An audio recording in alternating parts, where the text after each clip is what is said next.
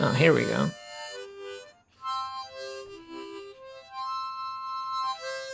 Hey now! It's your boy PSA Sitch here with everyone's favorite requires a digital beard. This is for the FBI stream. Come on, I'm incognito here. Oh, Look, I'm I a Fed see. now. I see. Today we're joined by Rob Noerr. How you doing, Rob? Doing great. Happy to be here. Yes. I still don't have Rob in the video, but I'm working on that, guys. Look at this. He's gonna be on screen any minute now. What is this amateur hour? What are you talking about? Look, I had to experiment with the filters before I could. I had other things to do. There you go. Priorities. Yeah. That's right. Adam was giving Rob some advice for what kind of visual filters he could use to really, bring his content to the next level. Yeah. What? I'm not sure the creepy pedo mustache beard sunglass combo is the right one, right filter though. Okay. I'll switch it up. I'll change it up. Look. Yeah. Oh, on Twitch, that might be the go-to look. You're right. There's a lot of porn stashes on Twitch, or I don't know. Look, I started the beard. I'm 38, so the reason I grew a beard when I was young was because I was lazy, and now every hipster has one. So I want to go to just mustache, but my wife won't let me. So I'm stuck with this. Yeah, what are you doing? You're not supposed to be a hippie. Enough talk about shave your face, hippie. Come on. Enough talk about beards. Let's talk about what we were talking about. You were saying something about how Destiny, you destroyed Destiny in a debate, Rob, Sure. and you came to this conclusion because you read the comments on his video, and everyone in the comments was saying, "This guy annihilated Destiny." I mean, that sounds like a stretch to me. Many times an audience, like let's say that me and Adam debate something and Adam crushes me. Probably the people watching me are 75% going to be like, oh, Rob crushed him. That's the nature of it. Right. So oftentimes you can tell if you at least sounded reasonable or sounded pretty good. If you see even the other person's audience like, yeah, we think that he made some good points. So I think that people could go watch that debate for themselves if they like. But, it's not that I'm a better debater than Destiny, but I am. It's also that I'm on the right side of the issue, that Joe Biden sucks. And it's a pretty laborious task to defend his record as president. So I don't think he sounded so hot in that debate. And that was a year ago. So things have gotten worse since then. So I just saw this morning Joe Biden's energy secretary make an announcement that we have achieved fusion power, which has been the holy grail of nuclear power for like 60 years. So, I mean, that's quite an accomplishment, right? That'd be great. Hopefully it works out. Energy is weird. I did policy debate in college. In 2004, one of the topics was peak oil, and everyone was telling us all the energy problems were about to be solved because of hydrogen fuel cells.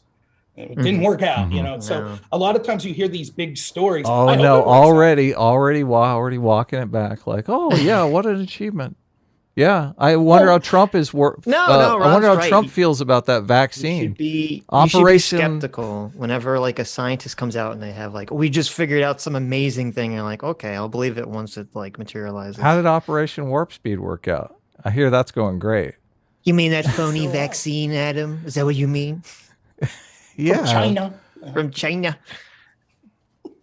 No, it's look. I'm a little. I don't know how tribalism exists. I'm certainly a partisan, but I am absolutely willing to admit when someone I didn't like or vote for does great. I hope that tomorrow the economy bounces back and the war in Ukraine ends and there's free energy, and I'll be like, damn, I was wrong about Biden. He's awesome. He did all this. I don't expect it, but Well, you know that Joe Biden personally went to whatever university laboratory did this, and he directed them, and he made fusion possible with his wits. Well, no, you didn't read the article about this?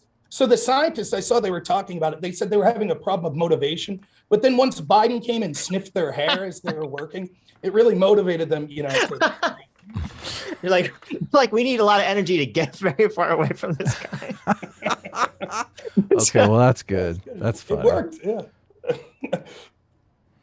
So no, I mean, you don't have to listen. You don't have to attack the fusion energy. I don't think it has anything to do with Joe Biden. I think it was Lawrence Livermore National Laboratory, but it was in California though, so it's probably runs on like granola and soy or something. Why are you so? You guys are so evil. Anyway, we have another point point of order, a point of business to take care of before we go in. And I figured, I mean, we didn't really come up with a hard and fast topic. I have literally no idea what we're talking about. Well, no, I was curious because you seem interested in FBI corruption. I know nothing about FBI corruption, but my friend Sitch is like such a stickler for, facts and evidence and shit. It's really a bummer sometimes because I just want to, I just want to believe so bad. And Sitch just always proves the things that I want to believe wrong, which really, I mean, I need better friends, I think. But maybe Rob just support your worldview on maybe Rob can help us out here. Maybe Rob can convince Sitch that the FBI is just completely corrupt. But the other thing, I just want to make sure we're safe here, because you were going to come on the show and somebody tweeted at us and said Rob Noerr is insane. Stay away from Rob. Whatever you do not talk to him. He's crazy. And I mean, I like crazy people, so that actually made me want to have you on even more. But I mean, I'm curious, what is this person crazy, or do you have a stalker or something, Rob? What's going on? I have no clue. I don't know who that person would be. I'll say this.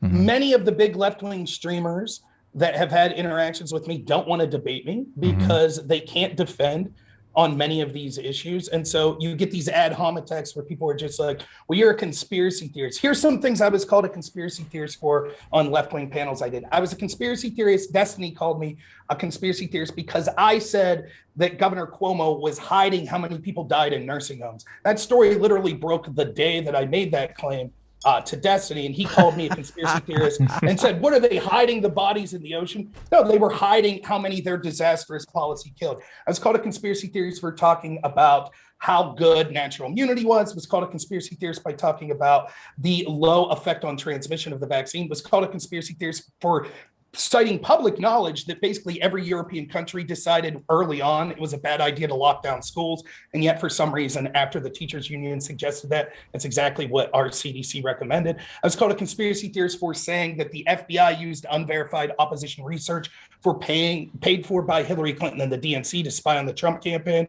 I was called a conspiracy theorist for pointing out that the Mueller team wasn't going to be able to prosecute anyone for the actual case of colluding with Russia. So that's what their go-to is. They just say, no. I debated Chud Logic on is social media censoring conservatives more. I was laughed off as a conspiracy theorist. That was 2 years ago. Maybe we should define conspiracy theorist. Well, because... wait. Before we define conspiracy theory, what did you get wrong? Give me an example. So I was adamant that I did not think that Joe Biden would end up being the nominee. Way back in 2020. That's like a prediction, though. I mean, like, was there something that you were like pretty sure was a conspiracy? That's not a conspiracy. Well, I guess I was wrong about this one. I think the closest I could come to, I was highly skeptical when the CIA and the FBI was coming out saying Russia was about to invade. I said that I did not see evidence of that, and that happened.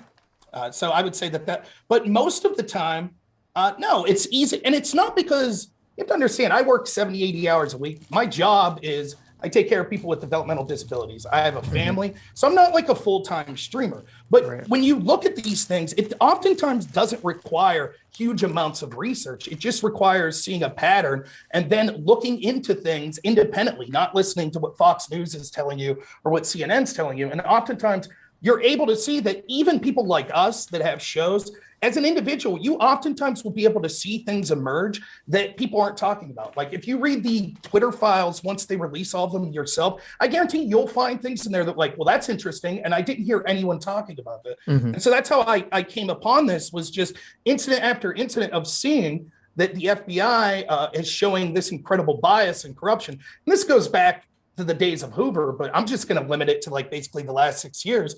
The game was afoot when Chuck Schumer, who has no incentive to lie or to favor Donald Trump, before Trump was sworn in, went on national television and said Trump criticizing the FBI was a mistake because they'd find 6 ways of Sunday of getting back at them.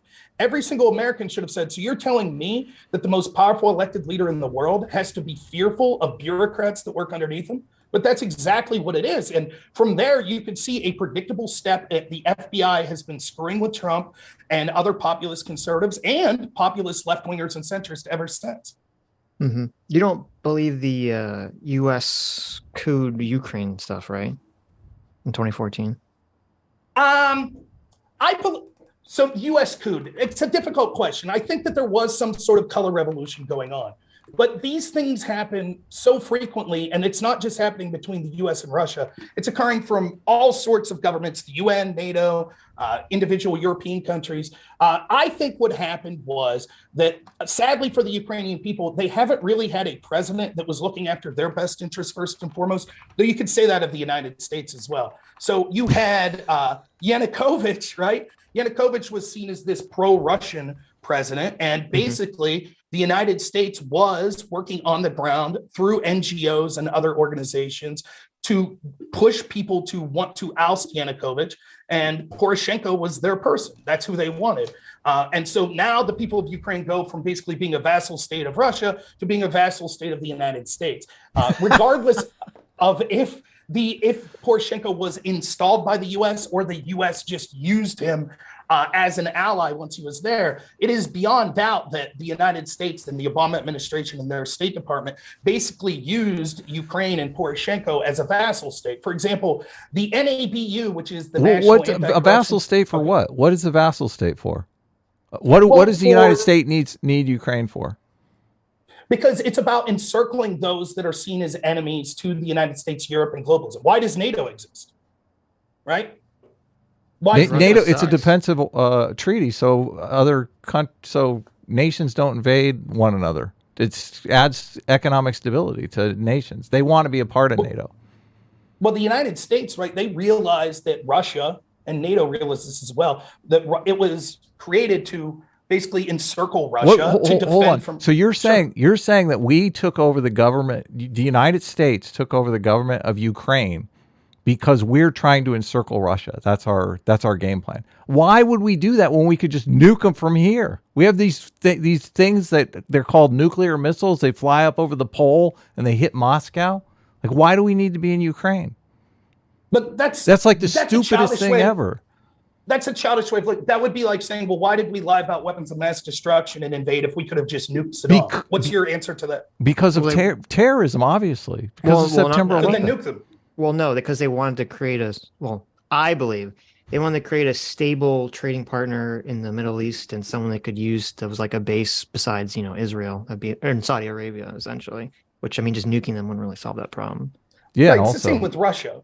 Nuking Russia, it's not feasible. It's not just that they want Russia wiped off the face of the earth. Okay. You have to understand actions like that, right? Actions like that, in order for sort of a global alliance of, what I would call globalists that you see in places like the UN and sort of a Western alliance through things like NATO and things like that, they still have to appease their people. They're not going to be able to get away with just nuking countries off the face of the earth. So what's going to be far more profitable and sustainable for them in the long run is to diminish those countries' economic and soft power. Have you looked at any evidence to falsify your narrative that the color revolution was not, AstroTurf?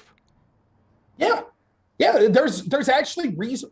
I won't make the definitive claim that revolution wouldn't have occurred without U.S. involvement, but there certainly was U.S. involvement. And the issue isn't why did the revolution occur? U.S. involvement how? Like private organizations, but not necessarily government organizations. Well, no, we had people from the State Department that were in communication with the people that were running for president in Ukraine, like Poroshenko. Yeah, Victoria we have ambassadors with every nation, so. But I mean, having an ambassador and working in an advisory capacity is not like calling the shots. We don't have any political pull. Well, I guess we do in the form of like foreign aid, obviously. Well, sure we do. Like, for example, if we had an ambassador from China that was pushing and putting money into a candidate for president, right? And then private conversation is admitting this is the guy we want installed. Then that guy wins. Yeah, and that guy starts to do. I don't want to go down the Ukraine route because we've covered the call like ad nauseum. Okay, obviously, you have a take on the call that I think is incorrect. So, no. What I wanted to ask was because I don't. I kind of do, because I'm always interested to talk about the Ukraine stuff, but I assume the audience doesn't, because we've gone over this. I know they know our times. They know our position. Right. Obviously, you get people tweeting at you that are like, "Well, we just don't like your position." So right. But what I am curious is that, because we talked to Dave Smith a week or two ago. We've talked to other people about this, and I'm just curious as to like when people say that, America was or had NGOs, or there was American government involvement in getting the protests going and doing all this stuff. I haven't really seen anyone provide me with anything that's like really solid that shows that and shows that it wasn't just a natural occurrence out of, Russia embargoing Ukraine and Yanukovych switching to, go against the EU deals, the Russia deal. All that stuff just seems like a very natural occurrence to me. And I haven't really seen this America thumbprint that everyone's pointing to. There are things that occur, right? There are connections between United States State Department and NGOs that were doing things, funding this. We do have that call from Victoria Nuland. But you keep going to the call, but the call is not evidence. That's again, we're asking for something aside from the call. But you're missing the point that what I'm saying. No, I'm not. You're missing the point. No, listen, because I'm not the one who definitively came on here and said, absolutely, it was a color revolution. There was nothing organic. That's not what I said. But you did reference the call, and he asked you for evidence aside from the call. Okay, well, yeah, let Ron answer. Right. So there is evidence that we've seen. I don't have it in front of me. It's not an issue that I ever talked strongly about, but there is evidence that people like Aaron Matei have put forth, that there are financial records that show from NGOs that are backed by the U.S. State Department. We could see afterwards, this is the part I'm interested in with Ukraine, right? How is a non-governmental organization, that's what NGO stands for, backed by the State Department? Because they get money and stuff through the State Department to these organizations. They get State Department money? Yes. They get funding from the United States government? Yeah, they can get. Give me 1 minute and I'll explain this briefly, right?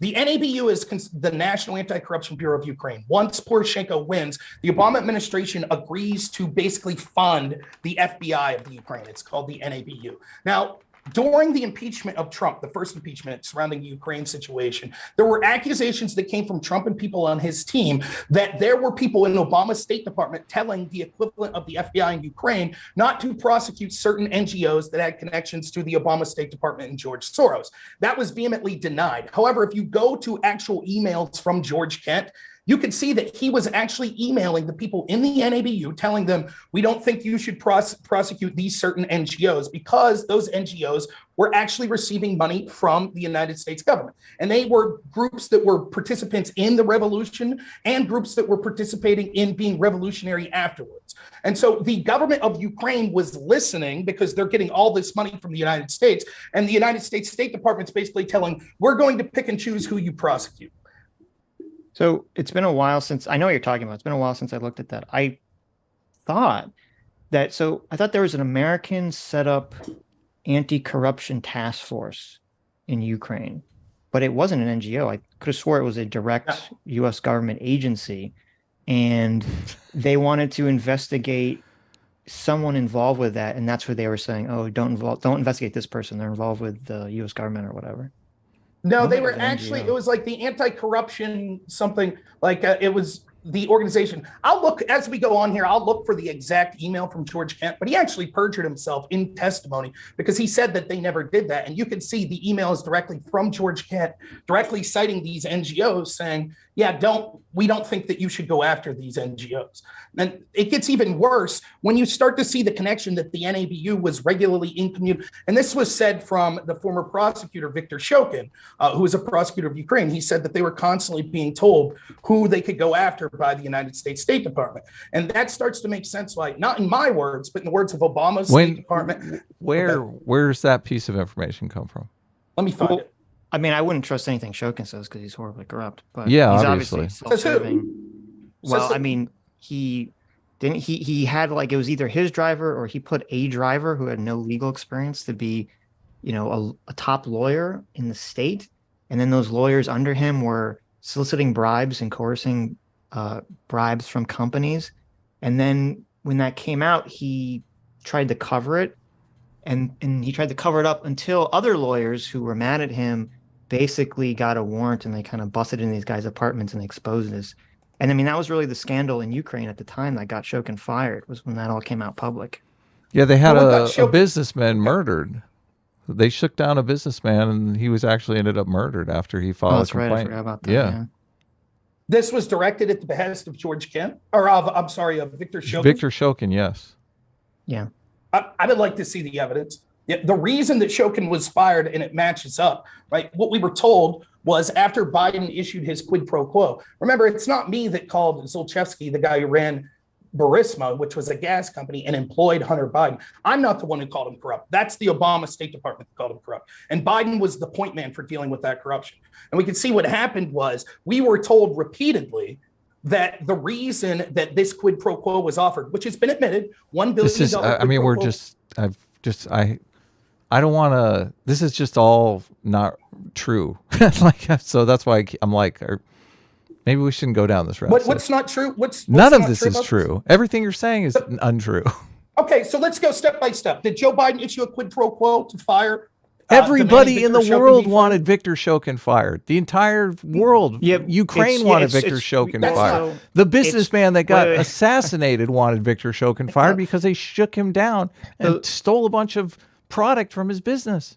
So it is true that Biden, I don't remember when it was, if it was in December or was it in January, he went and he said that they should fire Shokin. I mean, that's true, obviously. Yes, it is. The question, or what I don't believe, is that it was done at the behest of protecting Burisma. That is not an evidence that I've ever seen. Okay, right. So what we were told, so this is what happens. Like, let's just go through this. Do you believe, based on the public, because I think what you're citing is sort of this appeal to authority. It would be no different than saying everybody said Iraq had WMDs, so they must have. And to me, that's not an argument. It's not an argument. Wait. Everybody says the world is round, too. They just so happen to be right.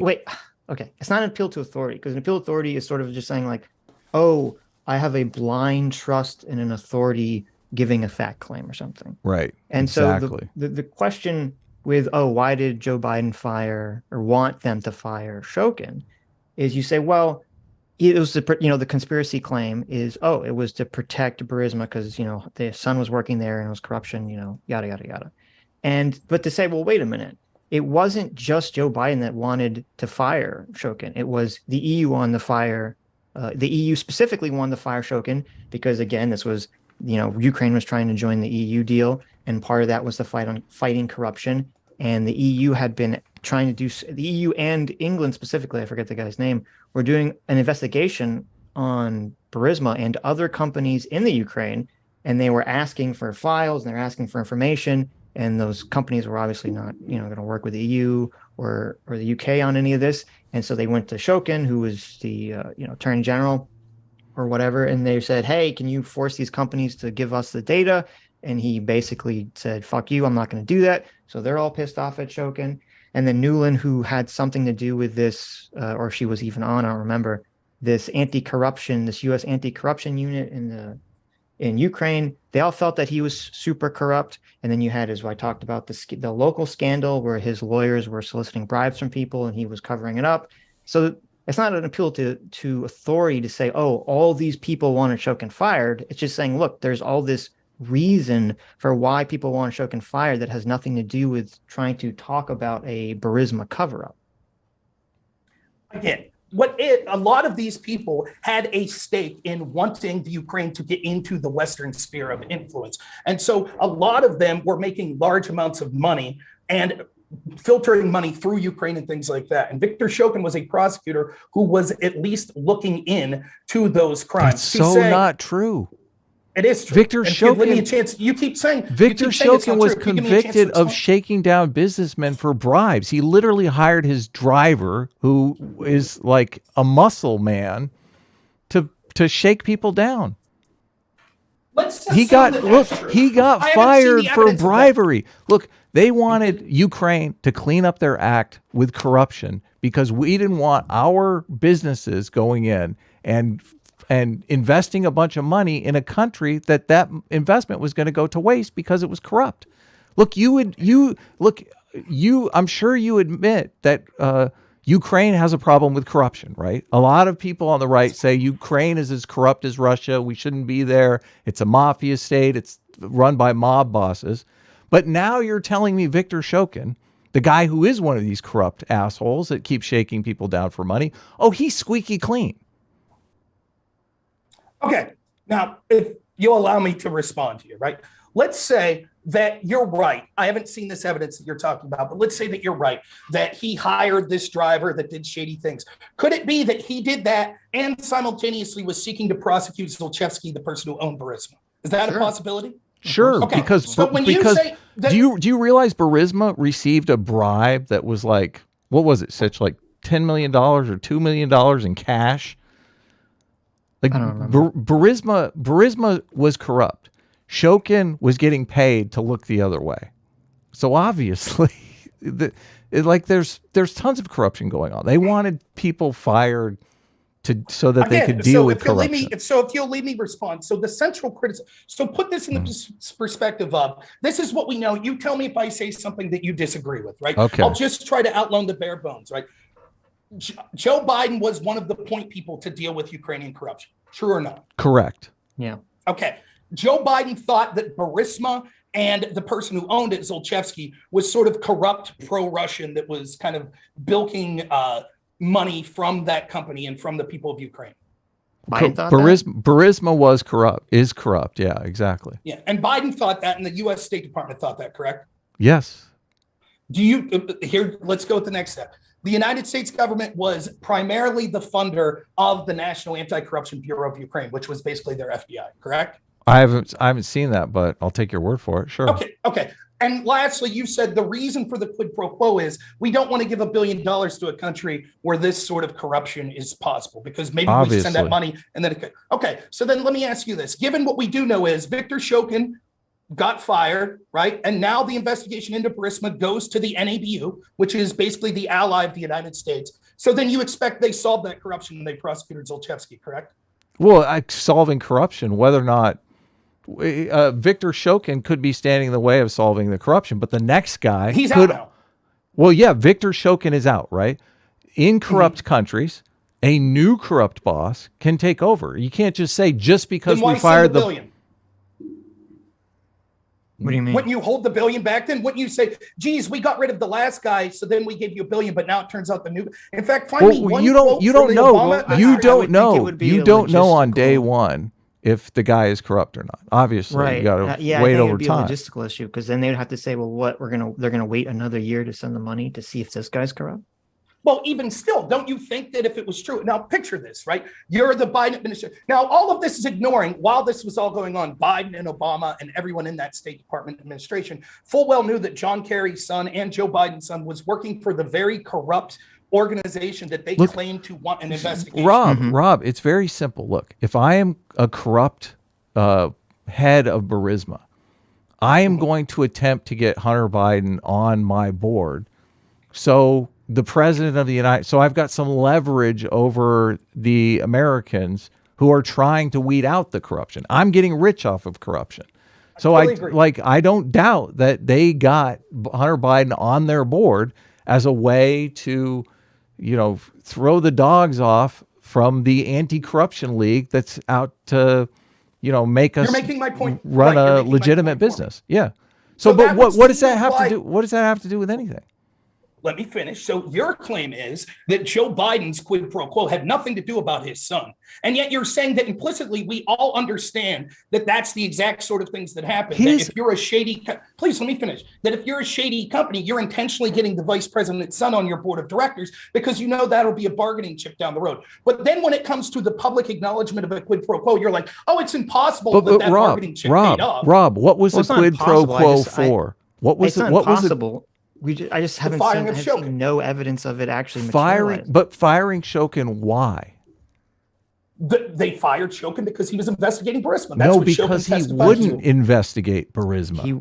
Okay, interesting point. So your claim is that's exactly what I was trying to get to. And this is what the Obama and Biden administration said. They said, no, it had nothing to do with Biden's son being there. It was the exact opposite. Actually, Joe Biden wanted them to investigate Biden's son more, and that Shokin wasn't doing that. No, Biden's son is not on the agenda. The agenda is investigating all businesses for corruption because they want to get corruption out of Ukraine. It's absurd to think that if you're Joe Biden and you know your son is involved with it, that you're like, I'm going to withhold $1 billion until you investigate my son's company more. Everybody knows that's BS. Wait a minute. Based on what? It was Victoria Nuland and whatever the name of her team was. They were the one that came up with the idea that the U.S. policy should be to try to push to get Shokin fired. It wasn't Biden didn't come up with it himself.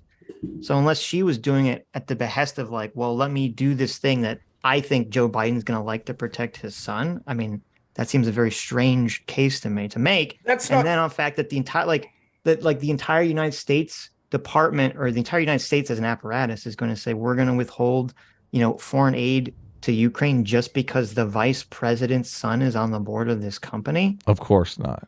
It's ridiculous. I don't know. It doesn't read to me that makes sense. Hear me? So you've already made statements that are factually incorrect. At least you have, Adam. You said that he was not. Victor Shokin was not investigated, correct?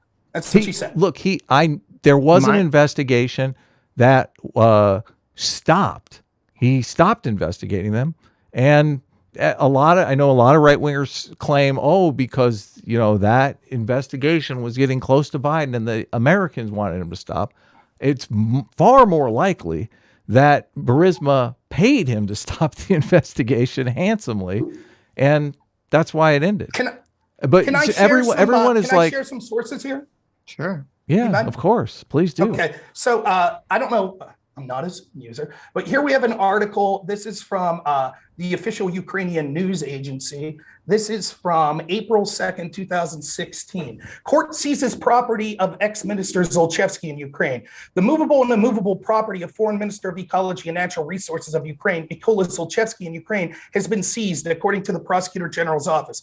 The PGO filed a petition to the court to arrest the property of the ex-minister. This was April 2nd, 2016. Not a week after this, Blue Star Strategies, which was the sort of PR firm for the legal team of Zlochevsky and Burisma, they reached out to the State Department and personally met with Obama's State Department, which I could provide all the links for this. After that meeting, it took less than 2 weeks for Joe Biden to be on a plane saying that they demanded the firing of this prosecutor. Now, you said that Shokin actually wasn't investigating him. Do you think that freezing the assets of the leader is a serious step in an investigation? I guess I'm not following what you're... Okay.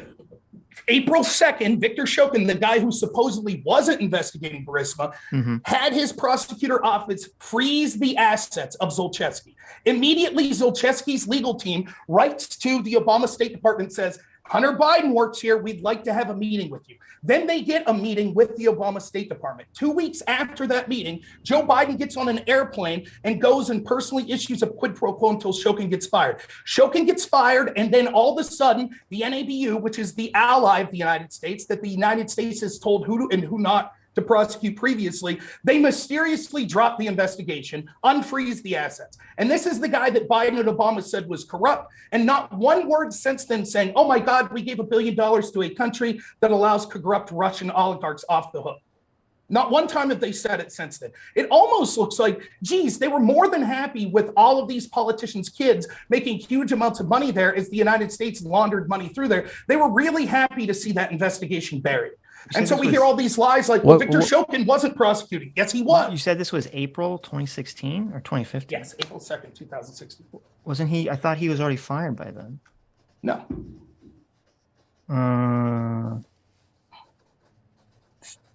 Because I thought wait a minute. Shokin was making plans in February 2016 to interview Hunter Biden. You could read his interview here. Burisma's American representatives lobbied the State Department in late February 2016 to help the corruption. To help end the... Oh, I'm sorry. You know what I did? You may be right about... I read this wrong because... Yeah, it was like a year before. In Europe, the dates are backwards. So it says 4/2/2016, but that's actually 2/4. They put the day before the month. Yes. So this was from February 4th. Okay, that was like very okay. No. And so then you can see, so the timeline goes, and John Solomon did all of this reporting where he links everything to it, right? So we see that Shokin was making plans to interview Hunter Biden in February 2016. He's put in a sworn deposition. Burisma's American representatives lobbied the State Department in late February 2016 to help end corruption allegations against the company. Hunter Biden's name was specifically put on the email that they sent to the State Department. Joe Biden boasted in a 2018 videotape that he forced Ukraine's president to fire Shokin in March of 2016. Shokin states in an interview that he was told to fire Biden because they were unhappy with his Burisma investigation because he wasn't shutting it down. The day Shokin's firing was announced in March 2016, Burisma's legal representative sought an immediate meeting with his temporary replacement to address the ongoing investigation. Burisma's legal representative secured that meeting on April 6, 2016, and told Ukrainian prosecutors that false information had been spread to justify Shokin's firing, according to the Ukrainian government memo. The representatives also offered to arrange remaining Ukrainian prosecutors to meet with U.S. state and justice officials. Burisma officials eventually settled the Ukraine investigations in late 2016, paying a multi-million-dollar fine. Can you? Well, I'll say, can you? And I can link all that.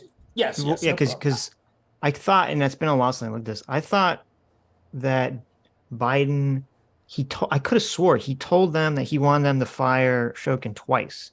And the first time was in December 2015 or January of 2016. And so it sounds like he could have told them like, hey, you should get rid of Shokin. And then Shokin's like, oh, Joe Biden's asking me to get fired. Well, I'm going to investigate his son. Like, it sounds like it could be very retaliatory. Because then there was the whole thing where in February, they asked for his resignation. And I think Shokin gave it, but then he rescinded it. And there's like this whole thing in Ukraine about, whether he was really fired or not. And then it took another month or two to actually fire him. I don't know. I don't know if I would be willing to look at that if Biden suggested this in December. Even if he didn't, it wasn't acted upon. You have to admit that the timeline is very suspect and the way things play out is very suspect. And I could go through the litany of reasons and explain it real quick if you want. But the fact the way you lay out time, like obviously, yeah, if the U.S. is just like totally fine with Shokin and then all of a sudden, he freezes this one guy's assets, and suddenly the U.S. is like, oh, we got to get rid of this guy. Like, yeah, obviously that's super suspicious. Like I would, I'm just saying, I'm not sure that that's actually the timeline. I don't think the timeline actually worked out that way, but I'd have to look at it again. I put the link in the chat. It's an archive link, so hopefully it works for you. But you'll have to let me know it's in the Zoom chat there if that works for you or not. But it has all of the documents, the emails and everything there. You can see everything. Everything's dated, right? And that's the exact timeline of what happened. And again, you have to ask yourself this. One, would it make sense that if your son was involved in corruption, and it's not just Joe Biden's son, you have to understand this would implicate the entire Obama administration. For the vice president and John Kerry, who was someone who was still a bigwig in the Democratic Party at the time, at least partially influential, for their kids and politicians' kids elsewhere to be involved in getting these kickbacks for a company that they were claiming was corrupt. That looks really bad for the Democratic Party going into an election in 2016. I mean, it's totally insane. I've said multiple times, I know that having a politician having a son who's like a fuck up is kind of like a stereotype at this point, but to me it's like totally insane that Biden or anyone would not publicly, I don't know what kind of relationship he has with his son, but like, fuck, if I was vice president and my son is like fucking with my political career, I would have to publicly denounce him if he won't stop it. I mean, obviously this just looks so bad, but on the other hand, it's hard for me to imagine that for the millions of dollars, a couple $1 million, right, that Hunter was getting for like whatever, even if the 10% to the big guy is him, that just seems like such a little amount of money for Biden to basically risk like his entire political career, risk the entire presidency of Barack Obama just for like basically chump change at this peanuts point. Yeah. But it's not just peanuts, because think of it this way. Hunter Biden is one person, but one of the ways, if you wanted to kick back money to political, people that are on your side politically, would be to send money through the State Department to countries that need aid, and then that money to be kicked back through business interest in the European Union, in the United States, via politicians' kids, family members, businesses that they were involved in. And for that to be exposed, that's the real value of this, right? They couldn't risk that the same people that were telling us that Ukraine was corrupt in 2014. And so we're so happy that Poroshenko got installed and he's he's an ally of the United States. And so we had to send billions of dollars there. They can't risk the public finding out, wait a minute, you knew that these people were corrupt and your family were getting kickbacks from it and you knew it. They can't risk that. That would be a death sentence to them politically. So it's not just the money. It's once that money was flowing, once the game is on, it's on. And you have to do everything you can to cover that up, which is exactly what they did. And this sort of thing was happening at the World Bank with Christine Lagarde. It was happening in the European Union as well. And so when you hear, that's what's frustrating to me when you hear people say, well, everyone said Shokin was corrupt. It could entirely be possible Shokin was corrupt. But let me ask you both this. Do you think the Democrats and the FBI, if the shoe's on the other foot and it turns out that it was Don Jr.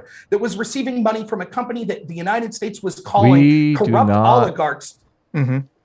Oh, wait, what was the next question? Well, do you think if it was the shoe was on the other foot and it was Trump? What about Donald? What about Don Jr.? What about? You want to talk about corruption at the FBI? What standard should we hold them? Wait, I'm sorry, I didn't hear that. So is the question that if Donald Jr. was doing this, that the FBI would have acted differently? I'm sure CNN would have buried the story. I mean, I'm sure that if there was reversed, Don Jr. politically reversed, that this would have been a major talking point. Trump would have been impeached 4 times. Yeah, he would have been impeached again. Yeah, of course. Well, you're joking, but it's absolutely true what they would have said, because you have to look. Trump got impeached for an alleged quid pro quo, correct? Well, I would not say it was alleged. I'd say it's pretty proven true that it was an attempted quid pro quo, but you're saying your intent, even though he never officially said the words, you will do this or you won't get your money. Well, you assume that's what he meant. Well, a lot of people testified that Rudy was making that far more clear when he sent over there. He was saying, no, you got to do this to get this money. And that Zelensky was, I trying to remember who it was. He was about to go on some CNN show. I don't remember if it was Wolf Blitzer and make the announcement or Gupta or something. And he was about to make the announcement, and the CNN anchor testified. He didn't testify, but he said that he was going to talk about opening investigations into Burisma. And then as soon as Trump campaign dropped it because it got too hot, all of a sudden that interview ceases to happen. So again, I would say that it's alleged. We don't have it, but nonetheless, let's say that you do believe that it was an actual quid pro quo. Well, that's having to look into what other people said about it. From the actual transcript of the phone call, there was not a physical quid pro quo. With Biden, we have a quid pro quo. We absolutely have it. Now, the question is... You keep saying that, but I mean... You don't think so? Well, what is a? I mean, it's a quid pro quo if you believe the narrative that he was doing it to protect himself from some investigation of his son. At the same time, though, everybody wanted Shokin fired because he was corrupt. So, is it a quid pro quo if the entire nation of Ukraine wants to get rid of this prosecutor because he's corrupt and he's shaking down the citizens? You're conflating multiple things. It's not a question of it had to be that it was to help Hunter Biden. Yes, it does. Otherwise, it's not a quid pro quo. That's not true at all. What do you mean? Quid pro quo literally means you're doing me a favor for this. Okay, so wait. We're arguing over the definition of quid pro quo. I think this is the issue. Okay, generally, when someone says quid pro quo, it's meant to be personal gain. Doing something for a personal reason or it doesn't have to something. It doesn't. I understand that. Technically, it doesn't have to be. So if say Joe Biden says, hey, we're going to not give you this money unless you fire this guy because he is corrupt, and Joe Biden is 100% acting in truth and thinks that Shokin is 100% corrupt. I mean, technically, I guess that could still be a quid pro quo. Yeah, but it's not. But when you say the term, it kind of implies something more nefarious. Right. Trump was doing it for selfish reasons. Biden was not doing it. Biden was not doing it for selfish reasons. That's the difference. Here's the point that we wanted to get to, right? So it's still a quid pro quo. For example, your quid pro quo could be to benefit the United States as a whole. Rob, the reason you're saying quid pro quo, though, is to do a little fancy song and dance about how these are equal engagements that took place. One got Trump impeached. The other one didn't have any effect on Biden because he had the entire world behind him when he was advocating to get Shokin fired. Again, you don't know. What I'm doing is laying the groundwork for exactly what happened. We said that the problem, for example, we don't have a problem if the president of the United States would look to like if Obama talked to his counterparts in the UK and then the UN and said, there are allegations of something happening with Trump. Have you heard anything? That doesn't rise to the level of corruption of if Obama said, I will give you money if you find proof of these allegations. We understand those are two different things, correct? Mm-hmm.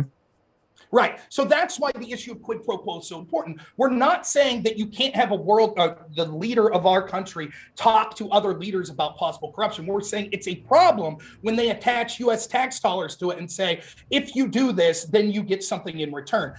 We allow that quid pro quo if we think that it's not for personal reasons. So if we think it's like, for example, if we would offer Russia a quid pro quo and say, we would give you $1 million loan if you agree to leave Ukraine, that's a quid pro quo. But we would say, well, that's legitimate for a president to do. So the question that I'm trying to get to is exactly what Adam said. Adam, with no evidence whatsoever, says, I know that Biden's intentions were noble, and I know that Trump's intentions were not. Look, I never said that. Stop.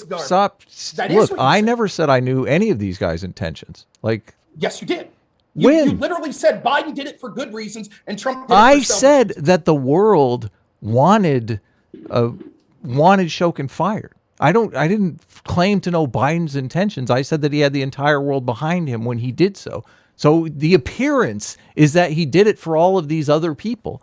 The entire world was not behind Trump when Trump asked for the announcement of investigation of Burisma. Let me ask you a question that seems unrelated, but will quickly become related. Did you favor the special prosecutor of Bob Mueller looking into Trump? Sure. I think looking into things is fine, yeah. I mean, I don't know Bob Mueller like personally, but... Right. But do you think one of the reasons for that was because Trump fired Comey? I thought that's what set it off. I thought it was... Yeah. Yeah. But let me say to Adam's point, though, Republicans and Democrats all wanted Comey fired. So why have an investigation? Clearly it was for good reasons. Well, the difference was that both Republicans and Democrats were pissed off at Comey because he seemingly hurt both their campaigns. Yep. And so therefore no need for a special investigator, right? Everyone wanted him gone. Well, here's the issue, and this is what I don't understand about the Trump situation. You know, presumably if Biden is correct and was being honest, and it was the State Department and the Obama administration's decision for legitimate reasons to pressure Ukraine to fire Shokin, all that information should be there. That should all be in the presidential archives. There should be a paper trail with all these meetings where they discussed all this stuff. And if Trump had said to the FBI or some internal or one special prosecutor and did it, you know, through legitimate channels and said, hey, you know, I want you to go investigate, go look through the paper trail, see why, you know, the U.S. pressured Ukraine to fire Shokin, I wouldn't be opposed to that. That's not really what he did. What he did was he called Zelensky and he was like, listen, well, I mean, we could quibble about like exactly what he said, but the implication I think was very clear was that, you know, Trump was holding up illegally aid money to Ukraine until Zelensky announced that they were investigating Burisma. And to me, if there was a real concern about corruption, there was so many ways that he could have investigated it without doing that. But that's a different part of the argument, which I have no problem getting to. What just happened was I disproved Adam's thesis that if everyone wanted someone fired, then the person that used the quid pro quo to get them fired couldn't have done so with personal motivations. Because the answer... Obviously, they could have done it with personal motivations. You said without any evidence, which is the part that's wrong, because there is plenty of evidence that other people wanted him fired. That is the evidence. Well, that's true, but that doesn't. But the evidence that I'm saying, but you're saying without evidence, I'm trying to read his mind. I'm not trying to read his mind. I'm saying there is tons of evidence that everybody wanted this guy fired. There were investigations. There were Ukrainian citizens that were making complaints against Shokin. He hired his driver. His driver was caught with a bunch of goods that were shook down from these business owners because.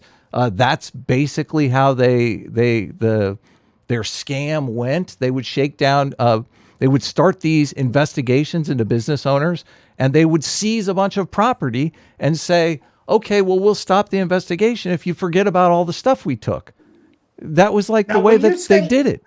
When I said that you didn't have evidence, I didn't say you didn't have evidence that people wanted him fired. Well, that's evidence. That's evidence. Please, let me finish. You don't have evidence to speak to the intent of Joe Biden and the intent of Donald Trump. Look, if somebody is a fucker and fucking with people, and somebody wants to get them fired because they're fucking with them, that's evidence. Okay, is the question obviously? We don't know with 100% certainty anyone's true intentions, right? I mean, no one's contending that. Yeah, I'm not saying that. But listen, if I could finish my point here, what most people say when you bring up this question of, look, you're the only guy that showed up here without any evidence. Wait, let That's not true at all. I linked you a bunch of evidence. I read directly from the Ukraine news agency. I could read from George Kent's actual testimony and letters. Like I could read from the emails from the State Department. Let's get the Victoria Nuland call out next. That's your evidence. Okay, I think it's interesting. You keep going back to something that I didn't speak strongly of because you're not winning this side of the argument. That's an interesting tactic. Well, your evidence is not really evidence, so that's all I'm saying. If I may get my point out, right? Look, if you're saying the Victoria Nuland call is evidence, then I question all of your evidence. Okay, that's fine. I'm going to keep going with what I was saying. If you listen to what people normally say about, well, yeah, Republicans and Democrats wanted Comey fired. But the reason we needed to investigate Trump doing it is because Trump stood to personally benefit by getting this guy out of office that was investigating him. So it's not just a matter of, oh my God. You mean Biden, right? No, I'm talking about Trump firing Comey. Oh, okay. Just because all Democrats and all Republicans wanted Comey fired, or a huge swath of both, we would still say, but that doesn't mean Trump didn't do it for the wrong reasons, right? Sure, and Biden could have done it for the wrong reasons. We had, I believe, exactly right. It's possible with Trump, though. He supposedly, I don't think he ever denied saying this. Comey said that he asked him to drop the investigation into Flynn, and that was, he said he wasn't going to do that. Okay. So it's far more direct evidence than I'm aware of anything we have with Shokin.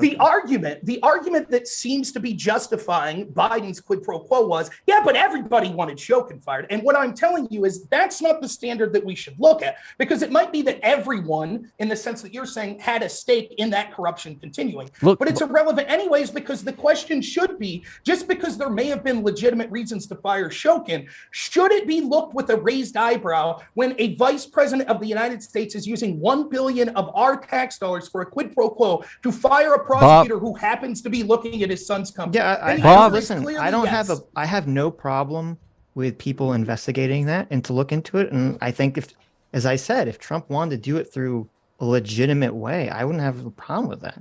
But the way that he did it seemed very clear to me that it was done just so that he could publicly point to this and accuse Joe Biden, his direct, who he thought was going to be his big direct political rival, and point to him and say, look, he's corrupt, he's bad. And using the office of the presidency to do that is pretty shocking. Oh, do you think it's shocking when the office of the presidency or the administration of the presidency in their State Department was actually taking calls and meetings with this company that they were saying corrupt with their lawyers? Do you think that's shocking? And then 2 weeks later, offering a quid pro quo to get the prosecutor fired? Obviously, if that narrative is correct, that would be shocking too. Yeah, of course. Okay, well, so this is part of the discussion of the FBI's double standard and corruption. Are you against quid pro quo? But here's the issue. So, yes, I agree in theory that just because everyone wants someone fired, that alone is not evidence that that makes it justified, obviously. But I don't think it's a fair comparison, because with Comey, everyone knew the reasons. It wasn't like a secret. And I'm not even sure that Democrats wanted him fired. I just knew they didn't like him because he came out and he made the comment about Hillary Clinton's emails right before the election, but he gave that kind of waffling middle of the ground comment where he also said that they didn't find anything. So he didn't make friends with either Democrats or the Republicans in that. And then when he was investigating Flynn, that pissed off Trump and the Republicans. And so we all knew exactly the reasons, what was going on here. And we all knew that it was purely political. But with Shokin, at least that I'm aware of, it wasn't. I'm sure there was some political machinations there, but we also know that there were things that had nothing to do with politics, which was they were actually trying to investigate Burisma. The EU was actively trying to investigate Ukrainian companies, because Ukraine wanted to join the EU deal, and part of that was to fight down on corruption. And this obviously is what was heavily involved with the 2014 conflict, and that Shokin was not helping them do that, and that's why they were pissed off at him, and they viewed him as corrupt. You're accepting their narrative when the direct evidence, their narrative was. Is there evidence? Please let me finish. Yes. So your evidence, both of your evidence would be Shokin actually wasn't going after corrupt companies like Burisma, correct? Okay. Would you like me to read from the Ukraine news agency again that actually not only was he going after them, but he took the step that you take well into an investigation of freezing their assets? Well, you told me that. I have to look at, and if that's true, as I said, I agree. If that's all true, then it will make me question and change and possibly change my opinion on that. But I'm gonna have to take time to go through all that stuff, right? Yeah. If you allow me to screen share, I could. Well, no, it's one source. We got to dig in a little bit. Well, no, but you understand. Like I have to go read it, go through it. It could be a state-funded news source. Right. Shokin did get in a battle with basically people within the government because he had his corrupt cronies that were fighting for him. Public opinion was against Shokin. I mean, I read a lot of shit on Shokin, man. People wanted him out of office because they saw he was corrupt. I think that people wanted him out of office because they wanted the corruption that was benefiting them. Yeah, the corrupt people did, but the people that were losing money because they were being like Hunter Biden and John Kerry. Look, there are these people who live and work in Ukraine. Okay, if a guy shows up at your business and says, "Hey, we're investigating you. We're going to seize a bunch of your property," and then, they call up and say, "Hey, we're going to drop the investigation, but we're going to keep your property," I'm going to be pretty pissed. And it's got nothing to do with Hunter Biden or fucking Joe Biden, okay? It has to do with this guy Shokin. It's just a coincidence that then Burisma's lawyers reach out to the State Department, that talk to the State Department, that the first thing they mention is Hunter Biden works there. Then 3 weeks later, Hunter Biden's dad's on a plane saying, "I demand this prosecutor be fired."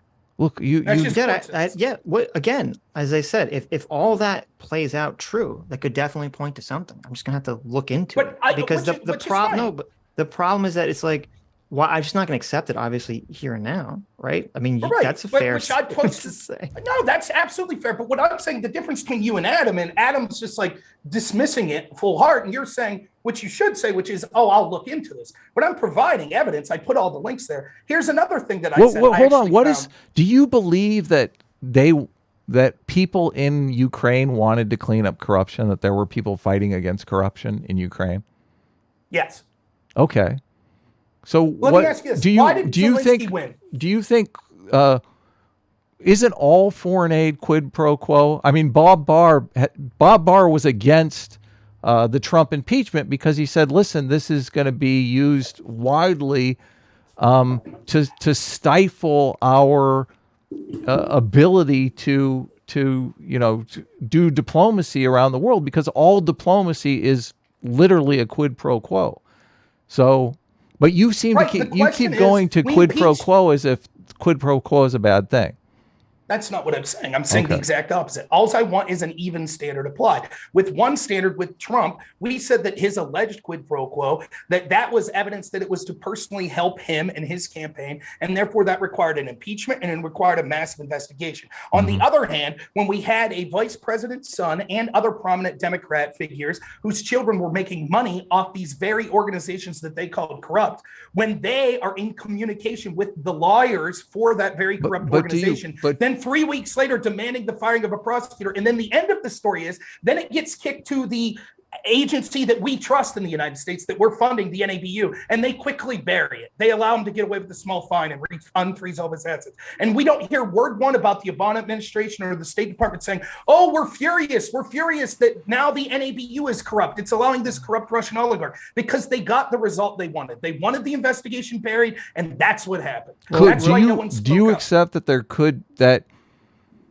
in addition to what you believe that this was all, Biden trying to cover his tracks and protect his son, do you also accept that Shokin was corrupt and that getting rid of Shokin was a good thing? I don't know that. I'll accept that. Here's what I'll meet you with. I have no doubt that almost any prosecutor of that high level would probably be involved in some sort of corruption. And that's triply true for a corrupt country like the Ukraine. Okay. So I have no doubt that many of the things that were alleged about Shokin are probably true. That is irrelevant to the conversation of if 1 billion of our tax dollars should be going to forcing it's relevant to the conversation that I want to have about fighting corruption in Ukraine, obviously, because if you're not willing to get rid of corrupt prosecutors, you're not going to fight corruption. Like I watched a video of a guy in Ukraine who, was a police officer and was sick of working for the police force because all they would do is shake people down for money and take bribes, and they were completely corrupt, operating above the law. And, it bothered him. He tried to start a police force that was actually not corrupt, that would help people, And it was terrible because he couldn't get people to continue to work there because they didn't make as much money as obviously the corrupt police force does, because they shake people down and get rich off of that. That's not a good environment to live in. And obviously people of Ukraine want to turn that stuff around. Shokin is part of the problem. How do you start a business environment where the people who are entrepreneurs don't have secure property rights because Shokin's going to show up in your office and steal all your shit and put you out of business? Again, this is the same issue that's always used anytime we some sort of lie or corruption from the U.S. intelligence agency. So they'll say, for example, with Libya, they'll say, well, isn't it true Gaddafi was a You're not bad answering guy? the question. I am answering the question. So no, you aren't. I'm asking you a very specific question about corruption.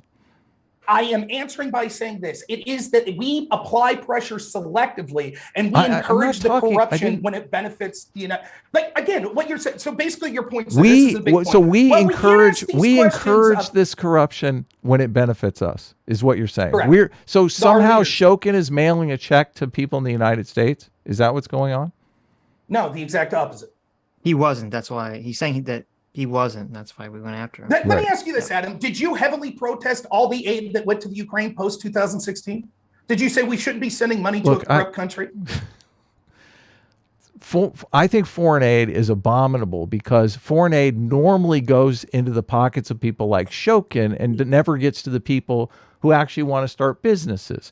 It gets to the people who want to stifle businesses and give, largesse to their friends. So I'm against foreign aid. Do you think that our leaders know that? I think our leaders give foreign aid because voters want them to give foreign aid because it makes them feel good inside to think, oh, we're helping the people of Ukraine. It's counterintuitive, though, that it doesn't actually help the people. But this is why, our society is getting smarter. We understand that foreign aid doesn't necessarily get to the people that we want to help, that our voters want to help. So in order for it to get to those people and to help, foster a society of individual freedom and secure property rights, we have to fight corruption. That's the only way we can do it. Otherwise, the foreign aid doesn't just goes into the pockets of the mobsters.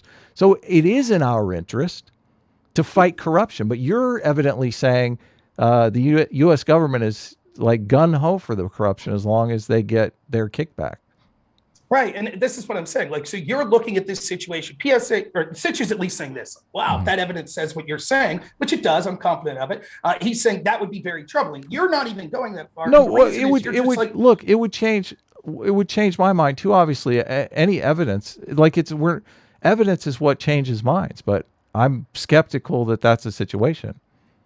But you're talking about things like in these blanket statements by saying like, well, this dude was corrupt and people in the country didn't like him. And foreign aid oftentimes doesn't get to the very people that we would want. I agree with all of that, right? But the problem I have is in this particular instance, right, was it that there were pure motivations from the Obama administration and Biden in the offering of this pro quo? This is why it is not a defense to say people didn't like Shokin. That's not a defense. But you're doing this thing where it's like it's always America. America is somehow always involved. If I live in a corrupt country, I'm not thinking about America. I'm thinking about my problems. I'm thinking about, if America can come help me with my problems, which are corruption, I'm asking a friend to come help me. But you evidently are thinking America isn't going to help with, like, the whole narrative that America wanted to deal with the problem of corruption so that our business investment wasn't wasted, you don't accept that.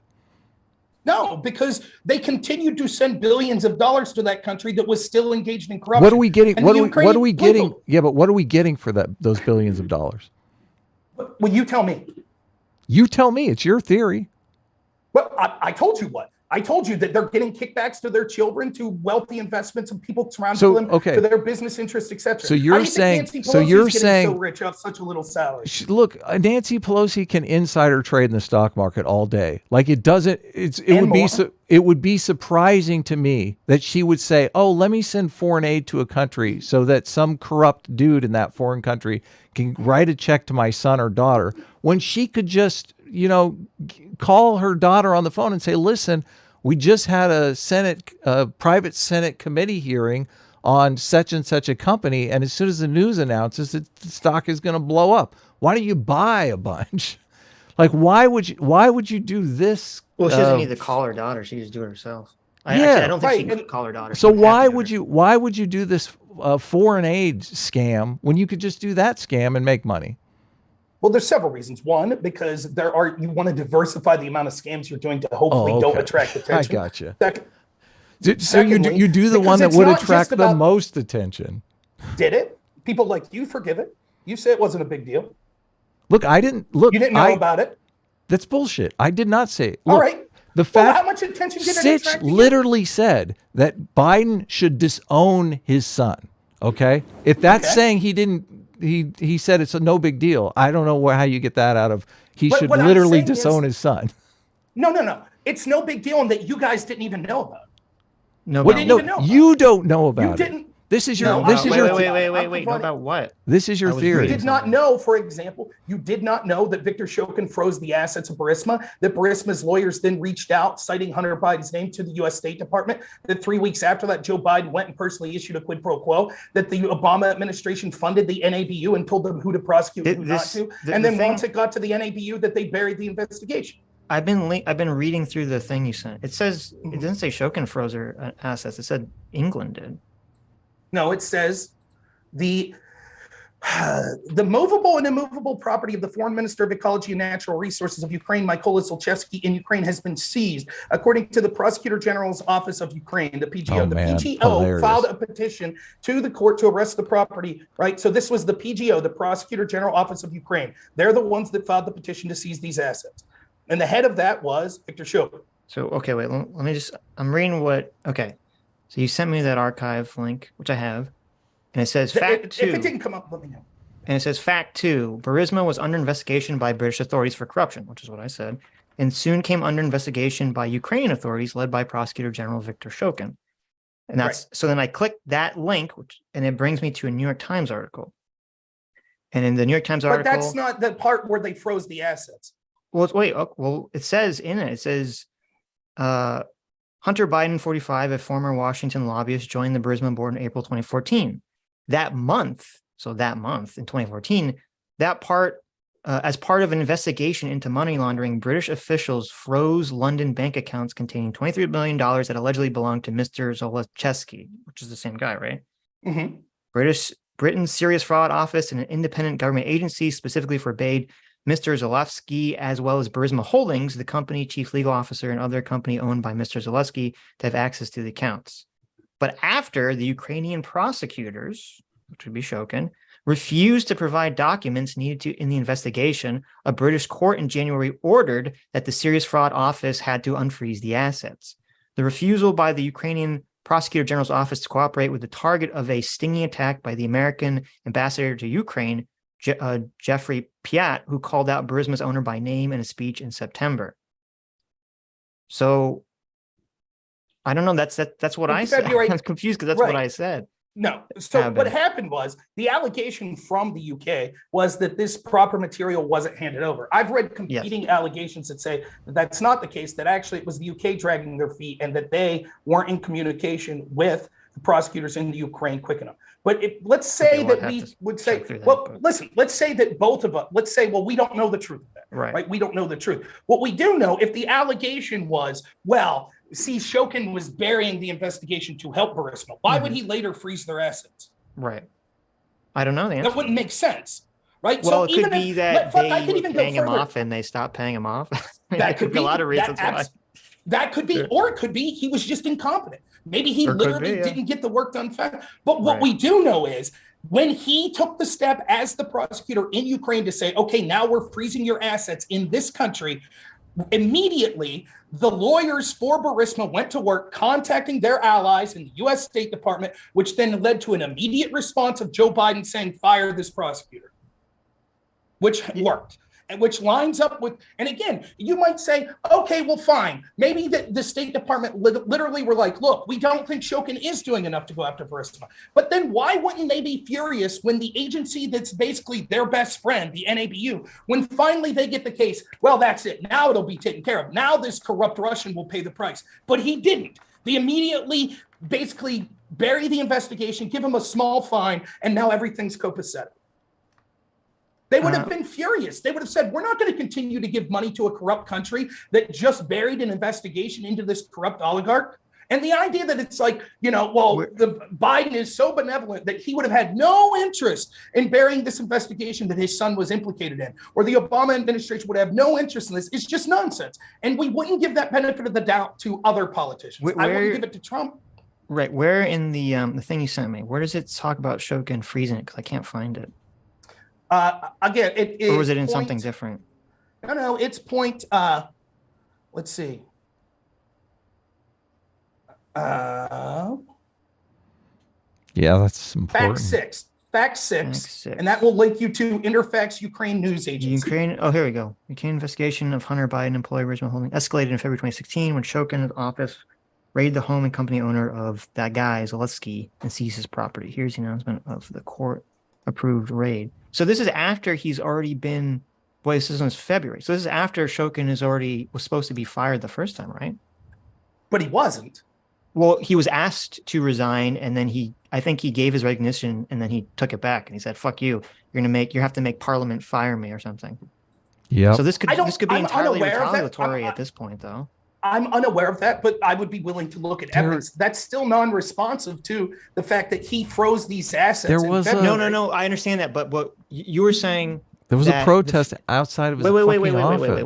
Wait. You were saying that him freezing the assets of the Burisma guy is evidence that he was investigating Burisma, and that, yeah, right. But I'm saying if it happened in February and he was already asked to be fired in January, this could easily just be retaliatory because he knew that that Biden was the one who asked for it, and he's like, well, his son works for Burisma, so I'm gonna do what I can to try to fuck his son over. Yeah, that could be true. Payback. Let's say that that's hypothetically true. Like, I'm not conceding that because I haven't seen that evidence. But let's say for the sake of argument that that's true. Like, that Biden said, fire this guy in December, and then he resigned and then said, I'm not going to resign, and he came back, and now he's pissed. So he's going after Zlochevsky, who Biden himself thinks is corrupt, as a retaliation. And then we're told it later dates by the Obama administration, by people in the European Union, et cetera, that one of the reasons that we shouldn't look at this with skepticism was that Shokin actually wasn't investigating Burisma. That statement is factually untrue. Whether he'd been doing so for personal vindictive motivations or not, he took a step that pissed off Burisma and Zlochevsky. Well, sure, but I understand what you're saying, but it's not super. I would say it's not that relevant to the trying to discern the motivations of firing Shokin. Because obviously it doesn't work if he's only going after Burisma after Biden says to fire him, then that wouldn't, Joe Biden can't see the future, right? He didn't try to get Shokin fired because he knew in the future he was going to go after Burisma. It would seem to indicate that Shokin's going after Burisma. We don't know 100%, but presumably because of Biden's actions. So again, like that wouldn't be evidence for your case. But there's assumptions within that statement that you don't necessarily have proof for. Well, of course, it's possible Shokin just woke up and said, hey, I want to go after Burisma that day. Like, that's possible. No. I'm skeptical. Let me clarify, right? Like, we don't have any evidence that Shokin wasn't going after Burisma in December. There is no evidence of that other than the word of people that to this day say he never went after Burisma, which is a lie, right? So look at it this way, right? Like, let's say that it's not a lie.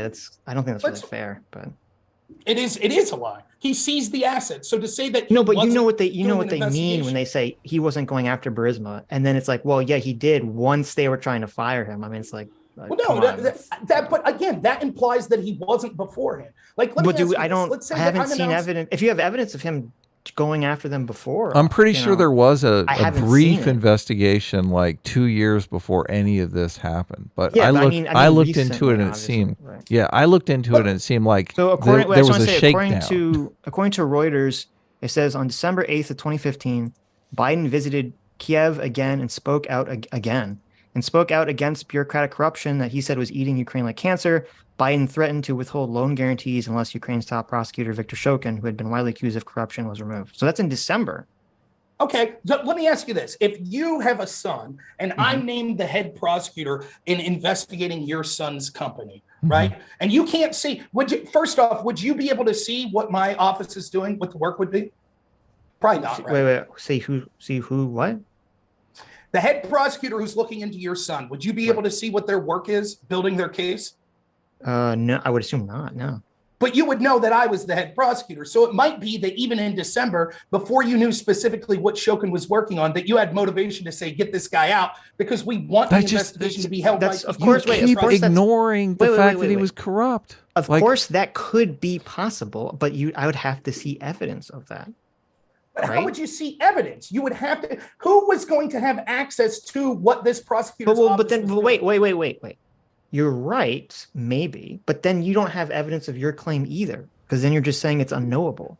No. I have evidence because my evidence is looking at what Joe Biden would have known. Joe Biden wouldn't have had access to what Viktor Shokin was doing. Joe Biden would have merely knew this was the guy who's the top prosecutor looking at my son's company. No, because you're making the assumption that he was that Viktor Shokin was engaged in an active investigation of Burisma. And that's what I'm saying. I haven't seen evidence. It was announced. When was it announced? The investigation was announced. Wasn't it announced like years ago? And then I thought that was the whole thing. And they stopped doing it. Fact 3. Vice President Joe Biden and his office were alerted in December 2015. New York Times article that Viktor Shokin's office was investigating Burisma and Hunter Biden. And so then immediately he sets out saying, I want Viktor Shokin fired. Didn't you say in December 2015? That's when Biden said he wanted Shokin fired? Let's look at the New York Times article. Okay, because that was the one that they talked about. The London people froze Zlochevsky's things, and then the London court said that they couldn't do that. And then there's a contention about who dropped the ball. Let's see. Chow follows Ukrainian policy. The Center of Strategic says the involvement of Vice President Essential sons with Zelensky's firm undermined Obama administration's anti-corruption message in Ukraine, which is true. Now you look at the Hunter Biden situation. On one hand, you can credit the father for sending the anti-corruption message, but I think unfortunately it sends a message that a lot of foreign countries want to believe about America, that we are hypocritical about these issues, which is a fair point to say. A spokesperson for the vice president said Hunter Biden's dealings have no impact, which obviously that's what they're going to say. They said Hunter Biden is a private citizen. Yeah, of course. Blah, blah, blah. It is not known how Biden came to attention the company, announcing his appointment on the board, blah, blah, blah. Joining the board at the same time was one of Biden's American business partners, Devin Archin. Then they talk about Bo, to try to gain sympathy for Joe Biden.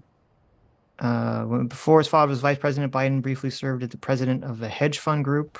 Okay. I don't know if that has to do with anything. Burisma does not disclose compensation. Okay. Asked about the British investigation, which is continuing, Mr. Cheney said not only was the case dismissed and the company vindicated by the outcome, but it speaks volumes that all his legal costs were recuperated. I'm not sure about that, but okay. In response to Mr. Pate's criticism of Ukraine handling of Mr. Zelensky's case, Mr. Toohey said, strong corporate governance and transparency are priorities shared by both the United States and Burisma, blah, blah, blah. Biden had played a leading role in American policy towards Ukraine as Washington seeks to counter Russian intervention in eastern Ukraine. Ms. Beddington said Hunter Biden never traveled to Ukraine with his father. And then the last paragraph says, I got to believe somebody in the vice presidential's office had done some due diligence on this, said Stephen Pfeiffer, who was the American ambassador to Ukraine from 1998 to 2000. There's nothing in here that says anything about Shokin opening some new investigation. It talks about the prosecutor general's office investigating, and through the cooperation of the investigation of Britain, right? But that was in 2014. and it said that they didn't cooperate. Yeah, that was the brief investigation I talked about. Okay, so let me read the entire article again. But I think that I'll say this: it beggars belief that Joe Biden did not know that there was an active investigation announced into Burisma in the Ukraine. No, he knew because that was, as we talked about earlier, that was part of the justification that the U.S. itself gave, was that there was an active investigation into Burisma by the EU and that Ukraine wasn't helping that investigation. Yep. But so, idea public that knowledge. He was unaware that Ukraine had publicly announced an investigation into Burisma. Well, like if you have if there's like an article or source which is like in November or December before Biden flies out to Ukraine, where Shokin says like, I'm going to publicly investigate Burisma, we're going to go hard at them, then I'd say, okay, like that would look really weird and bad and you want to look into that. But I haven't seen that. I think that's a key piece of evidence that I haven't seen. So I'll look. So what we need to find is when the start of Ukraine announced that they were starting an investigation into Zlochevsky. Right. That's what you need, right? Yes. And so you would articulate that you don't think that was publicly announced until after. Well, I don't know. I'm not articulating anything. I'm not aware of it. So the problem is most of the articles when you're trying to search it are talking about the reopening of this investigation I know. by the following prosecutor, who, by the way, Joe Biden at the end of that quid pro quo speech says he seemed like a good guy, but they actually reopened that investigation in 2019 because it was pretty. The fact that it was buried by the NABU. Right. No, but here's the thing. They fired Shokin for not investigating. Of course, they're going to reopen the investigation. But he was investigating. He froze their ass. Payback for getting his ass fucking canned. Well, it doesn't look good for Shokin, exactly. But that makes no sense to me. So the argument would be this: that he's corrupt and that he's covering up for this corrupt guy Zlochevsky. And the Biden administration and the EU and other places are furious because he's covering up for this guy. Mm-hmm. And so Biden says, well, then we want him fired. And so this is what Shokin says. He says, I'll get back at Biden. I'll prosecute the very guy that he wants me to. That'll show him. He's going to get back at his son. What do you mean? What else is he supposed to do? What do you mean get back at his son? The entire argument is that Biden was upset and the EU were upset that they weren't prosecuting. No, because it would be like, oh, let me show Burisma and this guy that his investment in Hunter Biden was bullshit. It was worthless. Yes. He's buying nothing. Yeah. Makes perfect sense. It does not make sense. Okay. It makes no sense whatsoever. Why? Right? Hold on. Why? Why? What doesn't make sense about it? Look, I am a corrupt Burisma executive, right? I knew it. And I'm my play here, I'm paying Shokin a shitload of money not to investigate my company because I'm, doing nefarious business deals, whatever. I'm not operating above board. I'm not paying taxes. Whatever it is I'm doing wrong. I'm stealing from people. I don't know how Burisma makes money, but so I'm paying Shokin not to investigate my company because obviously I'm corrupt as fuck. And it looks like Shokin might lose his job. Oh my God, he's shaking down people. He's killing business owners. Like he's going to get caught. The next guy might actually investigate me. I know I'll get Hunter Biden's son on my board as a little extra protection, right? So I get Hunter Biden's son on my board. Shokin goes down. Gets caught in the crossfire, and Shokin's like, oh, fuck Hunter Biden, or fuck Biden. Now I am going to investigate because I'm not going to be able to make my money from Burisma anymore anyway. And I want to get even with Biden for making this claim about getting me fired. Of course I'm going to go after his son. I'm going to be like, fuck you, asshole. Haven't you ever seen any of these mob movies? I mean, this is so basic. Well, and then also he would... Well, so let me just add really quickly. Also, it would aid his cause because then he could immediately say what you're saying, which is that, look, I was definitely going after Burisma. I was investigating Burisma. And this is why they tried to fire me. Yeah. So I found an article from the Wall Street Journal from December 2015 that mentions, it's from December 7, 2015. It says, it's talking about the conflict of interest between them, but it says, of Biden's son working for this corrupt company. It says, Mr. Zlochevsky is also under investigation in the UK on suspicion of money laundering, according to British authorities. He is also under investigation in an Ukrainian unlawful enrichment probe and separate Ukrainian investigation into alleged abuse of power, forgery, embezzlement, according to letters from the general prosecutor reviewed by Wall Street Journal. The general prosecutor is Victor Shokin. So in December of 2015, it was public knowledge in the mainstream media of the United States that the prosecutor general's office in Ukraine was investigating Burisma. Around that time, Joe Biden looks at the person in charge of that office, Victor Shokin, and says, I demand he be fired. Right? And you say, well, that's evidence that it wasn't just because lawyers reached out. But I contend that that's evidence that even then, when he knew next to nothing about the investigation, when almost nothing was being reported, that he still had the impetus to fire Victor Shokin. The idea that you want me to believe, against all human nature that we know, that Joe Biden was upset that his son's company that could down Democrats in the election wasn't being investigated more. And so he issued a quid pro quo to get the prosecutor. And then it just so happened, once he got that prosecutor fired, it went to his allies in the NABU, and they just happened to bury the investigation. But Biden and Obama were fine with it. Right. So, well, first of all, the thing I asked was that we'd have to see, according to the timeline, would be if it was like, if Shokin or someone just announced, hey, we're going to start investigating that guy, Zolochevsky or Burisma or something. Yeah. And then in response to that, then Biden says he wants him fired, right?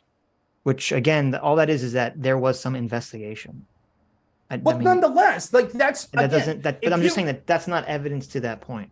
Sure it is. Sure it is. If I have a family member that's on the board of directors of the company, and I hear, oh, there's a criminal investigation into that company, and I have some sort of power to be like, I want to make sure that the prosecutor who I don't know is off that case, and instead it goes to prosecutors that we trust more, then I might publicly say, let's get rid of that guy now. Before I knew, all I know is there is an investigation into my son's company. That's all I know. Look, anyone else, if they did that, you would say that's something that we should look into, that we see someone in a position of power claiming that they want a prosecutor fired that is the point person for, and we know this because everyone in the Democrat world was okay when we had a special prosecutor looking into. I'm not against them looking in. Yeah, I'm not against them looking into it. I know, but that's Trump's fault. They should have looked into it. They should have looked into it legitimately. But they didn't.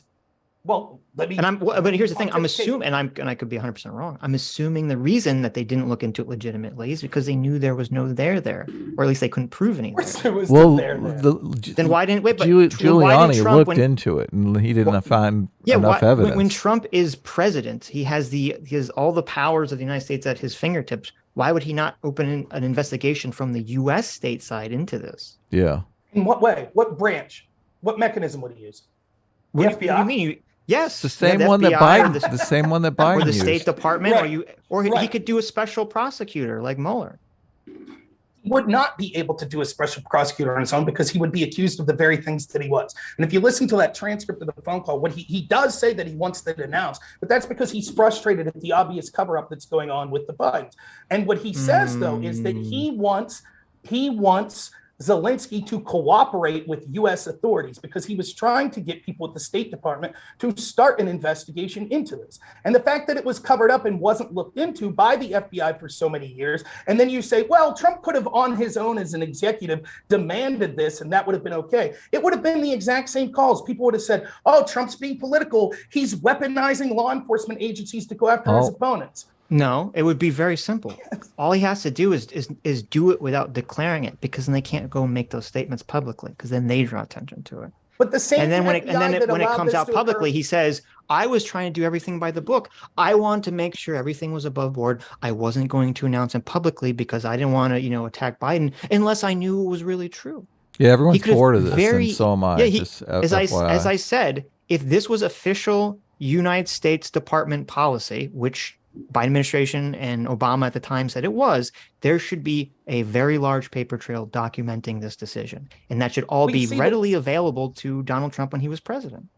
Again, Trump's failures to out the corruption that was around him are Trump's failures. I've criticized it heavy. We'll move on from this. That's fine. I want to say one last thing before we move on. Just you seem to be like a dog with a bone on this because you want this as evidence that Biden is corrupt, which neither one of us really give a fuck about. Like, yeah, of course Hunter Biden was corrupt. Of course Burisma was corrupt. Of course this was a corrupt move. Okay, we're not saying that it wasn't. The thing that bothers me is what's standing in the way of you saying that Viktor Shokin was corrupt and that Ukraine has a corruption problem, and the goal of all of this was to help Ukraine fight actual corruption so our business people, Wall Street people, could go in, the neoliberals could go in and make investments in Ukraine that were going to pan out in the future and not be lost because of conflict in the region.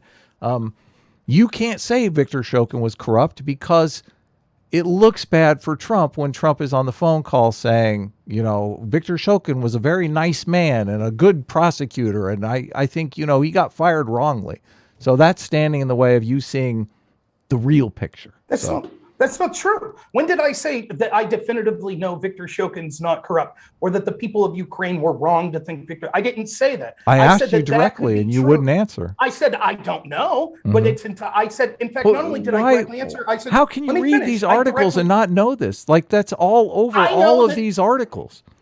I know the same people that were adamant that Iraq had WMDs and that we needed to go in to Libya, and the same people that said that we were winning in Afghanistan for 20 years and lied to us over and over again. I know they said that he was corrupt. That doesn't mean he's not corrupt, but I'm not accepting that at point value that he was corrupt. But what I did say was I assume that any prosecutor of a corrupt country like Ukraine obviously was probably involved in corruption. You tried to cite Ukrainian press like 6 times in this conversation. All this stuff is in the Ukrainian press. It's not the United States State Department saying he was corrupt. There was literally protests in front of his fucking office. I don't care. There's a dead businessman.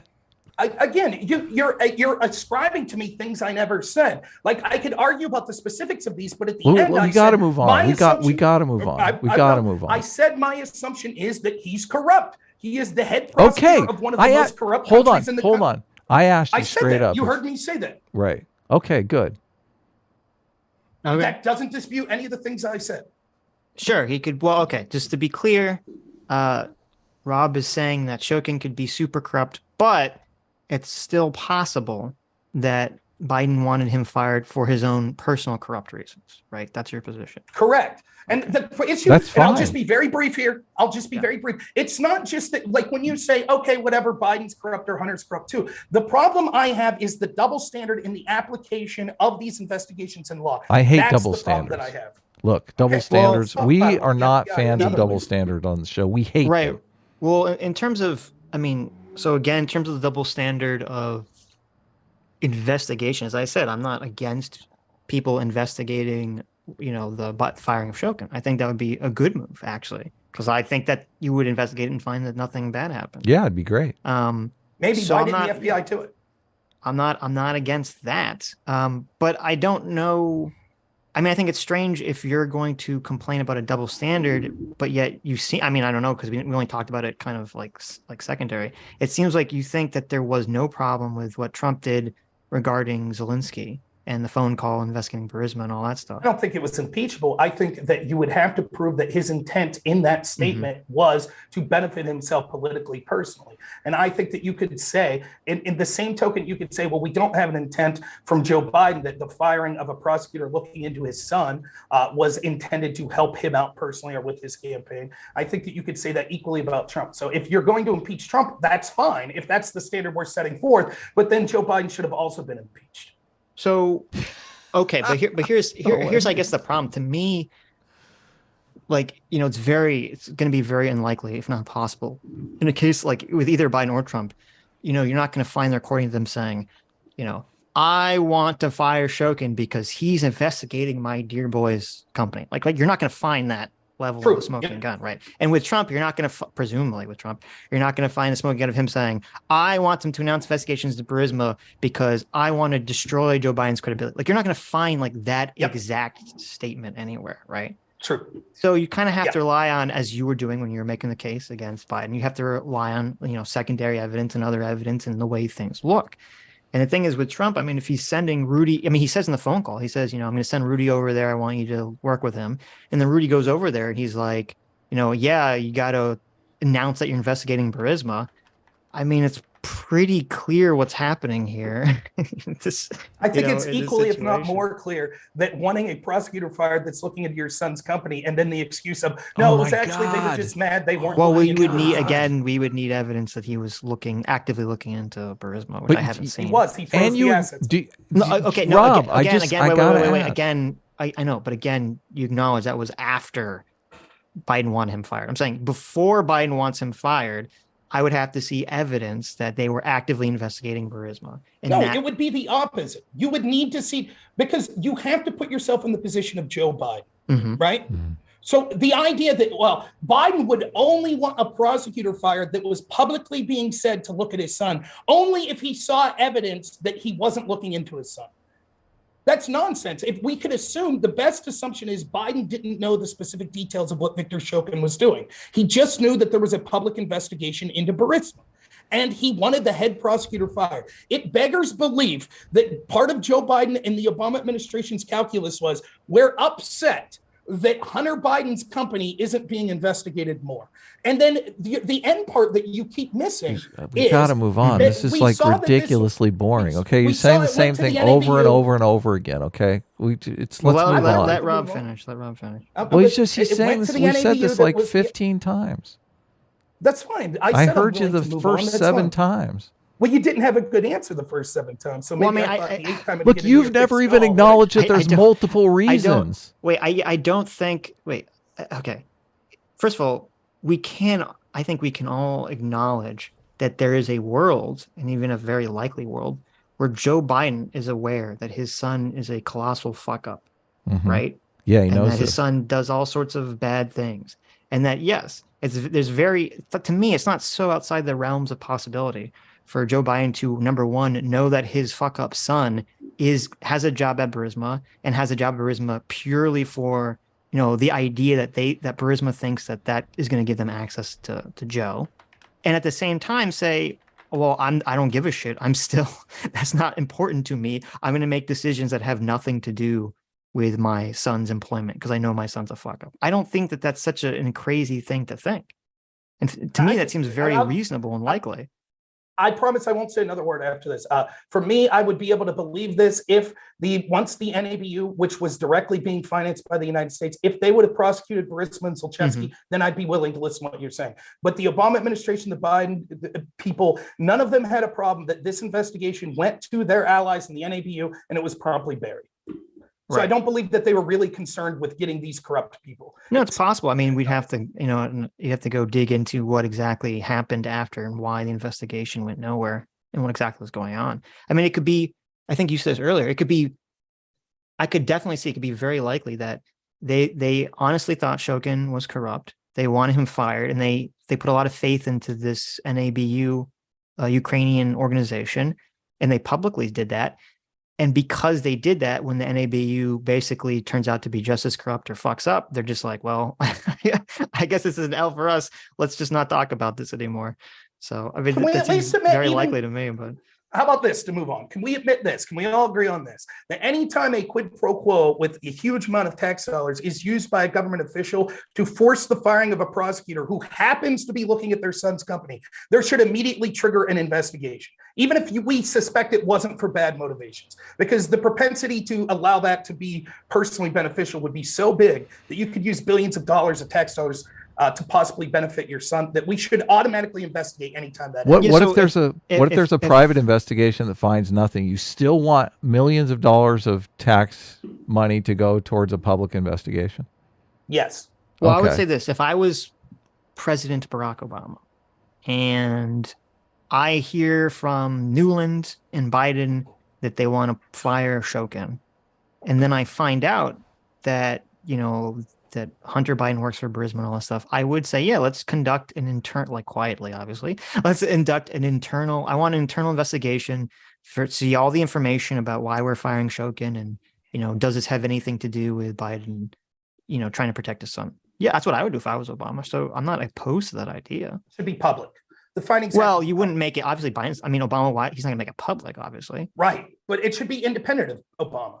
Right. That when you say, well, Trump should have done X, I don't disagree. Trump did an awful lot that was stupid and that I would criticize, but it shouldn't have been up to Trump. If we had a FBI that was actually interested in serving the public to make sure that there wasn't even an appearance of corruption, then they would have immediately launched a public investigation and gave public results. I'll be 100% honest. I'm not 100% aware on how the jurisdiction of the FBI would come into play here. If they can just make a determination, and say, oh, well, we're going to investigate Hunter Biden because of this, or what Hunter exactly Biden? would it's happen. the quid pro quo that would be investigated. No, that's what I'm saying. I don't know exactly how that works. This is how moving on works. I mean, I feel like we've covered. I mean, to me, that would be like. What would you like? And if they did that publicly, that would basically be like the FBI declaring war on the Obama administration, which obviously politically they would never do. So I don't think that's like a reasonable. I wonder why. Look, Rob, the big government guy. I've heard enough already. Rob's a big government guy. Well, they didn't he wants even. No, but wait a minute. They didn't even. Wait. They didn't even do that with Trump because the investigation started before Trump was even president, and it was just the continuation of it. Yes, true. Right. And they announced they leaked it. They leaked to the press quite frequently. I thought Steele leaked it to the I'm going to call you Big Government Rob from now on. How do you like that? That's your new nickname. That's fine. And we'll call you Double Standard Adam. No problem. What double standard was I? Wait. Didn't Steele? Didn't Steele? I thought Steele leaked the Russian investigation in the press. Are you saying that we need to have a Russiagate style investigation just to spend money? Is that what you're saying? Just so we avoid double standards? I'm saying that the constant application of the FBI's treatment of Trump versus the treatment of the people that were his opponents exhibits a clear double standard. This just being the tip of the iceberg with Ukraine. Sitch, but you're fine with that because we can move on. I mean, there's a lot. I mean, the FBI definitely had a different way of handling Trump than they did of Obama. I'm not disagreeing with that. But not just there's Obama, many reasons for that. First of all, I'm against double standards, and I'm only joking. I figure you're probably a small government guy, I'm obviously saying that. I got the joke. I'm not offended. One of the reasons why we're centrist, but a lot of people say we're center left. A lot of people accuse us of being on the left. Side. But double standards drive us crazy. That's the reason why we're anti-woke, is because the fucking double standards are ridiculous. It's insane. Have you looked even cursory into the mid-year exam, which was the investigation into Hillary versus Crossfire Hurricane? We have to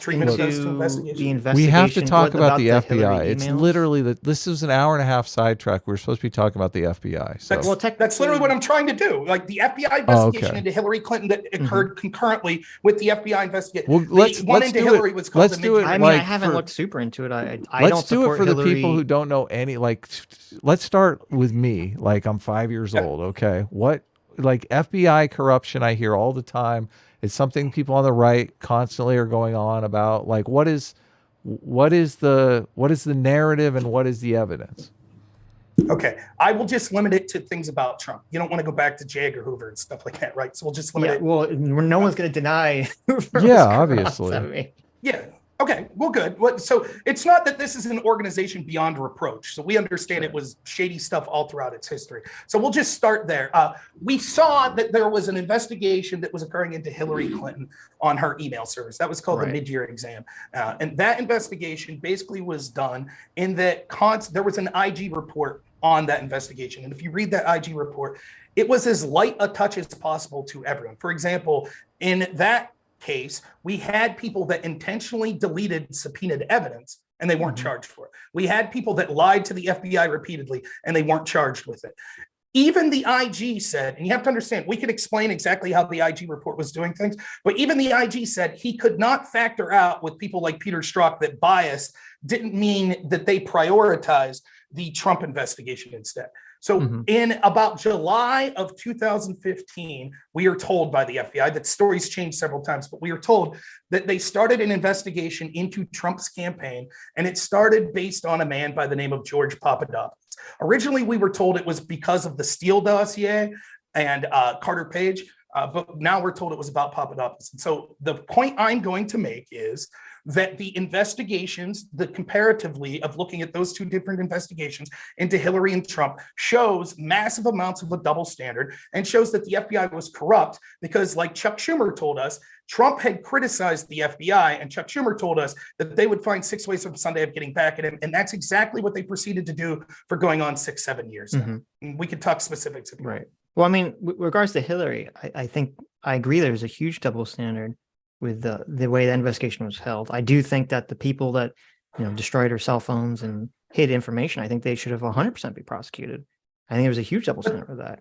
And I mean, that was part of why I thought that was part of why, because we remember after, it wasn't just that, it was after that, didn't Bill Clinton have his, tarmac meeting with the Attorney General to try to get the FBI? Well, we don't know exactly, but we would imagine it was to get them to stop the investigation. And I thought that was part of why Comey felt pressured to go out and make his public statement that he did, was because of why I thought, if I recall the timeline correctly. There were two public statements. The first statement that Comey issued, people had problems with, but it was his second one that the Democrats were furious about, right? And so we can talk about those. Wasn't it like Anthony Weiner's laptop?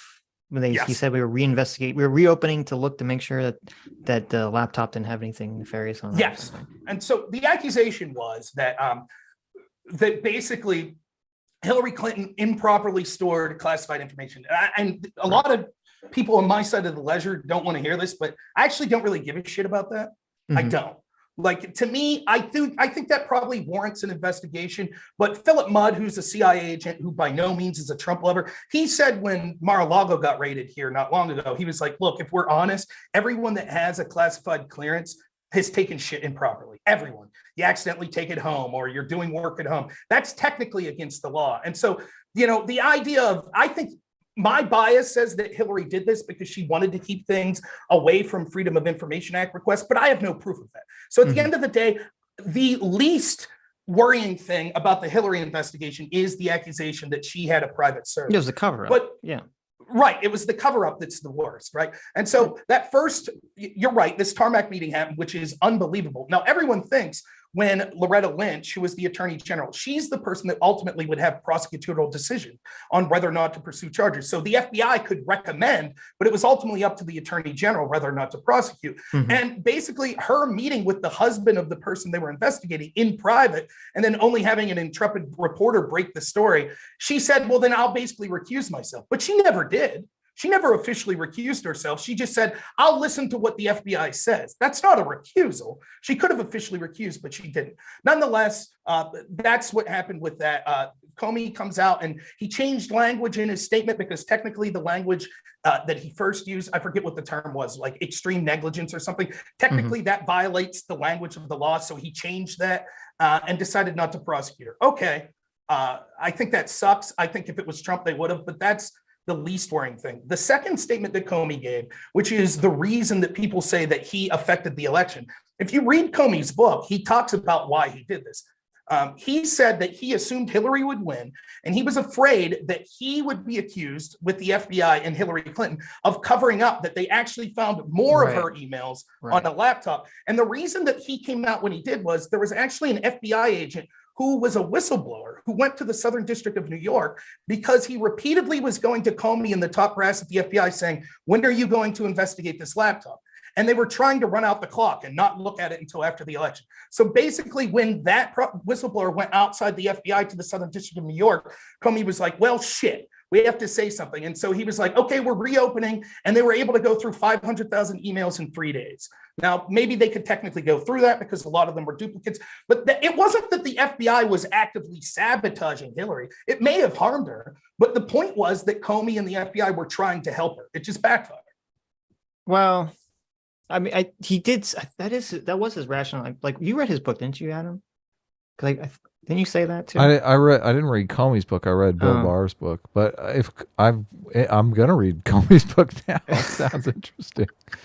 Bill Barr says Comey's like a Mueller report here, but not right. It sounds like, I mean, you could interpret it that way. It sounds to me more like he was concerned with the image of the FBI and he was trying to preserve that image rather than help specifically Hillary Clinton. Institutional, I think credibility. Both things could be true. Of course. Both things could be Right. I think, but he said that he thought this would be an just like Biden. Both things are true. Right. So because what he doesn't want is he doesn't want Hillary to win, and then this story breaks, and then everyone says, "Oh, the FBI is in Hillary Clinton's pocket."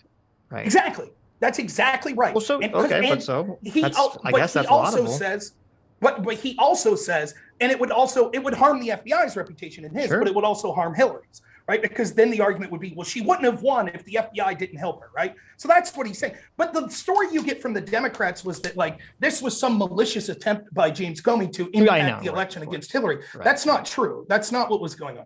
Now, conversely, the investigation into Trump, it was absolutely nonsensical from the get-go. The way that they were caring about the investigation, the way that the double standard of how they gave basically everyone immunity on the Hillary side, and then said, okay, you have immunity. Do you want to flip on anyone? And they were like, no. Whereas on the Trump side, they went after people for unrelated crimes from years ago, the smallest amount of crimes, attempting some crimes that have only been prosecuted like once or twice in the history of the country, in the case of Mike Flynn with the Logan Act. And they tried their best to stymie Trump and to get people to flip on Trump. And still they weren't able to find much.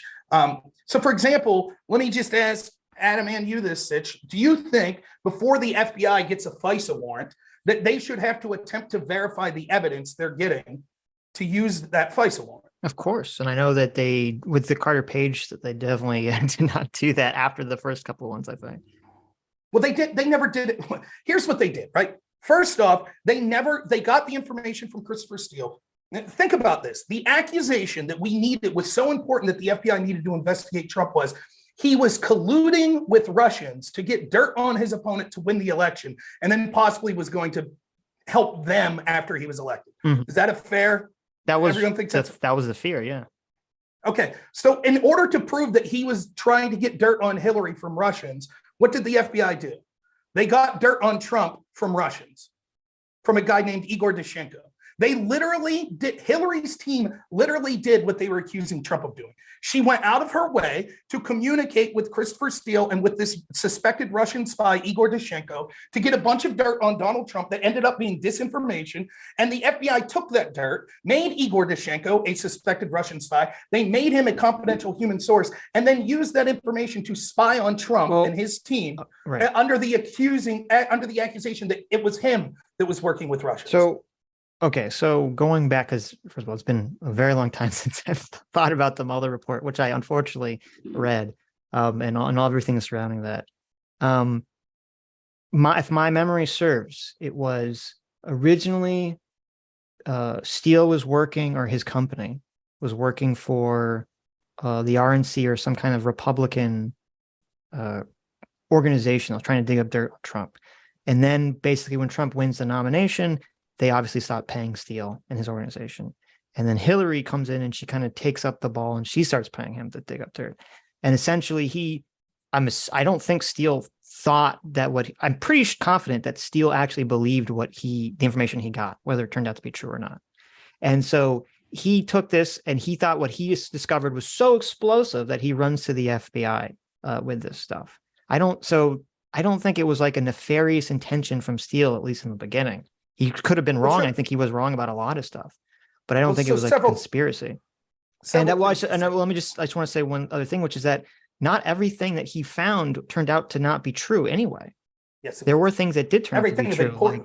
Right. There's a person named Donald Trump. Carter Page went to Russia. One of the big things, and talk about interesting things that were not prosecuted, was what's his name? Eric Prince. So Steele said that Eric Prince had a secret meeting in the Seychelles Islands with a Russian, I forget the Russian guy's name, some Russian guy connected to the government.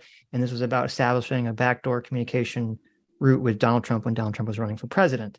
And Eric Prince goes before Congress and he, under oath, says that he didn't do that. And then the Mueller report comes out and says he 100% did that. And then you ask the question, well, why wasn't Eric Prince, why did they not charge him for lying to Congress? Is it just a coincidence that his sister was literally on Trump's cabinet? I don't know. That seems very suspicious to me. So, but again, like we're accusing. So the big story is here that he was talking to Russians and that was setting up some backwater channel. The accusation that he was trying to set up a backdoor channel between Trump and Putin when Trump was running for president. Okay. Well, nonetheless, like maybe they should have charged Eric Prince. Maybe his station at Blackwater and his connection to both parties was more of a reason that he individually wasn't prosecuted. But we can see that the right. So I mean, he's got his own private army, so. Right. I hardly think that this was like beneficial to Trump. But yeah, that guy, like, all I want. Well, it is weird that his sister was just happened to be on Trump's cabinet. It was a little strange. One of the things that Trump supported, look, I volunteered for Trump's campaign. I was offered a small job with them, right? But I criticized him heavily. One of the things that Trump did the worst was the idea that he was draining the swamp and he's putting people like John Bolton and Mike Pompeo around. That's bullshit. Those are, as far as I'm concerned, figureheads of the swamp. So Trump had a lot of shady people around him. The question is, though, more importantly than an individual, Hillary Clinton or Donald Trump or a president, are these agencies that are the most powerful law enforcement agencies in the world and intel agencies in the world, are they putting their thumb on the scale? Are they operating at a double standard? And that's clearly the case. So to answer I don't agree. That's your idea, right? Right, which is what the discussion's about, right? So to answer a couple of things you said. First, you said Christopher Steele was being paid by Republicans. I do not believe that's the case. Fusion GPS was being paid by people like John McCain and Jeff Flake, those type of Republicans, for opposition research against Trump. But my understanding is that Christopher Steele was not hired by Fusion GPS until after the primary was done and Republicans stopped paying for it. But I might be slightly wrong. He may have technically already been on the books while Republicans were paying, but what I do know is this: he did not begin compiling the Steele dossier until after Republicans had stopped funding it. So the claim that which it wouldn't have mattered anyways, my contention is at the top level, John McCain finding it doesn't prove that this wasn't nefarious. Yeah, he don't like Trump either. It's all part of the establishment. It's not necessarily Republican, Democrat. The second thing you said that I can't remember now. It was before you said they found things that were true. But many of the things that they found that were true. Oh, no, I said that he thought it was, he himself did believe it. He even if it was disinformation, he believed it himself. Right. Well, we don't have, it would be irrelevant if that was the case. I suspect that's not the case.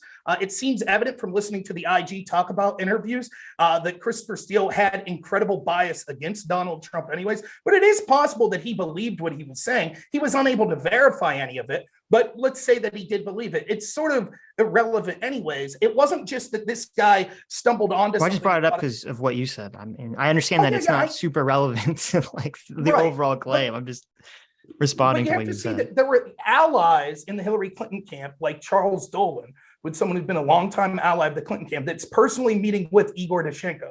And Igor Dushenko is a Russian national. He is someone that lived in the United States in 2008, which prompted an FBI investigation because as he worked, I believe it was at the Heritage Foundation, Igor Dushenko, he was caught on record. People from the Heritage Foundation whistle blew on him because he was basically announcing to them that he would like to get dirt to take back to the Kremlin government. And so the FBI thought that he was a spy enough that they were actually investigating him. And the only reason they stopped that investigation was he moved back. And so once he was no longer in the United States, the FBI didn't clear him. They just said, okay, no need for the investigation anymore. So this person who the FBI in 2008 suspected of being a Russian spy is in direct communication with Charles Dolan, who's working with the Clinton campaign. And then after the Clinton campaign, Charles Dolan is talking to this spy then talks to Christopher Steele and says, just like Hillary Clinton wanted, that, this was all Russia. One of the things they did was spread the Alpha Bank story initially that was complete garbage. That this story that these banks, these sick pings were coming from Trump Tower, from Trump's office to this Russian bank. They're doing all this. Right, okay. Right. Well, I just want to say, the issue I kind of have with this is that, if you place yourself as the FBI or, you're Obama or someone in the Obama administration when all this stuff is coming about, we know now that the Alpha Bank story was BS, but they didn't know that at the time. And I think that's what has to be considered is that at the time, if you're the FBI and you say, okay, Donald Trump gets Paul Manafort to be his campaign manager, a guy who has obviously a lot of shady connections to Russia. One of the first people that Donald Trump publicly announces is going to be on his campaign is a little known person named Carter Page, who the FBI knew Russia tried to turn into a double agent unsuccessfully, but they attempted to, or at least considered doing it. Then you have, on top of that, You have the weird Alpha Bank story in Trump Tower, which turned out to be false, but they didn't know at the time. Then on top of that, you have the whole bizarre thing with George Papadopoulos somehow knowing that Russia hacked Hillary's emails a month before it goes public. And then on top of that, you have Richard Steele, who, whether they should have trusted him or not, was a trusted source by the FBI, who comes up and he says, look, I have all this crazy stuff about all this stuff that Russia has. I mean, this all at least merits an investigation at that point, does it not? Okay, so your standard would be if there are significant connections from a presidential campaign to Russian nationals, that would warrant some sort of FBI investigation. My claim is that when you have a million things that look like fire, when you have all this smoke, it definitely merits an investigation. Okay, so let's. I don't see how this is any different from the Biden thing. To me, this is even more smoky than with the Biden thing. Say, look, all the smoke, we should definitely investigate this to see if there's any fire here. Well, but they did investigate it, and they said that there wasn't, and I'm totally fine with that. They didn't investigate the Biden thing, and that's what I'm talking about. Oh, no, I'm talking about Trump.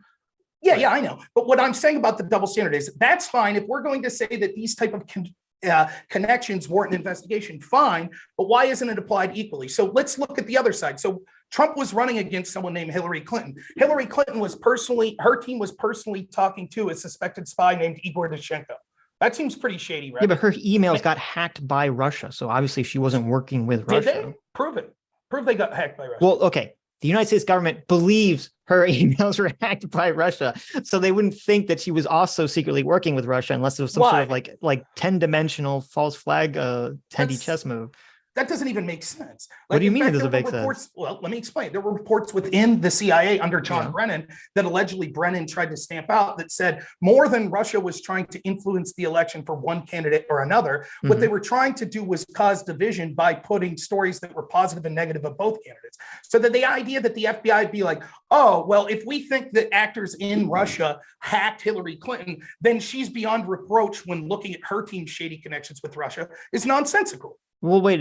So I'd have to see exactly what you're talking about, because from my recollection, which I only remember from the Mueller report, when they talked about Russia, and specifically because we're talking about Russia, they talked about Russia doing things that quote unquote help both sides. It was more like, oh, they were trying to sow division by, I think there was one, it might have been in Florida actually. They tried to get a Facebook protest that was pro BLM or pro some kind of woke shit, and that was anti woke shit, on the same corner somewhere, in America, right? It wasn't something it's as extensive as, assuming they did leak the emails, we're going to leak hundreds of emails and cause this whole controversy. To my knowledge, Russia did nothing remotely like that publicly to Donald Trump. And to me, you can't say, that you can't just hand wave that away. That's pretty huge evidence that Russia's not in Hillary's corner. So I just sent you a link, and this was from former CIA officer, National Security Council Chief of Staff Fred Fleet, said Wednesday that former CIA Director John Brennan ignored intelligence that Russian President Vladimir Putin actually wanted Hillary Clinton to win the 2016 election. Fleet's called Brennan the most politicized intelligence chief in American history. The document supports the U.S. intelligence community's conclusion that Russia met in the 2016 election that Brennan put to help Trump. It was highly edited. It does not include reference to recently declassified files that point to a possible Russian disinformation camp that attempted to malign Trump. When you talk about the most significant piece of Russian disinformation that affected our country was the Russian disinformation sourced from a suspected Russian spy, Igor Dushenko, that the FBI bought so much that they literally spied on the president of the United States for a year, starting a cascade of investigations stymieing the Trump administration. That was Russian disinformation. So the idea that Russia didn't do anything serious to harm Donald Trump is abjectly not true. They harmed Donald Trump with their disinformation far more than they harmed Hillary Clinton. There wasn't an investigation. So let's look at the connections that Hillary's Clinton had. They had the connection to suspected spy Igor Dushenko. You mentioned Paul Manafort. In the indictment, in Mueller's indictment for failing to register as a foreign lobbyist, do you remember when Manafort was charged, when that crime occurred? No, I don't remember the date. It was 2013. And he was accused of lobbying for Yanukovych, who was the pro-Russian Ukrainian president. Right. And if you read the indictment, it says that he worked with Group A and Group B. Group A was Mercury LLC, which is basically a Republican lobbying firm. Group B was, you ready for this? Drum roll, the Podesta Group. Hillary Clinton's campaign managers. Right. Yeah, you remember that. Yes. Right. So we're talking about, well, Manafort had shady connections to Russians. Right. Working with Hillary Clinton's campaign manager. I feel like you're somewhat missing my point. My point is that from the FBI's perspective, first of all, I don't know 100% the validity of how much Steele got his information from some Russian actor. So I'd have to look into that. But secondly, assuming that's all true, the FBI obviously, well, maybe you don't believe this, but I'd say the FBI they're not aware of that. They're not aware that Steele was getting his information from some sort of Russian agent, at least at first anyway. And so from the FBI's point of view, then their behavior makes complete sense.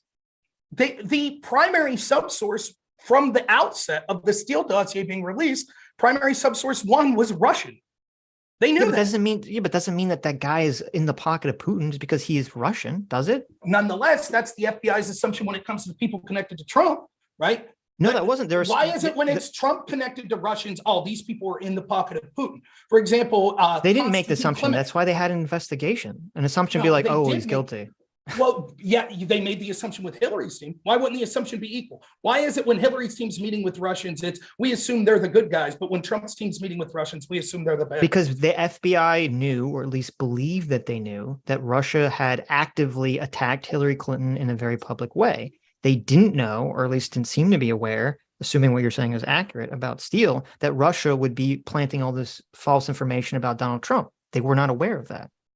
But again, the prioritization, what you're also not factoring is we could see through the IG report that there was extreme levels of bias for all of these people at the top level.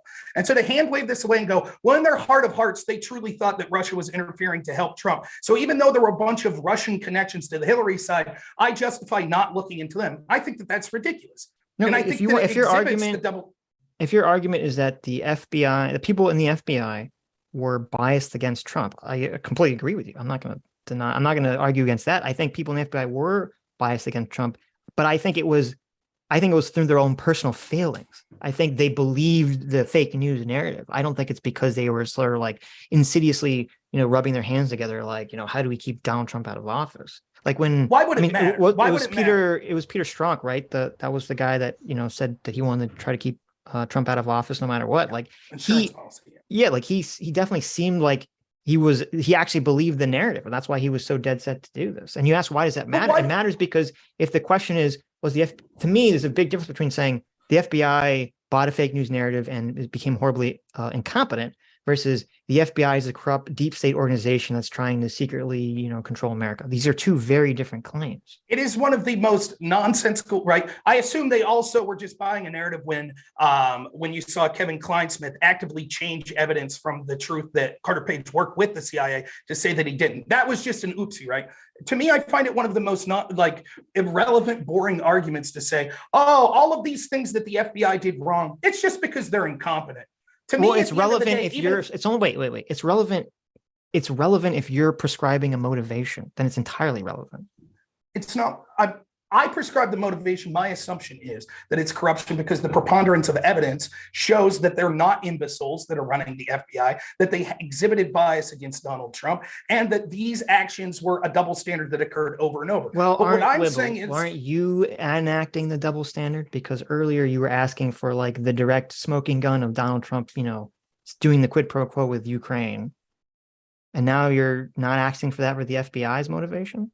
No, what I'm saying is, first off, I'm not the FBI. What I'm asking for is if we're going to have these massive investigations into one side and do these investigations in a way that is very hard-nosed, going after people as hard as possible, but then not have investigations on the other side, or when you do the investigations, have them give everyone immunity, even when they've committed obvious crimes like deleting subpoenaed evidence, that it starts to raise questions that the obvious bias that's being exhibited through the people at the top, where they clearly hate Trump and they clearly like Hillary, is affecting their work. But if you'll just let me real quick say this, at the end of the day, it doesn't matter. It does not matter if they had a double standard because they really believed they were doing the right thing. For example, if I were to say to you, here's a police department that 90% of their arrests are for Black people. And we went and you said, well, the cops sincerely believe Black people commit more crime. You would say, well, who the hell cares? They're still bad cops. It doesn't matter in their heart of hearts. They happen to really believe the racist bullshit that justifies their actions. But I wouldn't say that. I think, to me, that's a good example. To me, I think that's why I have a huge problem with sort of like the woke idea where they complain about, quote unquote, systemic racism in policing, is they just look at an outcome and they make a determination about intention. And I don't think you can ever do that. There could be very justified reasons why the police are doing things that create racially disproportionate outcomes. That has nothing to do with the intentional racism of the officer or even the systemic racism of the policing system altogether. Right, but what we're saying is if we did find out that their actions were because they truly believed that Black people were more likely to commit crimes. Well, that is being racist by definition. So that right, exactly be a one-to-one comparison. Right, but then you wouldn't say, well, they believed it though. They believed it. It wasn't just that they were making it up because they they really believed that Black people. That comparison doesn't make sense because the accusation from the offset would be they're racist, and you're saying, well, what if it found out that they were racist?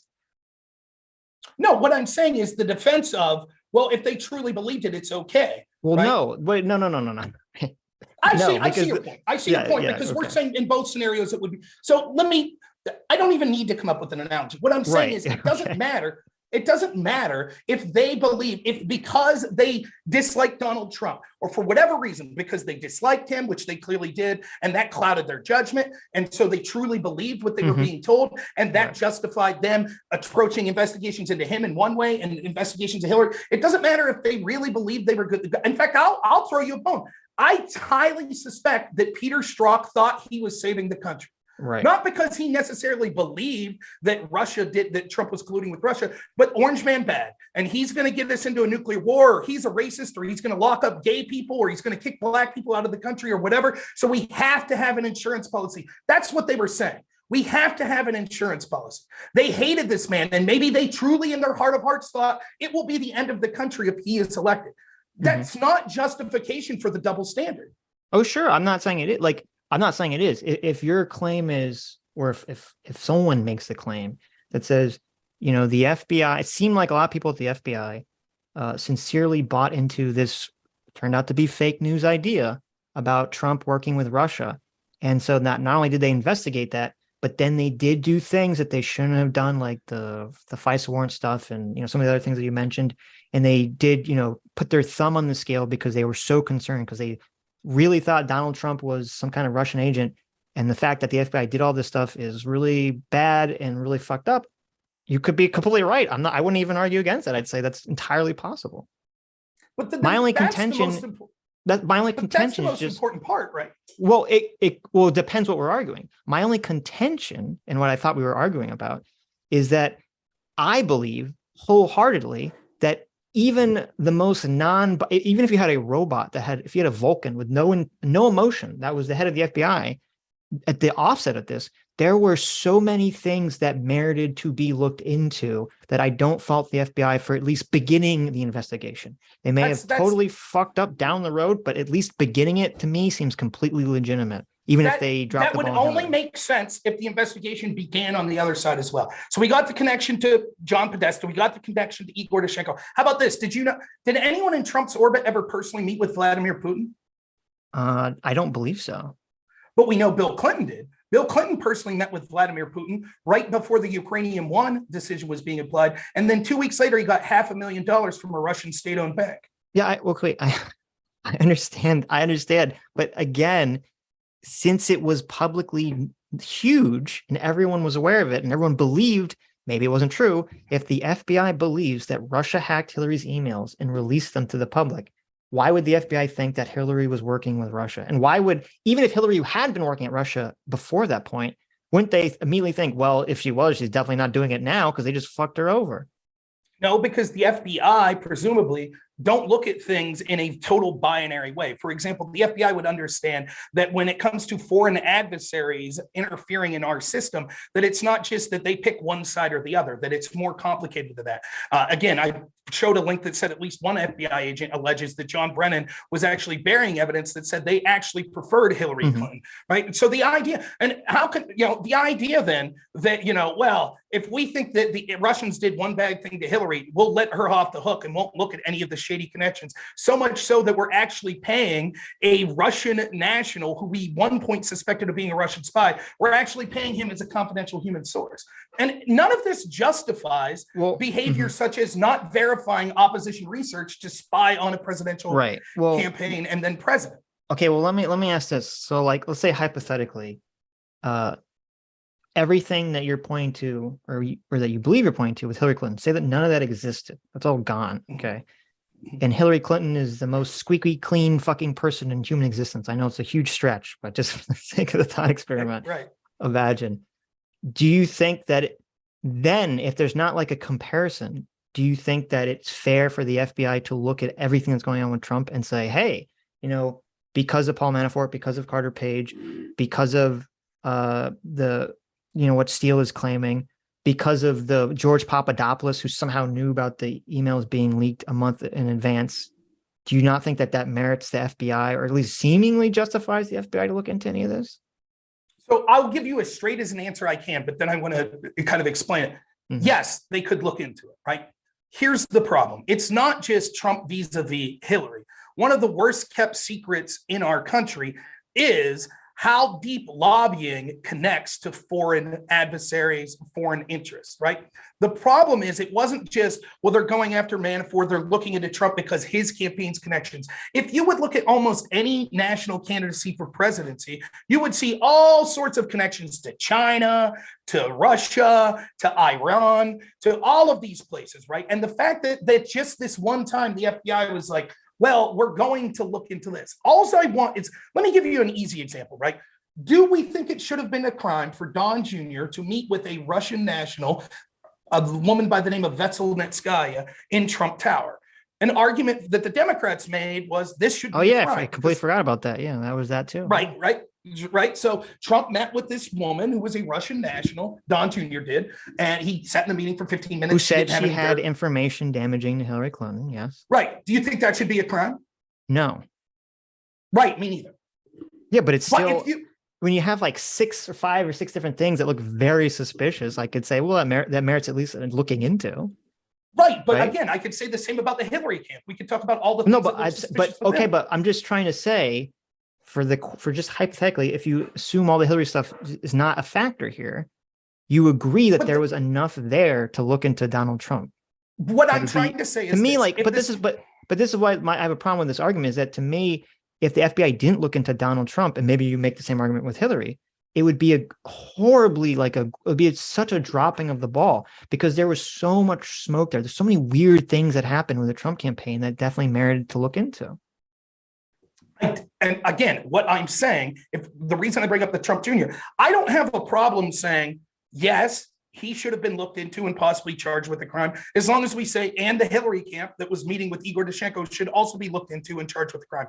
My personal preference is neither should have been. So what I'm saying in your specific example here is, why should they not be investigated? It hinges on what terms like investigation mean, right?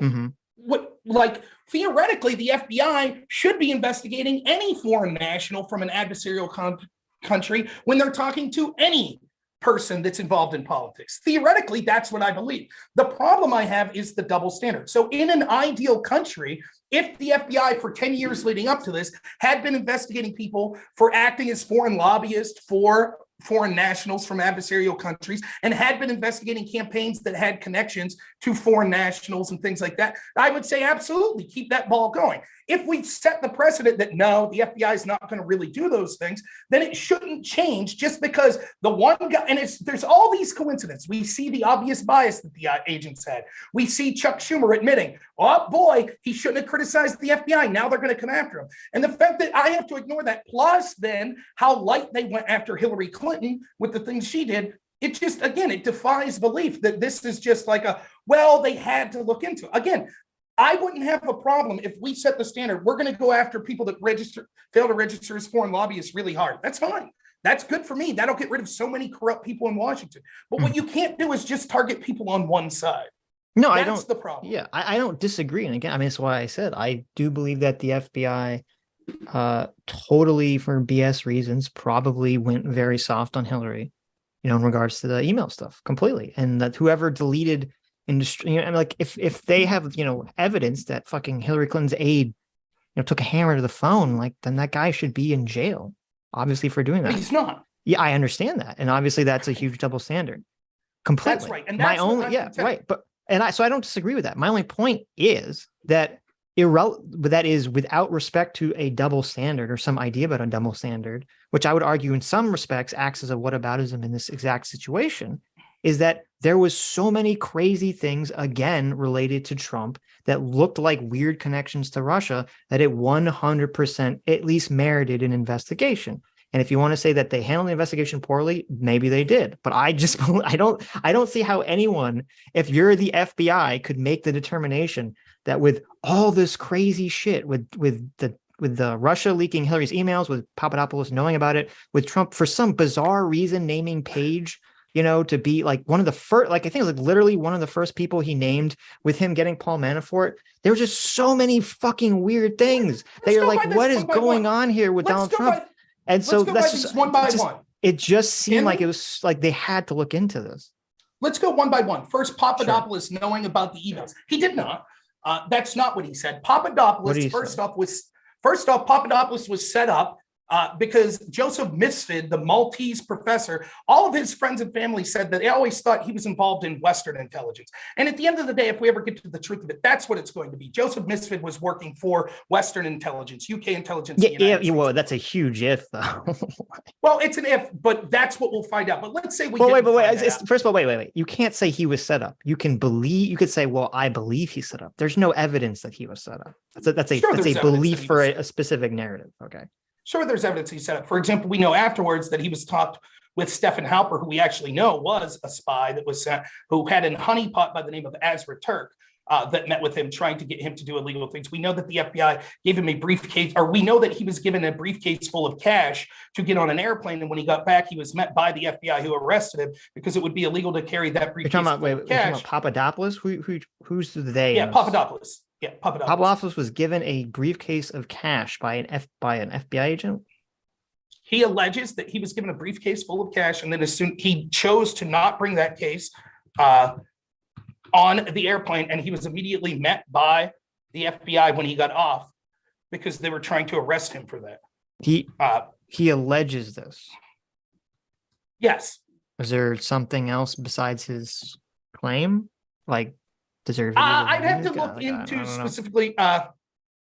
Special counsel Robert Mueller revealed that Papadopoulos received a $10,000 cash payment from a man that the former Trump aide believed was a spy. An Israeli-American businessman named Charles Taywell allegedly made the payment to Papadopoulos. And then when he got that payment, he was immediately stopped, I believe, when he got off the plane. But nonetheless, let me just say, I shouldn't have made that statement because I have not read enough into it. Okay. So let's wipe that. I do believe that I'm accurate in that portrayal, but let's say that we don't factor that in to our conversation. Papadopoulos was met with this guy, Mifsud, right, who said, hey, I know this Russian you should talk to. He then talks to the Russian, and the Russian says, we have dirt on Hillary Clinton emails. That's not saying we hacked Hillary's server. Yeah, what that's saying. I thought he said specifically that it was going to come out publicly within a month or so. He may have, but that's exactly what you would say. Right, but that's the huge right, but that would be the huge red flag. It's like, oh, he knew a month before the emails came out that they were going to come out.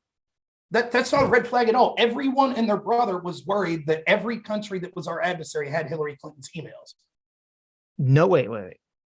I'm unfamiliar with anyone except for these people knowing a month beforehand that Hillary's emails were hacked and were going to be released. And that, because then didn't George Papadopoulos go and he started bragging this to some other guy, and then that guy alerted some Australian guy, right?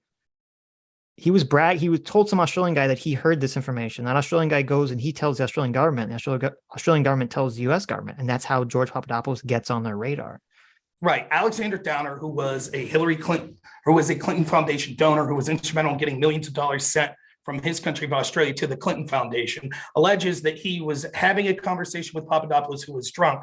And Papadopoulos said, I talked to this Russian and they said they got dirt on Hillary Clinton. I don't know if he told Downer that he was afraid that they were going to release it. Nonetheless, Downer did not say anything until after the release. Now, we don't have proof that it was the Russia that hacked, but even if it was, that's not an admission that George Papadopoulos ran into someone that said, we hacked Hillary's server and here are the emails we have. No. I understand all that. Like, it's entirely possible that Misfit or whatever the guy's name is, and whoever the Russian guy, it's entirely possible that they were trying to set up George Papadopoulos. That's not my claim. My claim is that whether they set him up or not, they told him this information. He tells this Australian guy.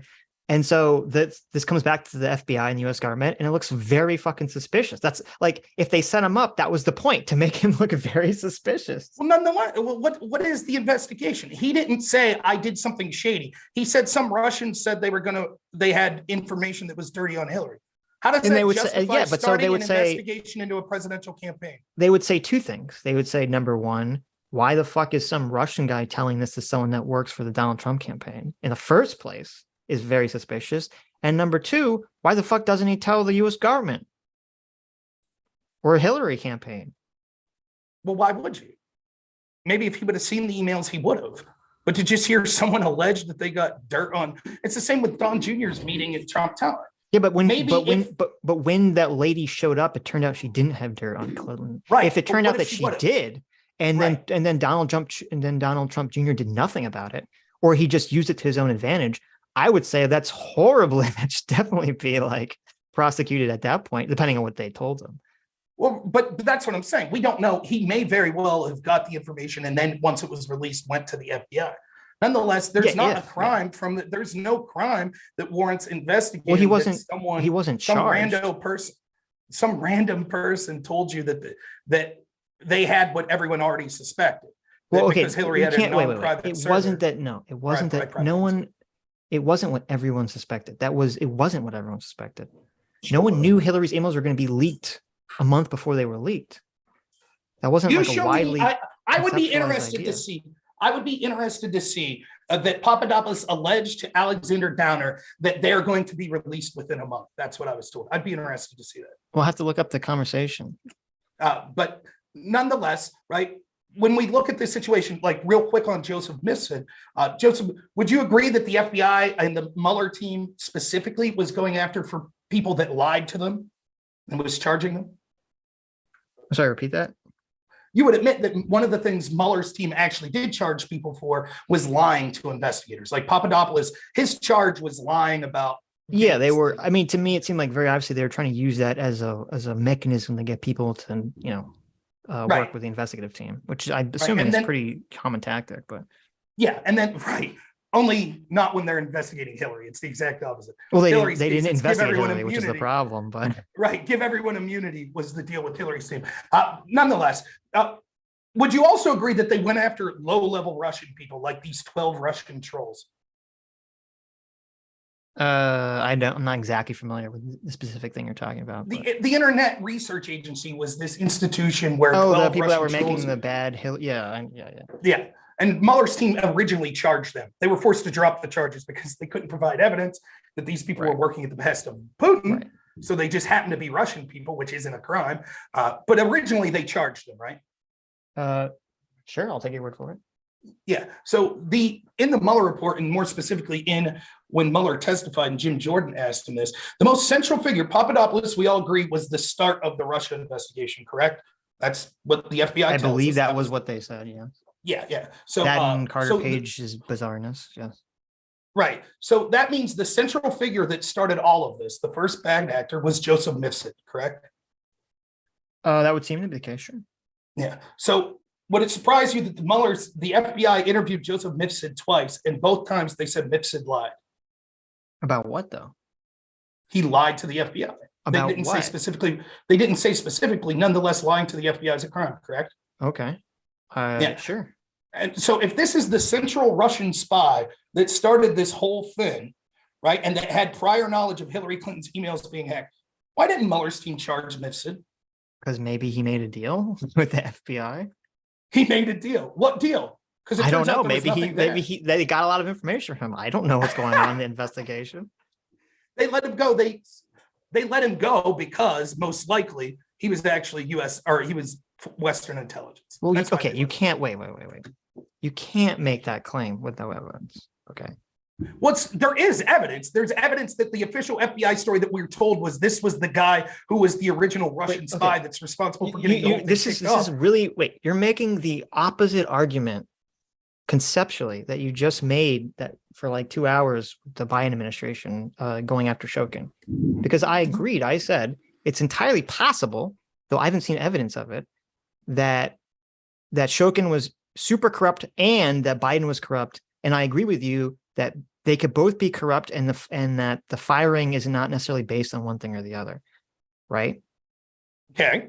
But then you're saying with this one, you're not accepting the idea that it's possible that the FBI, that these people involved with the Russia stuff were corrupt, or that it's possible that the FBI was completely legitimately, even if they were biased against Trump, completely legitimately saw this as something worth investigating and investigated. Like these two, like it doesn't just because they didn't go after Hillary doesn't negate the fact that they wouldn't look at what's going on with Trump and say, this is something to investigate. Doesn't mean that the FBI is acting corruptly in the opening of the investigation. The problem is that you're actually doing the thing in inverse. You're assuming such positive motivations by the FBI that anytime there's something that's a glaring red flag, like the central spy in the FBI's version, who admittedly lied to the FBI twice, not being charged, you're like, well, then it must be because they. I don't know. No, I don't. No, wait. I didn't say it has to be anything. I said I don't know. I don't know what the specifics were of that situation. Right, but you can't. But wait a minute. To me, and this is why you'd have to look into the specifics. This is like, as I said, the very common tactic that the FBI or any investigative body that has the authority to, what they do is they ask people questions. And then if the person lied, which they probably did, they say, hey, we got you lying. We're going to charge you with this unless you flip on somebody, unless you give us more information. And the person either flips or they don't. And if they don't flip, then they charge them. This is like literally, that's like investigation technique 101. And so I'm asking, so just because they caught George in a lie and didn't charge him, that doesn't mean anything, because if they went back to him and he flipped, then that was the entire point of them trying to catch him in a lie in the first place. So you think that he flipped, the investigation's over, but they're going to keep that secret? I said, I don't know. You think it's a possibility that he flipped, but the FBI is keeping it secret? I think that it's too generous of a view. What do you mean? Of course they keep it secret. What do you mean? They're not going to publicly say like, oh, by the way. No, that's not Thanks for flipping. Let's make public all the secrets that you gave to us.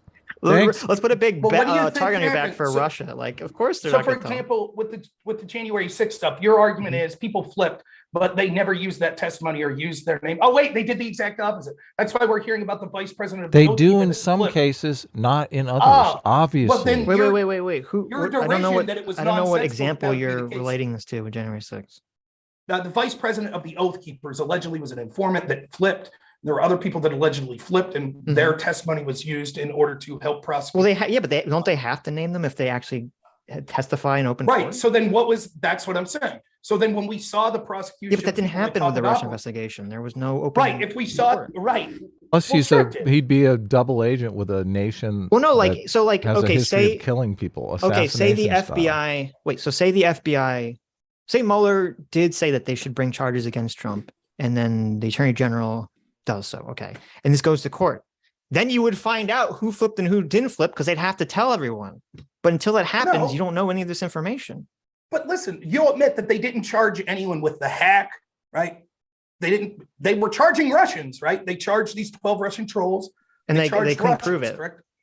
Well, they couldn't prove it, right. Now, if Joseph Misfit, who was this central figure, who was the one who knew that they had hacked Hillary's emails, if he flipped, right, and was like, okay, this is what you do. Why have we never heard that information that said we could prove that it was actually Russia that did? Because we don't know. We have a confidential source that we wouldn't. Wait. We don't know what I never said that he knew who did the hack or anything like that. We don't know what exactly he told the FBI.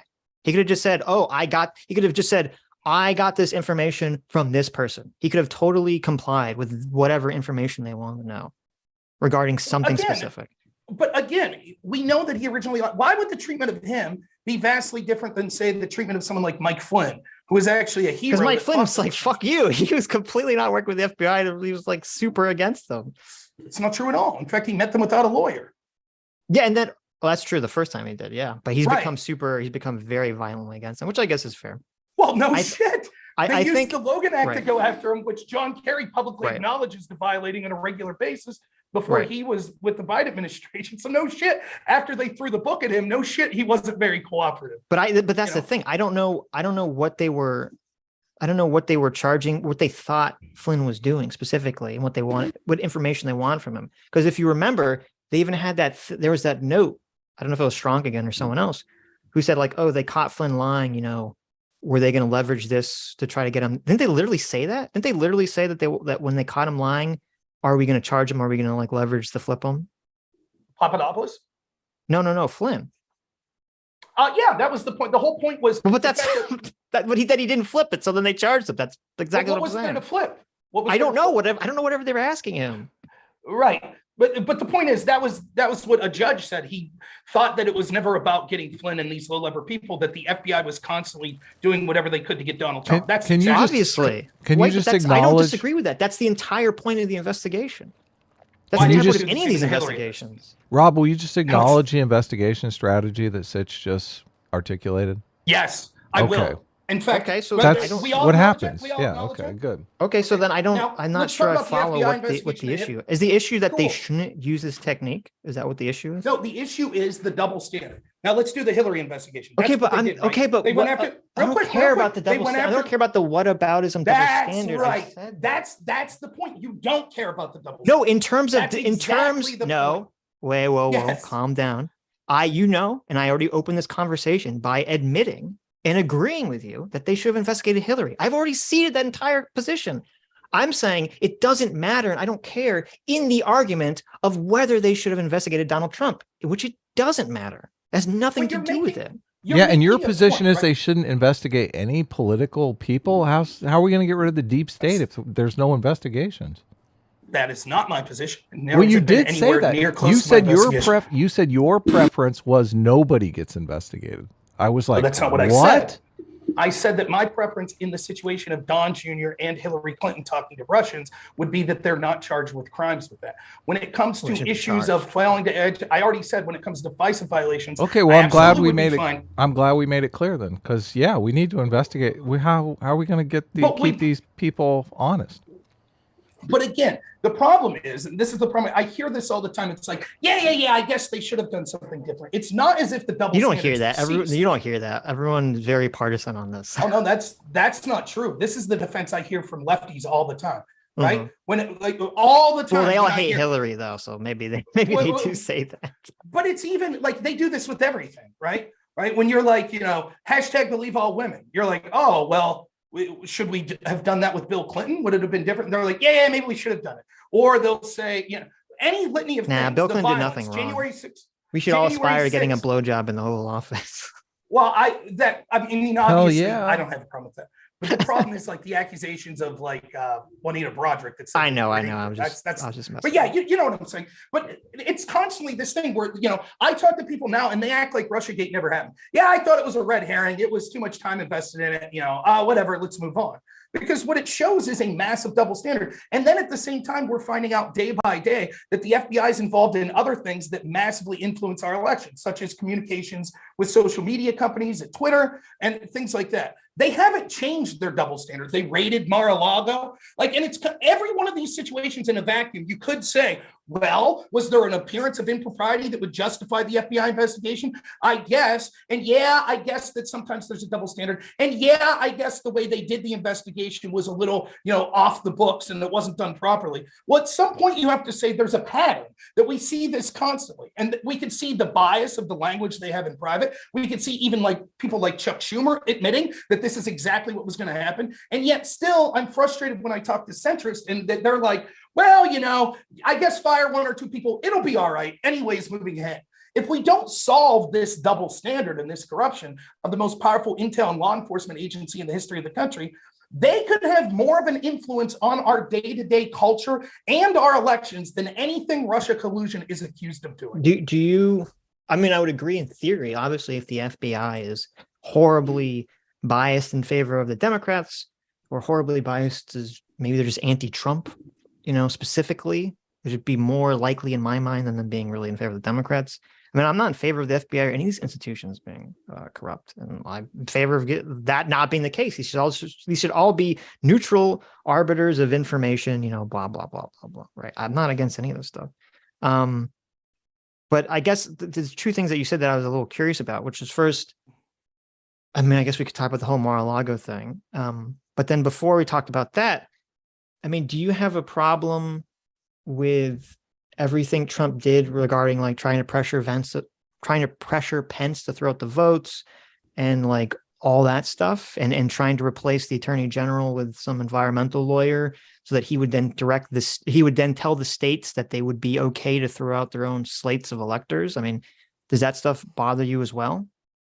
There are things that specifically, looking at specifically what Trump said, there are some things that he said that bother me. Like, I'll never understand the impetus for people I don't like Mike Pence for varying reasons, but the idea that there was any sort of practical way in which Mike Pence wouldn't accept the electors is total abject bullshit. It's just stupid. It literally couldn't happen. And it comes from people that were also trying to tell you that the Supreme Court was going to overturn the election with that Texas case. Bullshit. It's not going to happen. And those same people are trying to tell you now, when Donald Trump says that we need to redo the election because of, FBI interference on Twitter, that's bullshit. It's not going to happen, nor should it happen. People should be held accountable if corruption occurred. There should be investigations, for example, into election malfeasance in 2020, loss of chain of custody of ballots and things like that. That does not justify saying, without proving that you would change electors. Now, I don't think it rises to the level of a crime for a president to talk about that stuff. Had he done it, we would be in a different situation. Well, he did do it, but he got talked out of it. Well, that's still, he didn't do it. Well, no, he attempted to do it, and then with Pence, Pence refused to do it. And it didn't get done. Right? And there's a question, like, do you think... Well, it's still pretty bad, right? Like, it's still pretty odd. Look, attempted murder is still a crime. Okay, that's fine. As long as I just was curious if it was good or not. It's not the equivalent of attempted murder. If you truly thought that the election was stolen and talking through the mechanisms that you think that you could make it so that steal didn't occur, that's different than attempted murder. That doesn't mean that I agree with his attempts to do it, but I don't think it rises to the level of a crime. I'd say the problem is that I don't know if you listened to all the January 6th hearings or anything, but listening to, Bill Barr and listening to the other attorney general that replaced Bill Barr, it didn't seem like, when this was all happening, I didn't hugely buy into the election was stolen narrative, but I didn't make like a huge statement on it or a big deal about it, because every time I tried to look into all the election fraud claims, it's like this, I'm sure you know this, it's like this never ending rabbit hole of, someone makes a claim, someone makes a counterclaim, someone makes a claim. It's just like never ends. I just I don't have the patience or really care enough to. Well, let's be clear. Some of the stuff. Well, let me just finish. The best. Sorry. So, I don't have really the patience to go through all of that stuff. So at the time that this is all happening, I think most other Americans assume that, well, Donald Trump is the president of the United States of America. He has access to information that we don't have when he was making claims that the election was stolen. Yep. That's what I assumed. I think that's what everyone assumed. And I think that's a totally normal and fair assumption. Yep. And the problem is that we found out that he didn't, that wasn't the case, that all the access to information that he would have had, that the private citizen wouldn't have, they all told him the election wasn't stolen. Well, and they all told him that there was no evidence of this. And the problem was that he had Giuliani and Flynn and Powell that were basically just giving him a bunch of bullshit, a lot of which would turn out to literally be bullshit, and he was just listening to them. Yeah. He did have access to more information. He had access to the Attorney General of the United States, who looked into all the claims and went down the list and showed him why they were all fake. Right. That's not true. Bill Barr did not look into this. That's not yes, true. Yes, he did. Well, he claimed he did not. I mean, right. He claimed he did, but he didn't. And there are significant how do you know? Hold on. How do you know? Barr would lie about it? I mean, he was very pro-Trump. Look, so, I can't read Hunter Biden. I can't read. Well, I can read Hunter Biden's mind. It's all drugs and fucking hookers. But I can't read Joe Biden's mind. How can you read Bill Barr's mind? Like, how do you know? It has nothing to do with reading the mind. It's the fact that he did not have a trial, get discovery on both sides of the issue, and look into all this in a matter of weeks. It didn't happen. We just talked about how investigators work, okay? You don't necessarily need to have a trial to start an investigation. So I just want to be clear here. You two are operating on the assumption that every claim of election fraud that was heard, there was some 47 cases that were attempted to be brought. There were things that we know that were shady about the election, like change custody. Bill Barr, Bill Barr personally looked into every one of those. That's I'm not saying that. Bill Barr in his book says that he looked into all those claims, and Trump came out with a laundry list. Okay, well, what is your evidence that he's lying? Because it would be impossible for one man to look into all of these accusations. He has agents. The State Department. Look, all of these agents came in, all these claims came in, and Trump had like a list. He talks about this in his book. He had a list of like 40 or whatever things to investigate, and Bill Barr went through all of these and said, "Look, we looked into every single one of these." Bill Barr wanted Trump to be president. He voted for Trump. Like, why would he not look into the claims?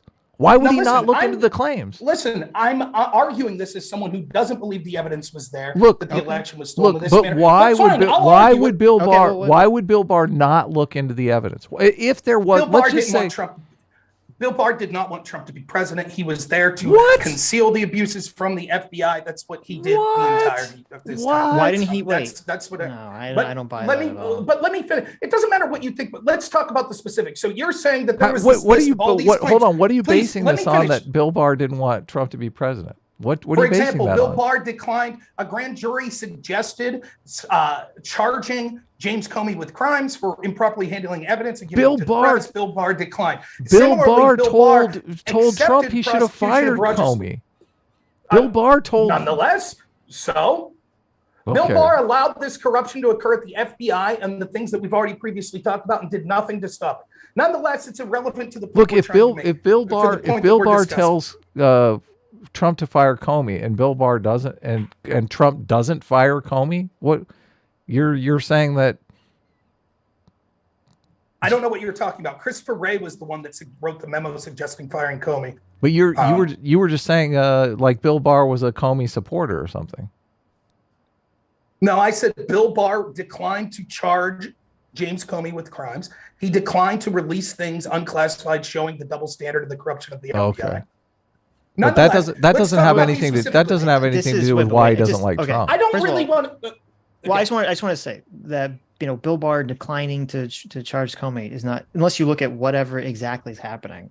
That's not indicative of anything. And to me, when you have Bill Barr comes out before the Mueller report is made public, and he kind of completely shapes the narrative in Trump's favor before it comes out. Bill Barr vehemently defended Trump in the first impeachment, which feels secretly to get Trump out of the way. I don't know why he would have done that. Bill Barr told Donald Trump like a year before his reelection that Trump should be putting all this money in an account to get lawyers because they have to start fighting all these, purple and blue states where they've changed voting laws under the guise of COVID in order that this was going to hurt Trump. Like Bill Barr really did a lot. He did private meetings to try to get him to stop fucking tweeting all the time. Yeah, like he like I don't. I don't buy this narrative whatsoever that Bill Barr was some kind of secret operative trying to sabotage. The idea that no evidence. The idea that Bill Barr wrote a memo and a sort of a synopsis of accurately depicting what the Mueller report said. The idea that Bill Barr was saying things to Trump that would be positive. That's fine. I don't anticipate that anyone would do otherwise because you want Trump to trust you. The point is, when there was an actual FBI spying on Trump, an actual FBI corruption that was going on, a double standard against Trump, he did nothing. Even when grand juries recommended prosecutions, he did nothing. At the same time, he did tell Trump to fire Comey. When? In the very first of his presidency. He says it in the book. He said it was a big mistake for Trump not to listen to him. But maybe. And maybe they would have listened to Bill Barr just like, remember, Trump fired Comey, which resulted in Mueller, right? Who appointed Mueller? Who wrote the memo appointing the special counsel? Do you know who it was? I don't recall, but Christopher Wray, the very person that recommended firing. Well, he did fire him though, but it was after a bunch of meetings and whatnot. I mean, that's why it appeared to be shady. Bob Mueller came in and said, "Look, this guy's a grandstander. You should fire him right away." I'm assuming I'm assuming Bob Barr, as the Attorney General, gave him advice on firing him when it wouldn't look like it was some sort of loyalty test, right? Nonetheless, my motivations on what I think Barr's reasoning were are less important than the specific claim of did Barr look into all of these claims, right? Can we focus on that for a second? Well, I'm just saying. I mean, all we have is the problem is all we have is what he says. We don't know exactly what happened. If you'll let me and you're speak, impugning his character and we're defending his character. If you let me speak, I could prove why you're wrong, why Barr's wrong. You ready? Okay, so you would say that he looked into all of the claims, right? Well, whatever claims were available at the time that this was happening, because then he ends up leaving. Were the claims all about? Would you acknowledge that many of those claims weren't just about Dominion changing votes, but it was also questions of signature matches, all that, ballots, etc. All of it. Right. Okay. Right. Did you know that a Pennsylvania Supreme Court ruled that actually the mail-in ballots were illegal here in Pennsylvania based on the Pennsylvania Constitution? Didn't they say? They said well, first of all, we have to be clear here. Are you talking about cases of fraud, or are you talking about cases of where someone says that there's a procedural problem? Because those are two very different things. You said that Barr said he looked into all of this. I just asked. I thought it was a fraud claims. I don't know if it was these procedural claims. And if I recall correctly, I could be thinking of a different state. Was it Pennsylvania, or was it a different state where they said, yeah, what they did here probably violates the Constitution. However, wasn't it like the Republicans that implemented the change, and the fact that they didn't fight it for a couple of years, and they just said, well, we're going to not, change it till next election because it wouldn't make sense to do so? Was that Pennsylvania, or was that a different state? And Barr gave him a heads up before the election on those shenanigans. There was a trial in Pennsylvania that suggested that. However, later there was a Supreme Court trial. Now it's going to a higher court now, is what's going to happen. And they're not going to overturn the election. Let's be clear about that. But there are all sorts of problems that Trump was alleging and people were alleging that weren't just Dominion voting machines. For example, hundreds of thousands of ballots didn't have an accurate chain of custody. That's still true. So the fact that Barr looked into it and determined that's not true is bullshit. And it doesn't even make sense. It doesn't even make sense. It doesn't pass the smell test that this guy was able in a month or so to look into all of the accusations and knew that it was all bullshit. Oh my God. You act like he shows up to office as like a one-man show. He basically does everything himself. He's got to type his own emails and do all his own investigations. Look, he's the head of the Justice Department, for heaven's sake. Okay. They have thousands of employees. So let's just say hypothetically, right, that there is significant evidence of fraud that Slater found 4 years from now. Maybe it's only 3,000 ballots, but significant. That would be we would agree that's significant, right? Sure. 3,000 ballots. Okay. Well, it depends let's on say what we the figure that out. Was in 3 years from now, if we figure that out, will you come on and apologize and say, you're right, Bill Barr lied. He didn't investigate everything. Well, first of all, I would say he could have been wrong. There's two rules I have about apologies. I think public apologies are soy as fuck, but I think asking for public apologies is fucking mega soy. So I think you could say that you were wrong. Give me my latte, baby. Because I'm not asking you to apologize. What I'm saying is, you asking for a public apology is mega weird. I think the problem is that you're asking us to take a position which we literally can't take. You're saying, what exactly did Bill Barr go through all of these specific claims? I don't fucking know. I don't either. Yeah. I don't know what claims he went through. But it doesn't even make sense that he could have. Yeah, but wait a minute. So then that's irrelevant. He went through the claims that he could go through when he was talking to Donald Trump and said that these were bullshit. Obviously, if there were some that were still taking too much that are taking time, they were still going through the claims. And obviously Donald Trump did not have them if Bill Barr did not have them. Yeah, if you're saying that these claims require too much time to go through, then that means that Trump was just lying when he said that. Yeah, just making shit up. Again, what your claim seemed to be when saying Bill Barr said he looked into all of it and it was all bullshit. Look, I didn't make that claim. Stop doing that. No, that's literally the claim. That was literally Bill Barr. I said Bill Barr said that he looked into all the claims. You said that he's lying, and I asked you, well, what is your evidence that he's lying?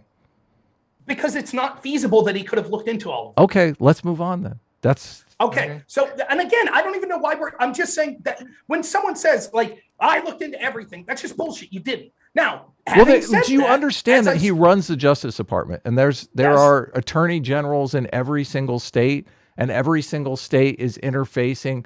There's like fraud claims are all over the place. So there's a bunch of people going to the state's attorney generals, and those state's attorney generals are calling and talking to Bill Barr. You understand that that's going on. It's not like Bill Barr is just like Trump is throwing out a claim here and Bill Barr is just, bullshitting him. So like Bill Barr is, Trump is getting the same claims that Bill Barr is getting.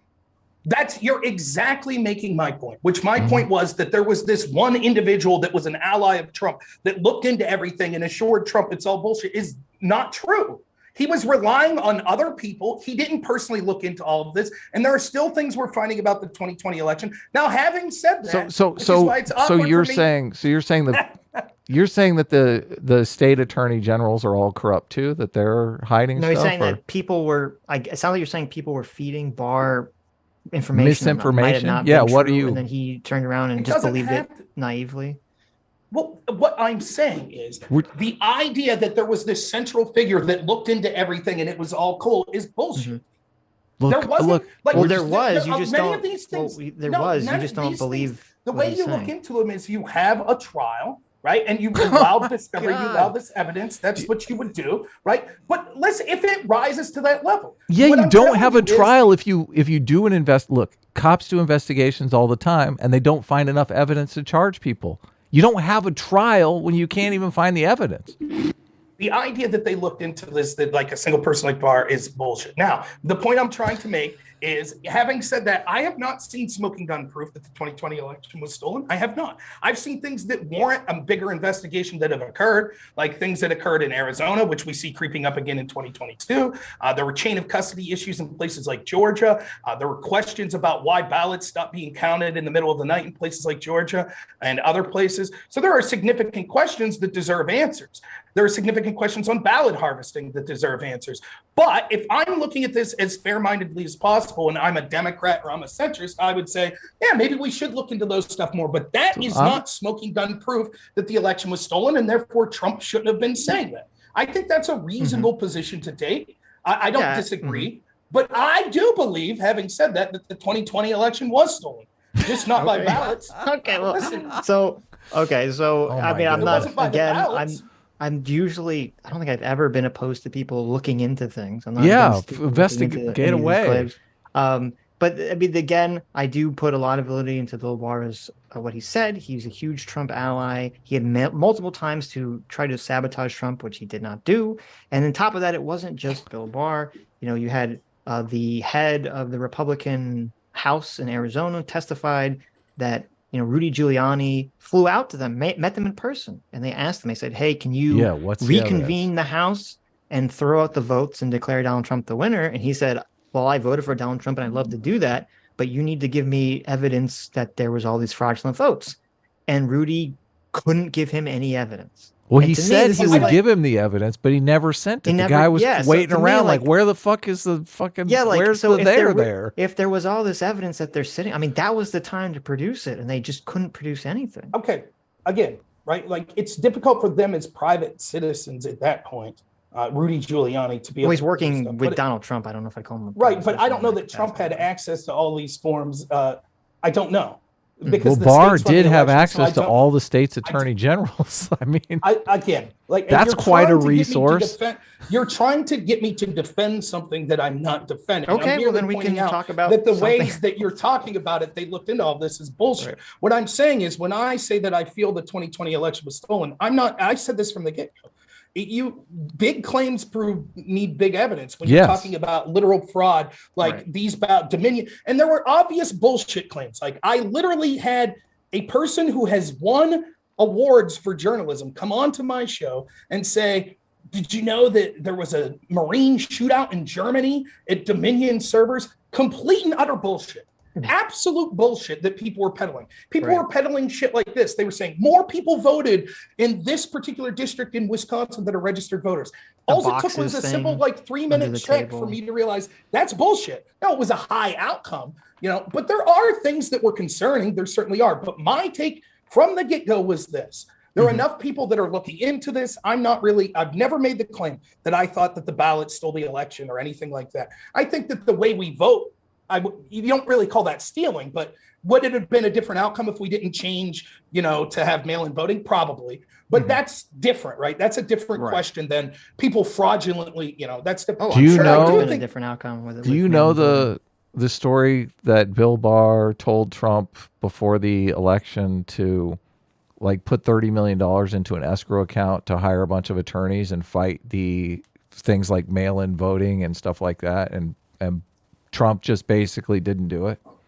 He easily had $30 million in campaign funds, but he was like, I'll be fine. This guy's a geezer. I'm going to blow him away.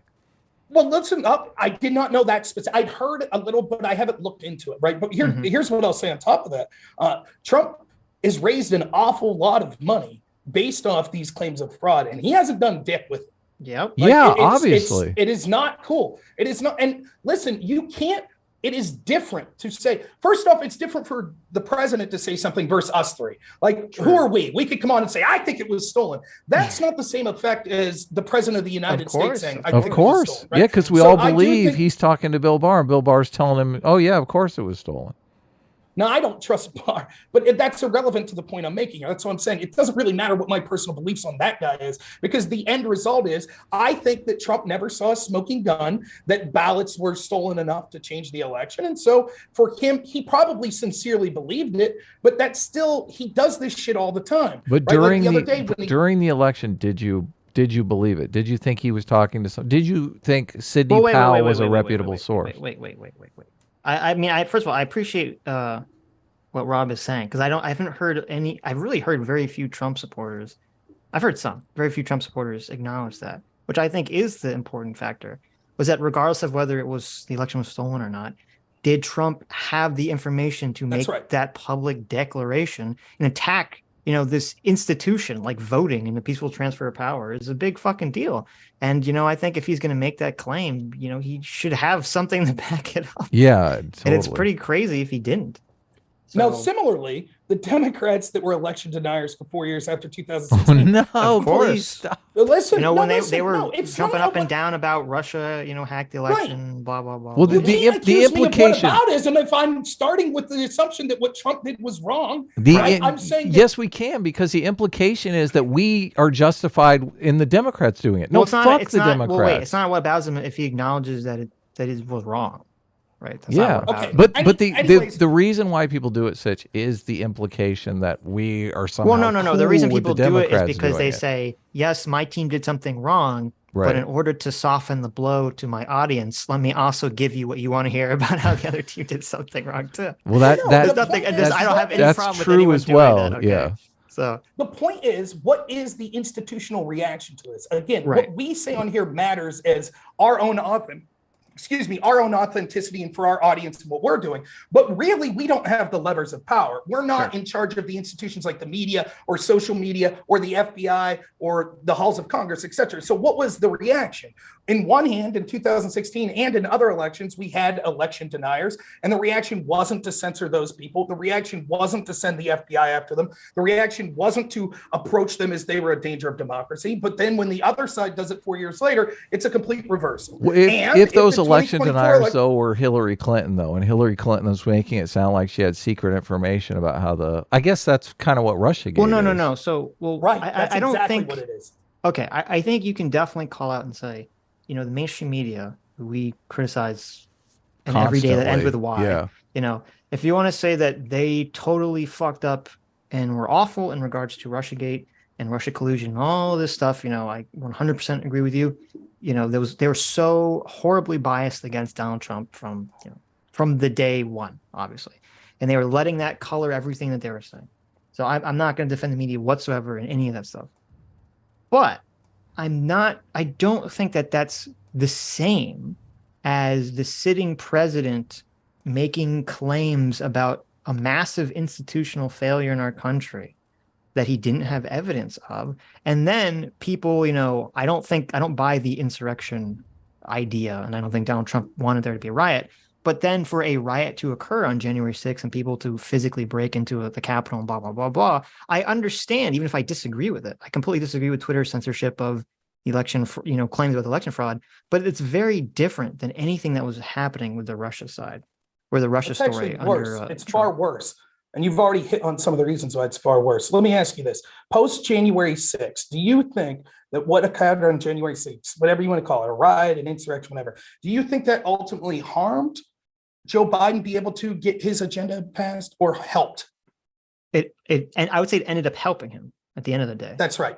Yeah. Now, that was a result of election denying, right? And that January 6th occurred. It ended up backfiring and helping Biden, if you want to look at it that way.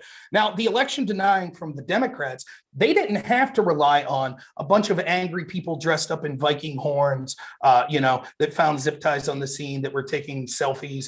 They didn't have to rely on that. Those are the lowest levers of power type people you could think about, just average people on the street that were pissed off.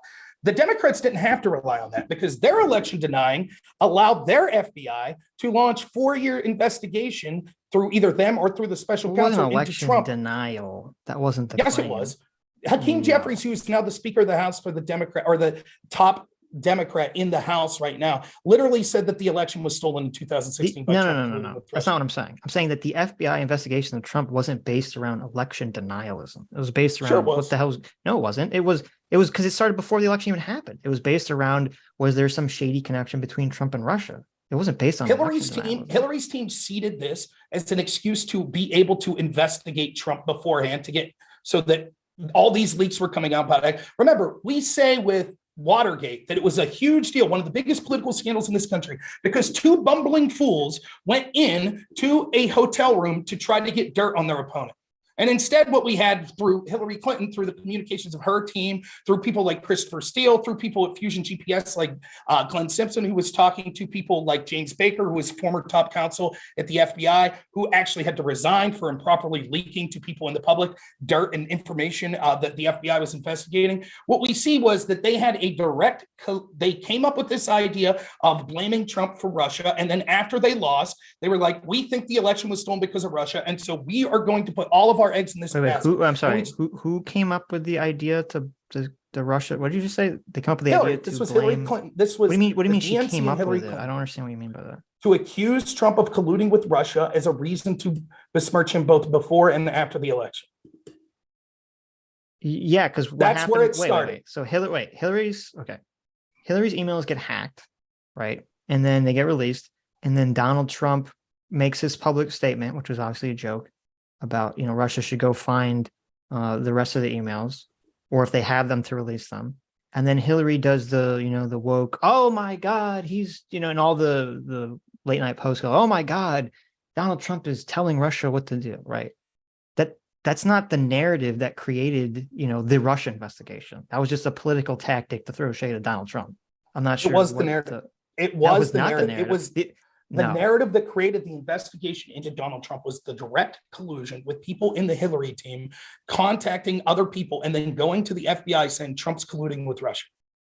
No, what started it was the thing with George Papadopoulos and Carter Page, and then getting this, and then Steele running to the FBI. Right, people that were paid for by Hillary Clinton's team or allies of Hillary Clinton. But I don't know why we're going back into this, because we talked about this. There's a difference. Like if there was some evidence that Hillary Clinton hired Steele and sat him in a room and said, okay, I want you to tell the FBI that there's a secret Russian P-tape, blah, blah, blah, blah, blah. If this was all just bullshit that he just made up to help Hillary Clinton, that'd be like fucking insane. That'd be a horrible, that guy should be in jail forever. There's no evidence for that whatsoever. And I thought you acknowledged that earlier, that he thought that he thought that what he got was real, whether it was real or not. That's completely different than saying he was paid by Hillary to do X. I didn't acknowledge that he thought that. I said it's a possibility that he thought that, but it's irrelevant to the story, right? He could. No, it is relevant because there's a huge difference. There's a huge difference between Steele going out there, finding information. Some of it turns out to be true. Some of it turns out to be false. Versus saying, "Oh, Hillary paid him to go lie to the FBI." That's a completely different claim. But I'm not saying that she paid him to go lie to the FBI. Oh, that's not what I said. That's what you're implying. So let me put it in this analogy. Let's say, Sitch, I'm trying to dig up dirt on you. So I pay Adam, and I know it's bullshit. And I say, Adam, talk to my friend. You don't have to pay me. I'll just give you the dirt. He'd give all the. But if I was talk to my friend Bob, Adam could really believe what Bob's saying. Right. But that doesn't mean that I didn't concoct the plan. Yeah, but right? Is there evidence that Hillary told Steele to meet with specific people and that she knew would feed him false information? We know that Hillary's team in the form of Charles Dolan was meeting with suspected spy Igor Danchenko, who then Charles Dolan and company went to Fusion GPS, who hired Christopher Steele, who then in turn met with Igor Danchenko. We also know that I apologize. Okay, you're gonna have to send me like the timeline on this stuff because I don't have the direct names, but we also have the story of the people that we saw released here earlier this year that were actually, when the story broke about the people hired by Hillary's camp. I can't remember the gentleman's name, who was sort of the tech expert that was getting like DNS data because he was hired to sort of be looking into Trump Tower and to the office of the president computers, and then was using, I believe it was Georgia Tech University, to kind of make this narrative that Trump was colluding with Alpha Bank. That was created, that was funded by someone that was being paid for by Hillary Clinton to make this shit up, who was improperly using his access as a tech expert in order to improperly get DNS data, not just from candidate Trump, but later from the office of the presidency to make this story up about Alpha Bank. Here's my issue. It's obviously, if you hire people to dig up dirt on someone, they are biased and you shouldn't automatically believe what they're saying. Should the FBI? No, obviously not. They did. Well, no, they decided to investigate it based on what he was saying and based on a bunch of other things. Okay. And obviously, I remember that they either unwittingly or I think it was unwittingly. They didn't realize, because didn't Steele say like, oh, I have a secondary source, but it turned out he was a secondary source and the FBI wasn't aware of this. Well, no, so, I don't know that Steele said that, but the secondary source was the guy from Yahoo News, whose name I forget. Yeah, but he was sourcing Steele, and the FBI appeared to not be aware of this. But anyway. Yes. No, but there's all I'm trying to say is there's a huge difference between like you hire someone to dig, like the whole point of hiring someone to dig up dirt on someone is to get them to dig up dirt. It's a very big different thing than just saying I'm hiring someone to just make up a bunch of shit that I know is not true. Hiring them to dig up dirt specifically about Russia. That was what the dirt digging was about, correct? Well, I don't know with Fusion GPS. I don't know if that was the exact goal or if that's just the route that they ended up going, but that's what was going on. And then after the election laws saying, we don't think that we won, and we're going to continue to sort of push this narrative, not just ourselves, not just our media allies, but also the FBI, also a special counsel. That's not accepting the results of an election.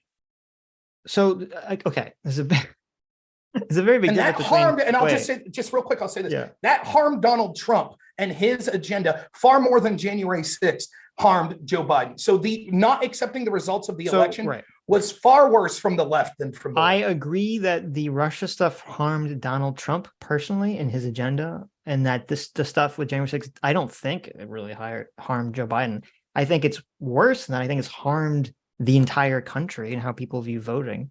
So, but it didn't, I don't think it personally hurt Joe Biden in that capacity. But I think I think there's a big difference between the media, going in this whole Russiagate, stuff, and the FBI doing an investigation. I think that's very different than the president basically making half the country not trust voting, like literally ever again at this point. Because, well, first off, and this was by the way, let me just say, this was the claim against Russia was that like it wasn't even the whole like Russia hacked the voting machines thing. Like there were some people that said that, but the actual real claim that people were suggesting was that Russia leaked the emails or Russia put out fake ads in order to help Donald Trump. It's a very different claim than what Donald Trump was claiming. So according to a YouGov poll in 2018, I believe 2/3 of Democrats believed that Russia personally hacked election machines to install Donald Trump as president. So that was sad that the people are stupid. Right. But we don't talk about that. We don't talk about how that sort of election denial meant that 2/3 of Democrats. We don't talk about the violence that occurred against, for example, May 30th, 2020, we saw a bunch of violent lefties light a church at the front of a church on fire, then take Molotov cocktails and attack the White House yard, burning down a guard station in their attempt to physically get in and remove Donald Trump. We didn't hear the narrative that Trump suffered PTSD, that this was an insurrection, that this was an attack. We didn't see massive FBI investigations into this. Instead, what we saw was they called Trump a bunker bitch, and then they excoriated Tom Cotton for putting an op-ed the next day in the New York Times that said maybe it was time for the National Guard to get involved. So the problem is, the reason that this is far worse on the Democrat side is because it is almost every major institution of power, both politically and culturally, working in tandem to spread election denial in one way, which caused all sorts of harm. And the reaction to it being the exact opposite is when a pittance of it happens on the other side. And we have a riot on January 6th, and we're told it's the end of democracy, and it justifies censoring people, and it justifies massive FBI investigations and locking up blue-haired grandmas that we're just walking through and keeping people without evidence that could exonerate them and keeping them, locked up without a speedy trial. It couldn't be more stark, the differences. And that's the double standard that I'm talking about. So when I say that the 2020 election was stolen, I don't mean by ballots. My claim, if you go back to the day after the election, and I said, listen, maybe there was ballot theft, maybe there wasn't. I don't see enough information to declare. I'm not going to say that it was stolen by ballots without proof, but the way it was stolen, I said, what if it wasn't? What if a collusion between almost every major institution in this country, both the bureaucratic state, the media, social media, etc., what if they could drag a doddering old man who isn't even campaigning like Joe Biden across the finish line? And every day we see more evidence of their corruption, because if you could control the narrative and if you could control law enforcement, then you're able to install the people you want as president. And that should freak every single one of us out.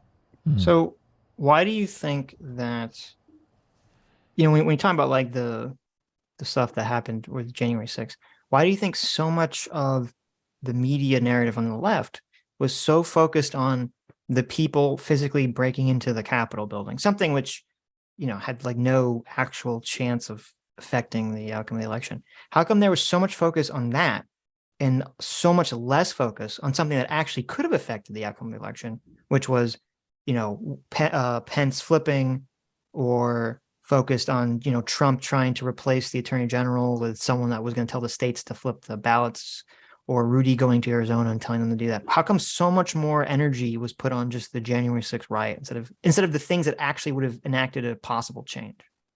3 reasons. One, the things that would have enacted change never happened.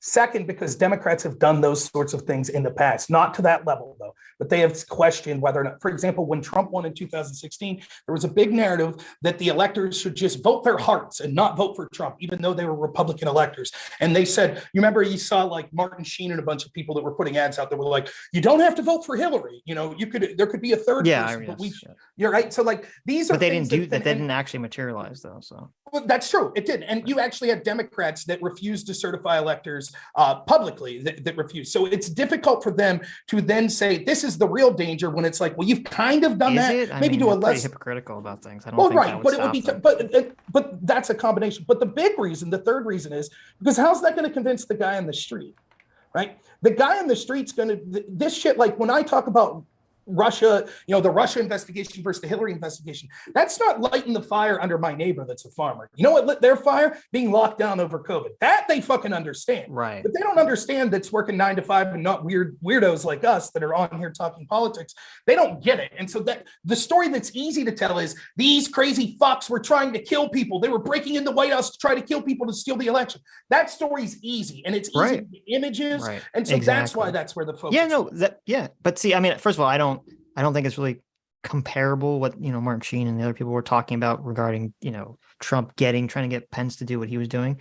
But I agree with the last reason. I think that's the main reason, and not the big reason, is because it's this photographic, visceral image of having people storming a Capitol building. Everyone sees that image. They see this on TV, and it just instantly locks in their mind this emotional feeling of, whatever side you're on, whether it's, joy or anger or disgust. People, I mean, I saw so many people. I remember watching this at the time. I kind of watched it then like, wow, it's really fucked up, but I wasn't really concerned about anything. But I remember seeing all people around me who were on the left.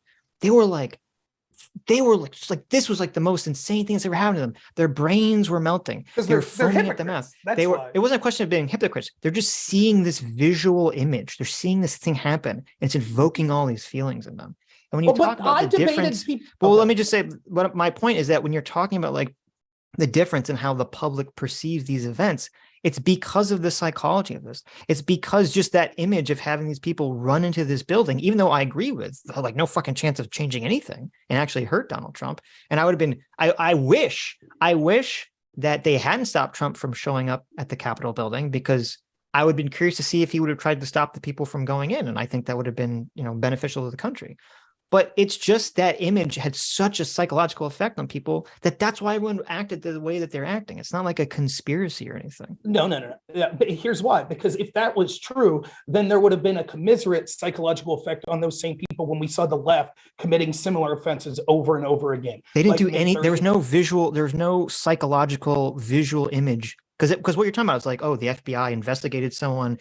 And we've just been going over this for like the last 4 hours. It's this super complicated rabbit hole where we have to argue back and forth about whether the FBI should have investigated Russia and what exactly is true about the Russia. That's not what I'm saying. And it's boring. You're misunderstanding me. Jesus. You're misunderstanding. Okay, right. You think it's the important stuff. Like that double standard is actually what means all the issues that you care about and want to talk about are irrelevant, because as long as we have a corrupt FBI and these corrupt institutions, then you better hope they agree with you. No, I was only making a narrow point about why the public perception of these two things are very different. Right. Totally agree.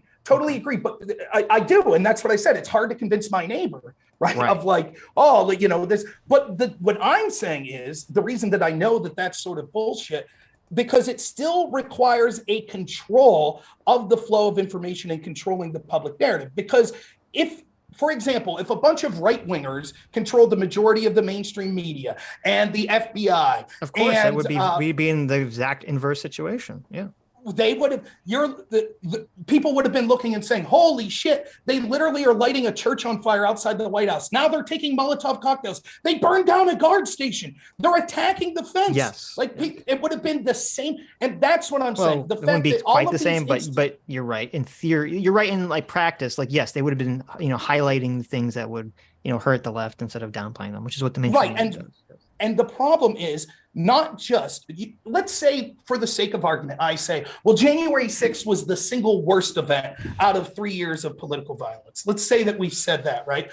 But the quantity of the events that occurred on the left far outpaced the right. And so if all of these institutions, social media and the FBI, et cetera, would have been making task force and saying, here's our 50 most wanted people at the Milwaukee protest, and who's this person if you know them, and shame them, and report your neighbor if you see them on these pictures. And it would have been on all of the media and all the late night comedy shows and things like that. It would have been the exact invert. And the problem I have is that these institutions of power are all going in the same direction.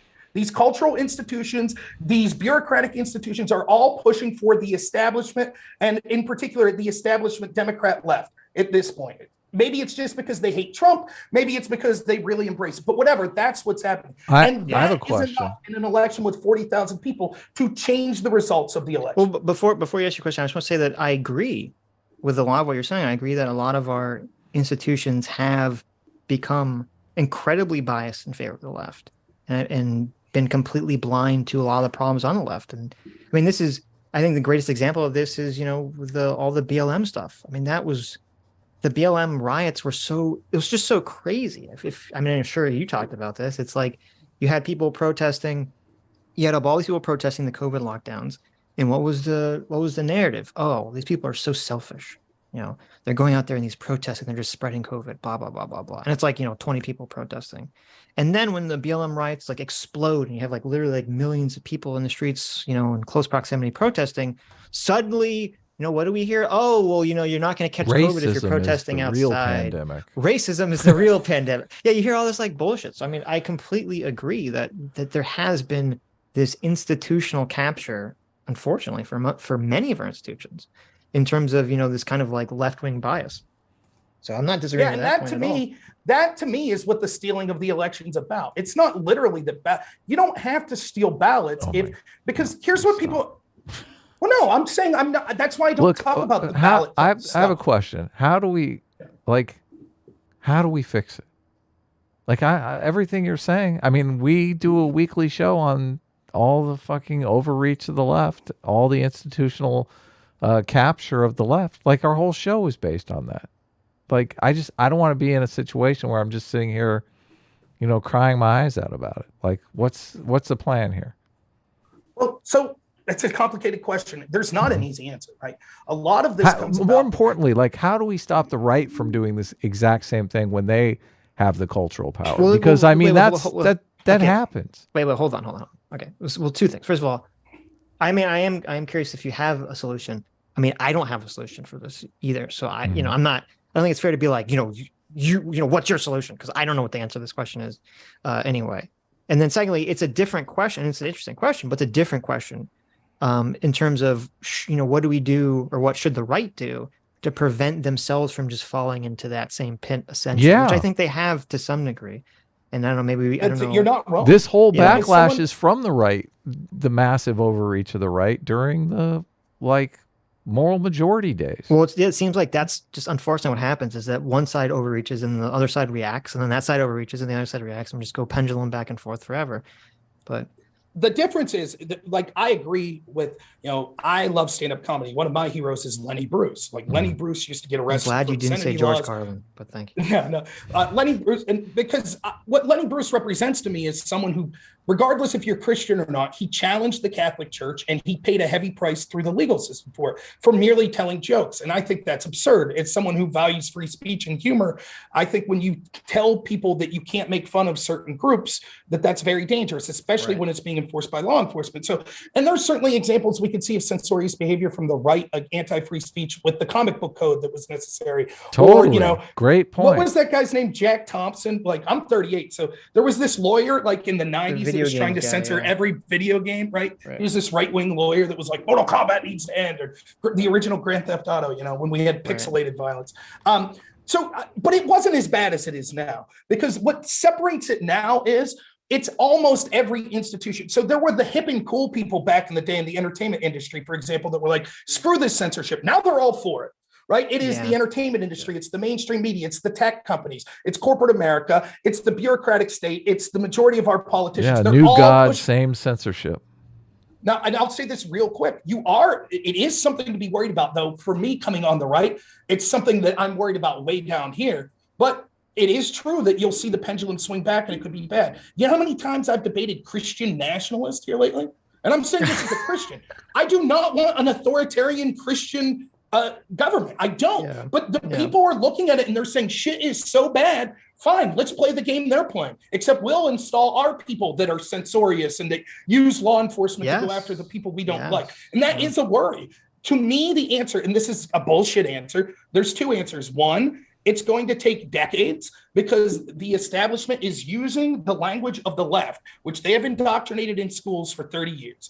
While people were concerned with winning elections, they understood, you could look at Yuri Brezhnev and people that talk about this. When you indoctrinate children in these sort of, call it what you want, communist, woke, whatever ideology, those children grow up to, and then whatever they do, inflict that ideology. So one, it's going to take a long time. But in general, the best thing, it's an overarching answer that we could do now is free speech.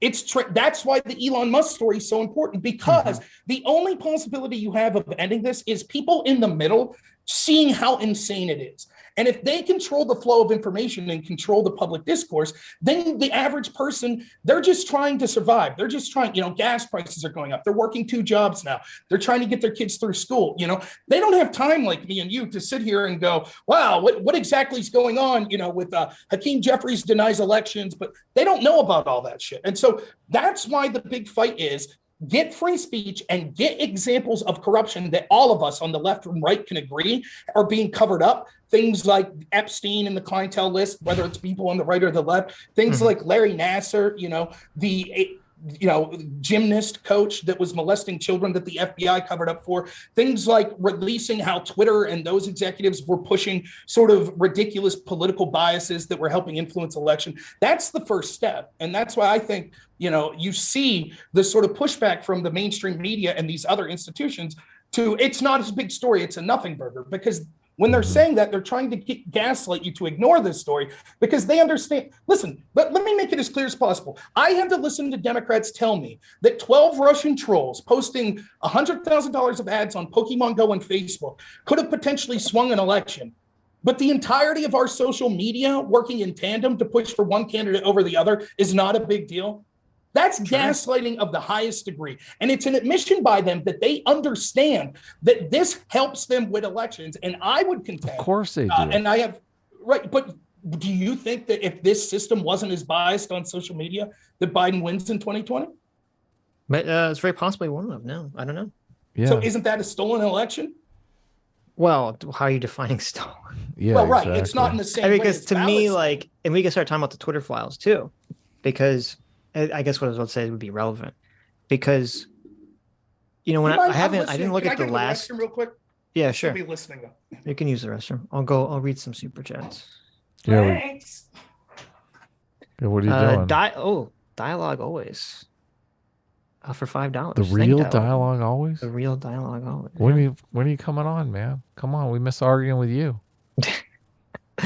Dialogue always for $5 says, "Someone please carry a stopwatch at a ledger to see how many topic shifts are introduced by Rob in a 5-minute period." I know, jeez. Oh man, dialogue always on our side for once. It's lift the glass. To be fair to Rob, I don't know if so much topic shifts, just that he throws out a lot of information. Right. To back up a point. So it's not really like a topic shift. It's just like, here's a bunch of different little things that you could address. So yeah, that's called gish galloping. But well, if it's done maliciously, I don't view Rob as acting maliciously, in my opinion. So I mean, not maliciously, but he is definitely trying to win this debate. I mean, well, of course, it's a debate / conversation. Is that malicious? I mean, I wouldn't call it malicious, but it is. It is what it is. No, it would only be malicious if you're intentionally trying to win a debate.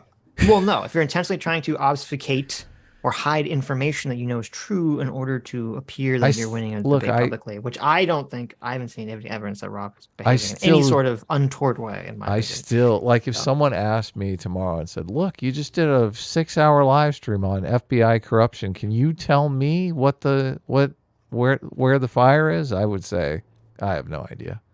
Well, I would say I'm not convinced, but that's not what we're talking about. The FBI didn't. But I could not even give him the broad strokes.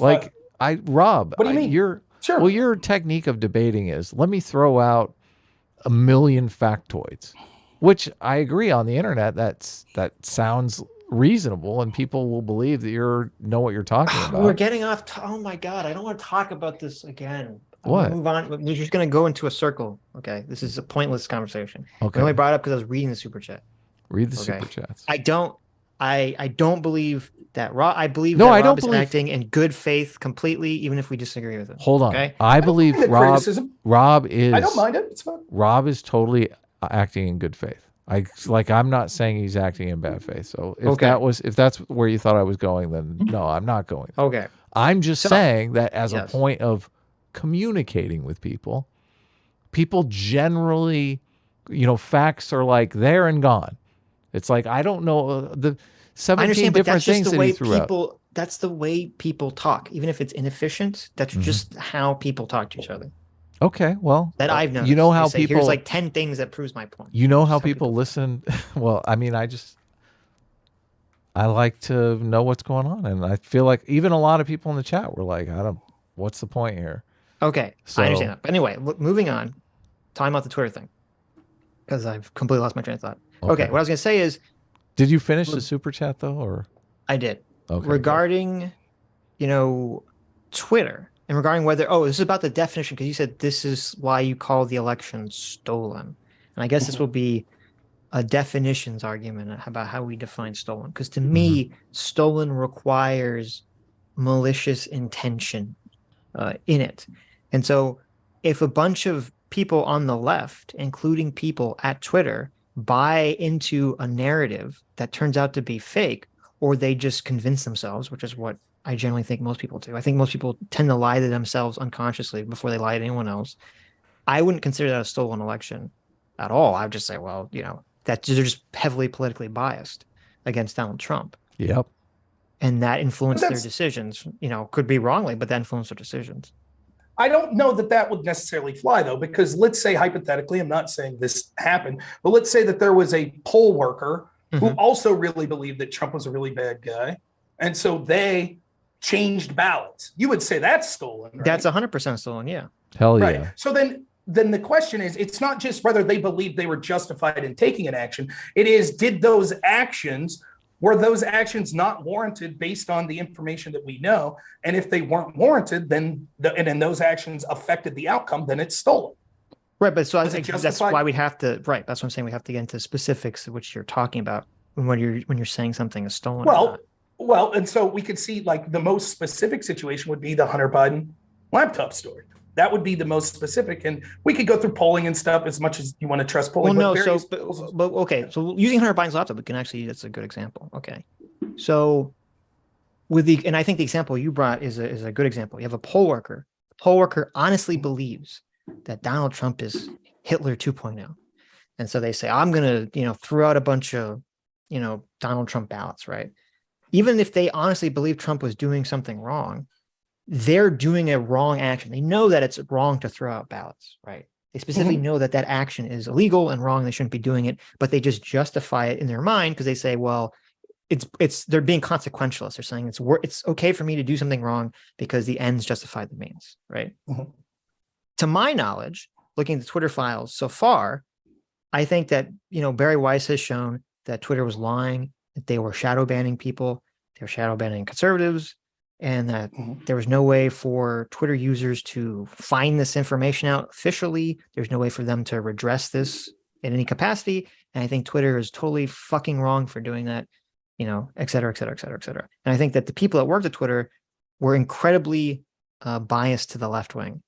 But what I haven't seen yet, which I'm shocked, I really thought I was going to see going into this, was the smoking gun, was the poll worker intentionally throwing out ballots.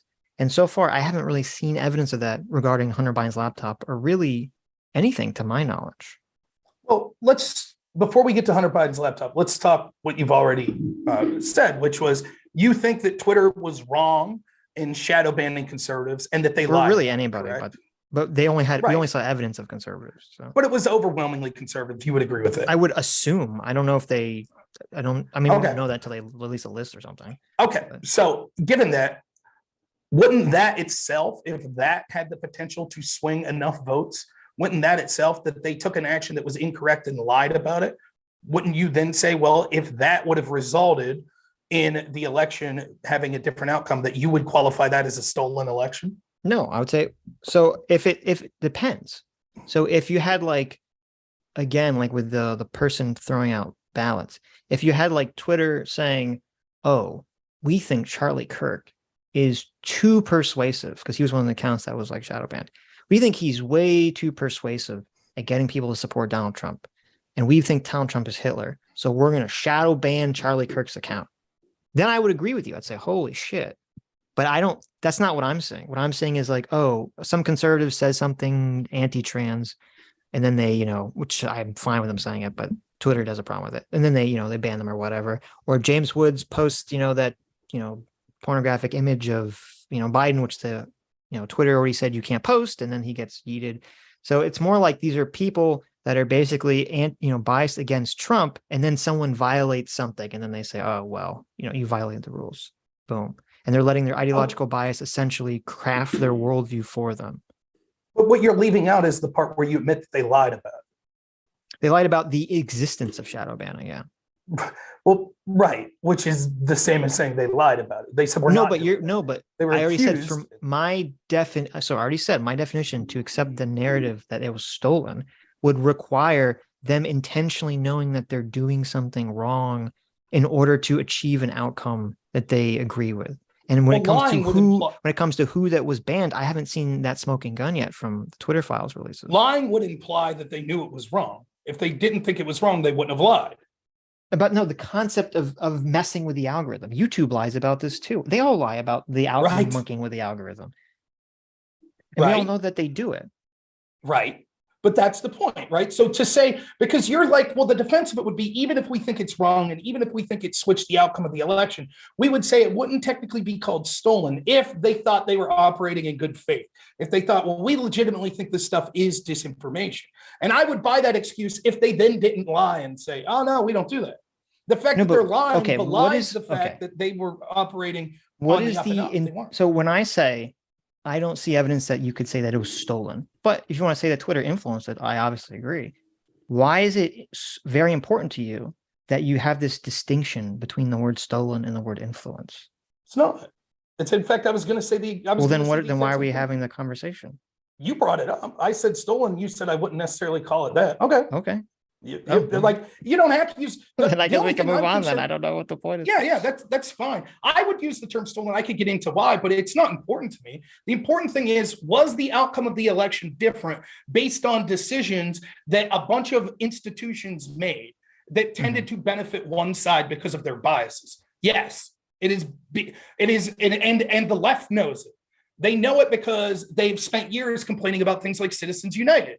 And what's the sort of argument behind Citizens United? Well, if we have too much money in politics, it will influence, right? Well, money's just, what does money in politics do? Well, it gets your message out there. That's why we have fundraising. That's why we have ad buds. And so if you could have these major flows of information, centers where public discourse is occurring, if you could control that in an election where 40,000 votes go the other way in 3 states, I mean, and it's not just me saying this. There's a professor by the name of Roger Epstein. He testified in front of the Senate that the manipulation of Google's algorithm alone could have swayed as many as 16 million votes in the 2020 election. And we're talking about elections decided by less than 100,000 votes nationally.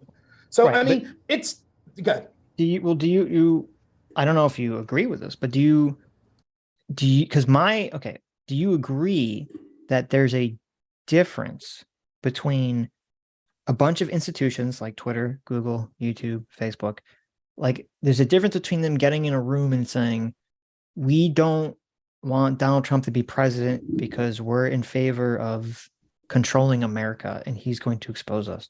So we're going to do everything we can to get him out of office. That's one action. And then a different action would be all these institutions, Twitter, Facebook, Google, YouTube, they're all basically run by people who have left-wing moral intuitions, who have, you know, that's just where their politics aligns. And so when they look at and they see and they listen to what Donald Trump is saying, and they read the New York Times or they read something that, you know, makes a claim about Donald Trump, and they say, oh my God, Donald Trump's so horrible. And that colors their view. Do you agree that these are two different things? Yes, but it doesn't matter to me. Right. Well, it matters in terms of how you fix the problem. That's exactly right. How we fixed it. That's what changes. Right. But it's a combination of both. Right. Like, because we're not just. I don't think it is a combination of both. I think it's entirely the latter. But did you read the Time magazine article that talked about a shadowy cabal of business? I did. That article is bafflingly stupid. And I was so shocked that I think it was Brett and Eric Weinstein, who I like. I couldn't believe that they held that up as some big smoking gun, because you read that article and it's like, oh, you know, their big example was something like a generally right-wing I don't know if it was what was the name of it? I don't know. It was like a generally right-wing pro-business lobbying group. Chamber of Commerce. Yeah, that's right. You're right. Chamber of Commerce. Thank you. It's like the Chamber of Commerce was like working with some left-wing group for something anti-Trump at one point. And you're like, okay, that's the big smoking gun, that there's this massive conspiracy against Donald Trump between on Twitter, Facebook, and like the entire society. Was this one like example? I think that article is terrible. No, I think the article was outlining broad strokes because it was largely conditioning people to agree that this was a good thing, right? And so it wasn't going into the specifics of what they did. Yeah, but then it's not evidence of anything. Then that's the problem. Well, it's an admission. It's an admission by people that were involved. In this case, a member of the mainstream media, admitting that yes, this was occurring. There were these because I would have agreed with you in some sense. The majority of this stuff isn't people sitting in smoky rooms, you know, drinking blood out of skulls, like coming, this is what we'll do. Like, that's not how it goes. Right. You know, it's people that think that because they embrace what culturally is the dominant viewpoint, which is sort of leftism or wokeism or however you want to put it, they actually believe you're evil, and therefore they're justified in doing messed up shit against you because you're a really bad person. And that doesn't get any more true than with Trump and his supporters. I agree with the first half. The second half, in terms of like, they think you're evil, so that justifies doing messed up shit to you. I think a lot of average people have that view.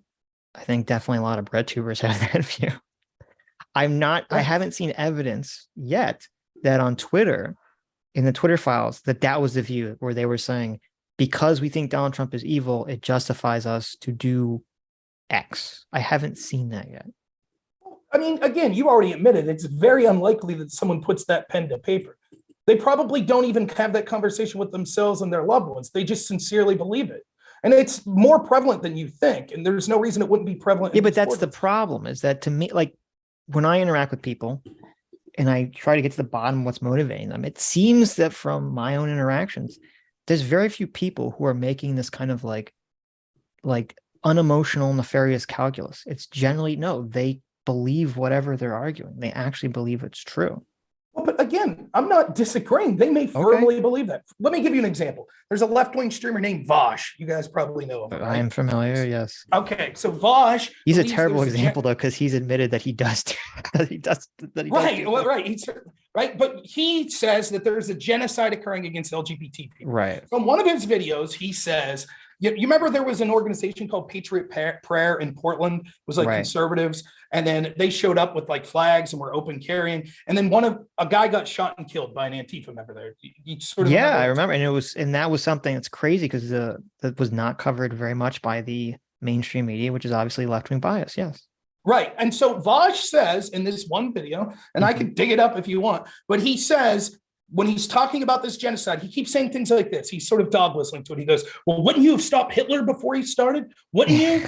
And it's like, what he's saying there. Like, well, we need to use extreme violence against people we disagree with. Right, and then he comes right out and he says it. He says, what I want is a world where people will be shooting out their windows at those Patriot Prayer fucks. Yeah. That's what he says. Right. Yeah. Now, I think we covered that video. Yeah.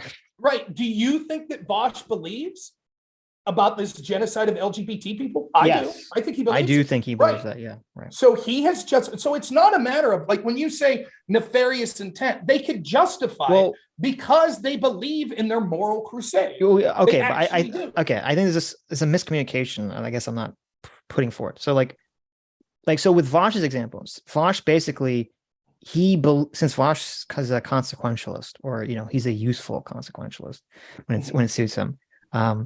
Since he believes that the right is enacting the transgenocide and blah, blah, blah, blah, blah, he then says, okay, that justifies me to basically do whatever it takes to prevent that. And he's been pretty clear.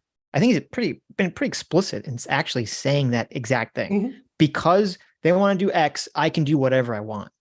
Mm-hmm. And I'm saying that with Twitter, I haven't seen evidence of that thought process yet in Twitter manifestly, where they say because Donald Trump or because the right is so evil, we can do X. I haven't seen that yet. I bring Vosh up as an example purely to show that people could advocate for the most heinous, violent things, and they truly believe in their cause when they're doing it. But I don't think most people are as open as that. I don't think most people do that the way Vosh does. And I think when Vosh says that, and it's so, people go, oh my God. I think that's part of why it's so morally reprehensible when people react to it. Because I don't think most people do act that way or even believe that. I think people do mostly believe in, following the system and laws and all these things exist for reasons, blah, blah, blah, blah, blah. So I think that you're increasingly seeing that that's not the case, even with people that you might know as average, which we can get into examples if you want.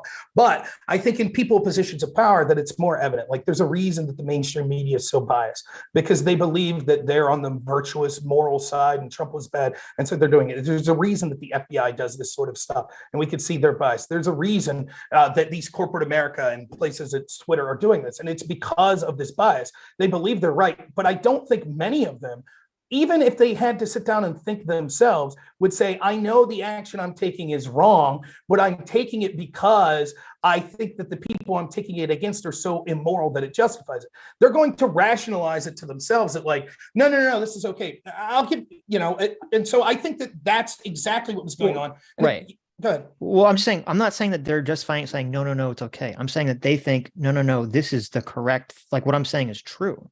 This is correct. But that's my only point about that. Even with Barry Weiss's last drop here, right, at Twitter, it's evident that many people at Twitter were like, this doesn't violate our incitement to violence policy. Trump's two tweets that got him kicked off.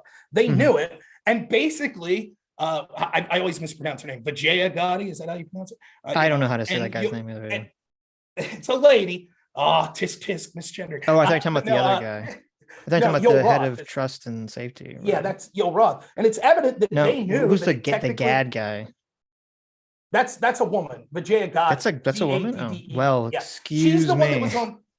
She was the one that was on Tim Pool's show. Right. That's Vijaya. Or you mean, and then Yoel Roth. Rogan, Yoel Roth is the guy. But it's evident that they knew that technically this didn't violate the incitement, but they wanted him off anyways. And you can see with the even leading up, Barry Weiss does a good job of showing internal communications leading up to the decision to ban Trump, where they're constantly looking for a rationale to be able to ban him.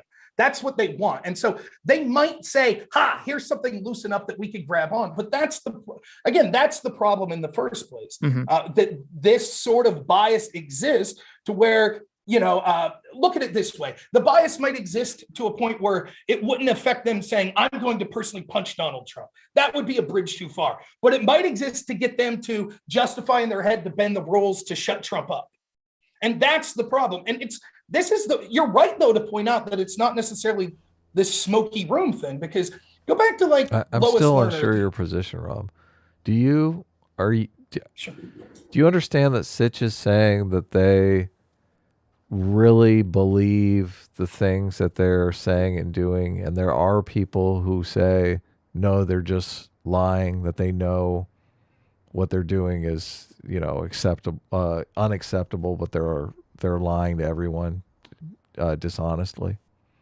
I think that there's a combination of the two. And what I'm saying specifically here is that even those that think, no, this isn't an unvirtuous act, I know when I'm allowed to ban people or shadow ban them or not. And this time I really think I can ban Trump. I think that's belied by the statements we see that have been released in internal communications and Twitter. And even those that come to that conclusion do so because of extreme bias. So it makes it irrelevant to me anyways. So can you answer the question though? Yeah, I just did. Okay, so well, not really. If you want to say that the consequences of it is the same, I agree. Well, I'm asking, are they lying? I was just making a very narrow argument, which I was very surprised with the Twitter files. I was really expecting there to be, we all know Twitter is obviously biased against the right. And I just really expecting there to be some massive smoking gun. Just one little answer. What? Yes. Are they dirty liars is the question. I will repeat and try to clarify my answer. Yes, some of them are dirty liars. So however, some of them aren't dirty liars. Right. Some of them aren't dirty liars, but they have are most of them dirty liars. I don't know. The ones in positions of power are 10% of them dirty liars. What does it matter if Yoel Roth and I'm asking you. It's like a personal question on where are you setting your view of the world? Obviously, I'm guessing based on my intuitions. I would guess that maybe not even 1% of people are dirty liars. I think they're captured by their own it's like a religion thing to them. Right. So I feel like we've made our points clear on that topic. What I want to ask is, I want to be able to argue with people on the left that Twitter is a horrible cesspool of bias against people on the right. So what is but then the problem is when I point to a lot of the stuff in the Twitter files, I feel like it's not the smoking gun yet. Now, I haven't read the last Barry Weiss thread. So what is the thing that I should point to when I argue with these people and say here it is. Here's Yoel Roth, admitting his bias. Here's the thing. What should I point to? So there are many posts in the latest drop of Barry Weiss. I still didn't get an answer to my question, but that's okay. We'll just move on. It's not, doesn't matter, Adam. I want it as a question. I'm asking Rob as a person, where does he set his moral intuitions? Are the Democrats 99% dirty fucking liars, or are they 1% dirty fucking liars? It's an honest question. My guess is that the majority of people that take immoral actions justify that those actions are immoral in their own eyes. So they would say that it's not a lie. So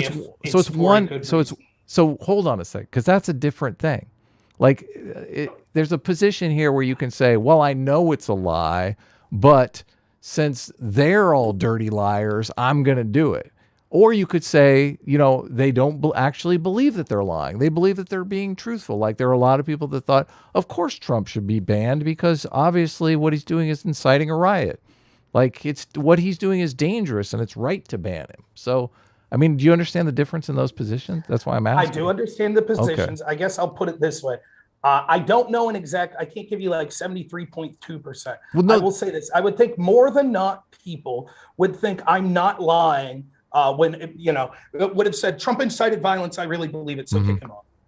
But they did so for bias reasons, which is total bullshit. And it's irrelevant to me. The utility of the question only makes sense in where do we go moving forward. Well, no, the utility of the utility of the question is just asking you about your perception of reality. That's why I like, obviously no one can know the answer to this question. Like maybe it's 50%. I would like, that would be an interesting take. I'm just asking you.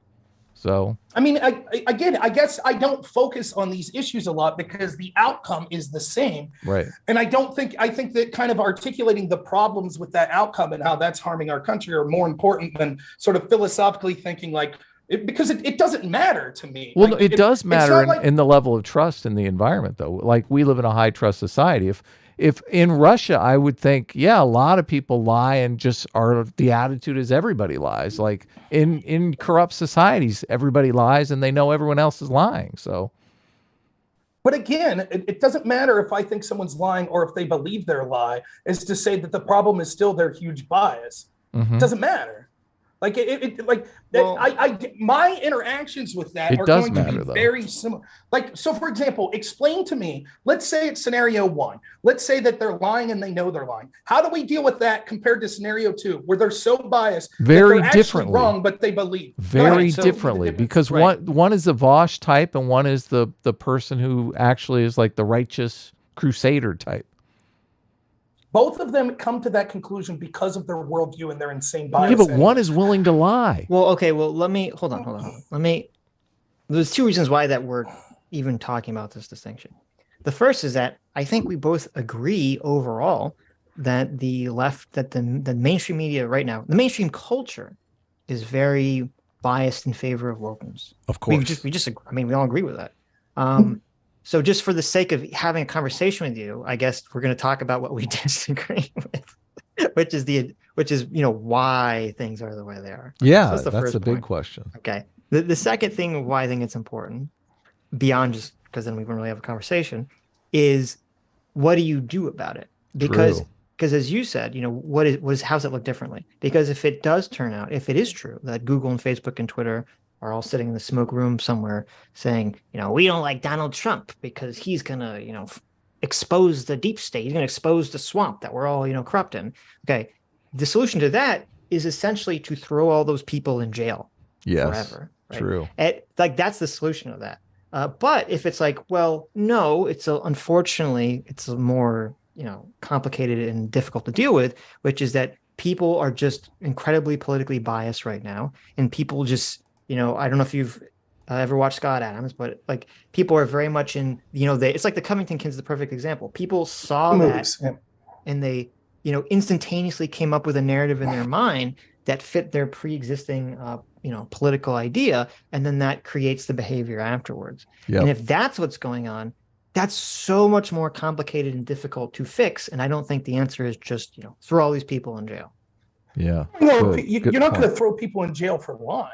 Right? It would have to be a crime more significant than just lying. So saying, do I think someone believes they're lying? The answer to that's never going to be, oh, that person lied, from the jail. Unless it's a very specific, like lying in front of Congress, which, they lied when they said fraud is lying. So Sam Bankman-Fried is like going to jail for lying. Okay. Well, lying is together for untoward reasons, blah, blah, blah. But they're right. So, but lying on its own, right? So it would be like, for example, a question specifically might be, do I think Kevin Kleinsmith, the FBI agent that changed materially evidence to say the opposite of the truth, do I think that he knew what he was doing was bad? Yeah, I think he knew. But that's different. He did an action that was illegal. So it doesn't really matter what the intention right. So but that's what I'm saying, right? So the question of, well, if it's that people are lying, but know they're lying, you can't just throw them in jail. They have to take an illegal action beyond the lie, right? My contention would be, in both of these situations, the person that's so biased they don't believe they're lying, or the person that's so biased they believe the lie is worth it. The root of the problem is the bias. You attack them. There are slightly different things, but the bulk of what you're doing is attack that level of bias that either allows them to misjudge and believe their own bullshit, or to say, well, I know that I'm lying, but I'm going to go ahead and do it because it's morally worth it anyways. You attack that both at the same level. And I argue that one of the best ways you do that is through taking back sort of the avenues of public discourse by allowing free speech, because we don't really have a free press anymore that kind of informs the average person of how bad this stuff is. And so when you live in this, I mean, imagine being a 22-year-old kid now that's in college. Like almost all the entertainment options you've ever watched were probably a left-wing bias. Almost all the news you watch is going to be a left-wing bias. All of your classes are going to be left-wing bias. You watch like, entertainment, athletes and stuff like that, late night comedy, they're all going to have that left-wing bias. And so many of these people, I debate them all the time. They've never heard someone make a reasonable argument from the other side. And once they do hear enough people and realize, well, wait a minute, maybe this bias is ill-informed. Maybe there are good faith arguments on the other side. I think that it's not going to solve all of our problems overnight, but that's the crucial first step. So I guess that's why I never differentiated that much, because to me, it's like if what Twitter did was immoral or illegal, if their motivation was, well, I knew I was lying, but did it anyways, or I truly believed my own lie, that's irrelevant to me in how I would deal with it and the fact that it needs dealt with. Right. No, I mean, I agree with your solution. I think that's a way to solve the problem that I would be totally in favor of doing. But I guess the issue that I have, this is just kind of the problem of discussing these political ideas publicly anyway, is that everyone kind of swings for the fences, and then it's very rarely on either side politically that exact thing will materialize, and it basically weakens the argument. So with the Twitters, to me, is a perfect example. Like the right has been saying for years that Twitter is biased against the right, which I think is, I think you have to be basically shutting your eyes, and putting your head in the sand to not see that that's the case. But the problem is they also made a lot of not everyone, but a lot of people made the very specific claim about that Twitter was, part of some nefarious deep state, blah, blah, blah, blah, blah, kind of really being more hyperbolic with the claim. And so what happens is then when the Twitter files come out and it shows you exactly what, a lot of us thought, Twitter is just ideologically biased against the right, but it doesn't show this sort of nefarious underpinning that a lot of other people were claiming. It creates this world where now the right looks at it and says, oh my God, this is the worst thing ever. And then the left looks at it and says, well, I don't see any of this nefarious evidence you're pointing to. So you're just making it up, and it's a nothing burger. And it's just kind of this hyperbolizing of information that allows these, dual news cycles to continue forward. The hyperbolic nature of people on the right that would complain about this are irrelevant as to whether people on the left are going to call it a nothing burger. They're going to call it nothing. And the same would be true of the inverse. Like if people said about Donald Trump, look, I don't think the guy committed treason. He took these documents home from Mar-a-Lago. I think the raid was justified, but let it at that, get the files back, right? That's not going to stop people on the right from going, this is ridiculous. This is unjustified. They raided for no reason. So I do agree that sometimes there's a problem with hyperbolic statements. Though I will admit, sometimes I myself engage in said statements at times like that. So I don't disagree with that. But I do think in this particular case, I think that it is more to it than what we're letting on. The files themselves don't necessarily point to necessarily a smoking gun story. But when you talk about sort of a deep state effort, to me, I don't know exactly who you were listening to, but the thing that I was saying and people were saying was the FBI knew the Hunter Biden laptop was real, and they were reaching out to social media telling them to censor it. And even though that's a huge, we'll just talk about that. That's a massive claim, right? Right. The Twitter files haven't shown that to be true. No, but not to be true, but that there's evidence that happened, right?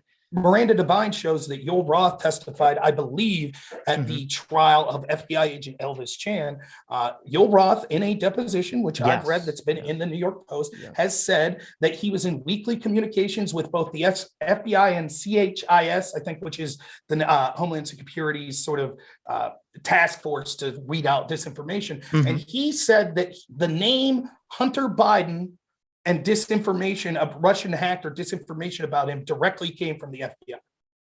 Yeah, I've seen that. And I talked about that, that's what was really interesting, because Matt, in his first drop, he said he found no evidence that anything with the Hunter Biden stuff was government directed, but that contradicts what Yoel Roth testified to. Exactly. Well, actually, I don't know if it does directly. It doesn't contradict, no. Yeah, because if he's just saying that they were talking about it, we don't know what that means, because if it's like, well, the FBI said, well, it could be Russian disinformation, we don't know, then that wouldn't necessarily contradict. But no, that's not why it wouldn't contradict, right? Because I think it would contradict Matt Taibbi, the spirit of his claim, which the spirit was, I didn't see that there was any direction from the FBI at all. And so, but the reason it's not a contradiction is what Tabby's implying is that the person that was tasked with compiling these Twitter communications was a guy by the name of James Baker. And James Baker was former top counsel at the FBI. So the second Twitter drop, Twitter files, was only like 8 posts. And basically Matt Taibbi's like, so would you believe the guy that was instrumental in pushing at the FBI, the fake Alpha Bank story and all this Russia collusion shit? He's the actual guy who's now tasked. And basically Taibbi's insinuating he hid shit from us. But even if he didn't hide stuff, the reason it's not a contradiction, it is entirely possible that Joel Roth was talking to these people at the FBI, but then not using his Twitter communications to tell other people that. That's entirely possible. Do you have, I can't find it. Do you have the statement he made specifically? Because I am curious what he exactly said. Taibbi? Let me see. No, not what Taibbi said. What Roth said. Joel Roth. Yeah, let me look. Miranda Devine is the original New York Post story that broke the New York Post that was kind of labeled as colluding with Russia and stuff. She broke this story immediately after the first Twitter files drop and said, this is ridiculous. We have a deposition from Joel Roth. Yeah, I remember seeing that tweet. Yeah. So I'm trying to find. You think search engines would? Well, I guess that's sort of the crust. Yeah, I know it's so talk about, but it's so difficult to find this stuff that you want to find. But you remember reading it and then you like bookmark it and stuff. It doesn't help because the problem. DuckDuckGo sucks. I use Brave, but the problem is, this all stems back from the adpocalypse, which essentially made it so that the algorithm so heavily biases mainstream media sources, and if the mainstream media sources are biased in a direction, then it becomes very difficult to find specific information. Yeah, but I'll try to find that for you. I really will. But that's sort of so that level of, and I know you don't put as much stock into it, right? But I think that Time Magazine article is giving the bare bones outline of what's going on. Yes, there is sort of what you're saying, which is just people ideologically all are kind of in this bubble and going in the same direction. So they don't really need to communicate in order to push everything in the same direction. But I also believe that there was intentional meetings from people that were pushing things that they knew, for example. Right, but you made a very specific claim, which if that is true, that's like a huge fucking deal, which is that if the FBI knew the laptop was real and they still tried to get Facebook or Twitter to suppress it, like those people should all be in jail. Like that's crazy. Well, I'm just saying I haven't seen evidence of that. Right. Well, they had the laptop since 2009. And first, okay, before we talk about whether or not they knew it was real, the FBI did know it was real. What are you talking about? Right. So then why would they be meeting with Facebook or Twitter saying there's going to be Russian disinformation about Hunter Biden coming out if they were aware of the fact that the FBI knew about the laptop like months in advance, Sitch? No, but that's the problem. That's the problem is that from what Mark Zuckerberg said on Joe Rogan, and at least what Matt Taibbi said, now this seems to contradicted what Joel Roth maybe testified to. They both said the same thing, that the FBI gave them a general warning in the summertime that close to the election, they expected there to be some kind of foreign leak disinformation campaign or something. They both gave these kind of like vague statements. And then, months later, the Hunter Biden laptop story comes out. It gets censored on Twitter and Facebook. I think it was censored like for 5 days on Facebook and they release it. And then Twitter was censored longer. But then the claim is, see, the FBI was either explicitly or implicitly trying to get them to censor the story. I haven't seen that manifest anywhere yet. Well, let me ask you this. Let me play Steelman, because I agree. When I first was looking at the Twitter files and when I heard Zuckerberg talk, right? This is what Zuckerberg didn't say. Zuckerberg is talking to Joe Rogan about the Hunter Biden laptop story, right? And he says, look, I was meeting, our people, I don't think he says him personally, but our people were meeting with people at the Department of Homeland Security, FBI, whatever agency, and talking about possible election disinformation, such as in 2016. And Rogan kind of says something to the effect of like Hunter Biden, he's like, I don't recall them mentioning his name. That is, it's still troubling, but it's less troubling than if they specifically use the word Hunter Biden. Can you agree that knowing that they had this laptop and knowing that it was a story that was going to break, that it is very likely that they were implicitly telling these companies to censor that story if they mentioned the name Hunter Biden?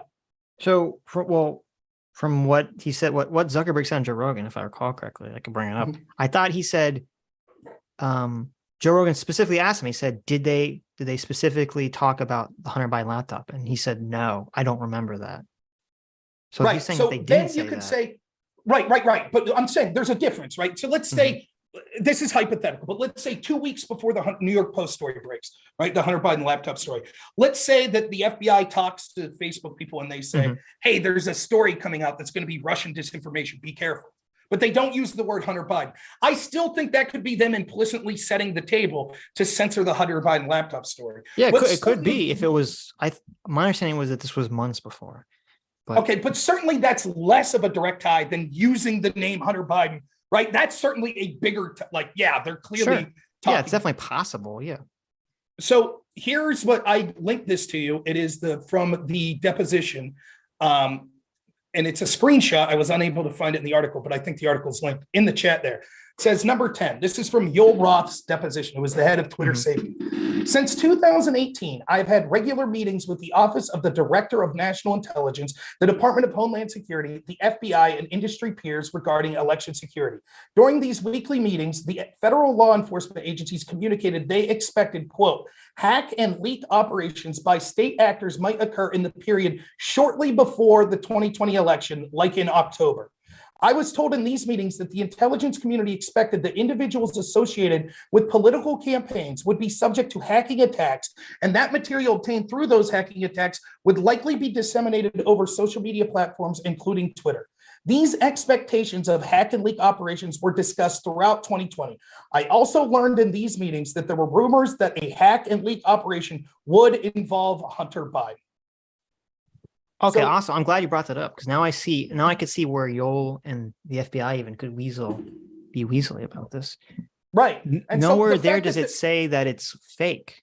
They just say that it's hacked and leaked. Right, but the implication is that they were supposed to not allow these stories. They weren't. Well, they were going to take action.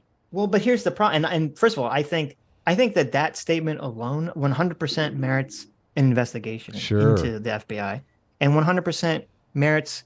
And I hope the Republicans do this with the House. I don't know exactly what their power will be to do investigations, but to drag Yoel Roth before them and get to the bottom of this. Because if the FBI told Twitter or Facebook, hey, Hunter Biden laptop is going to be hacked and leaked, and you should suppress it, or even if they imply that they should suppress it, that's a big fucking deal.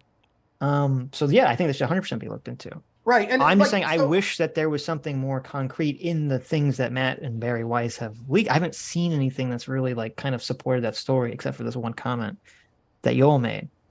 Right. Because this just says, let me just finish, because this says, from this alone, it's very possible the FBI could say, hey, Twitter, we think that close to the election that someone hacked and is going to leak Joe Biden's son's, Hunter Biden's laptop.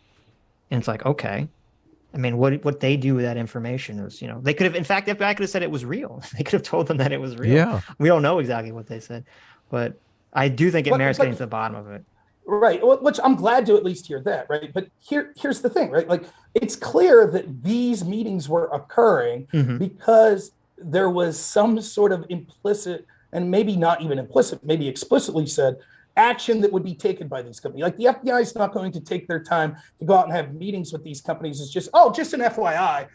They're specifically saying, and we've heard Zuckerberg say this, and we've heard other quotes from people involved in these social media teams saying, the lessons of 2016 and disinformation and how that could have affected the election, which is total BS anyways, but we've heard them say that. And so the implicit direction that the FBI giving this information on a hack and leak of Hunter Biden's material is take action on it.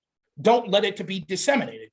And Yoel Roth actually says, if you go to the link there, he actually says when discussing these meetings, if you go to page 18 on that FEC link, it's actually from his deposition. So it's number 6 on page 18. He says, quote, Twitter regularly enforces its policies, including the distribution of hacked material policies and private information policy. The Twitter service team assists with implementation of such enforcement actions. So Twitter is admitting, Yoel Roth's admitting, this was meetings designed to enforce action on materials that were hacked and leaked. And the FBI certainly knew that.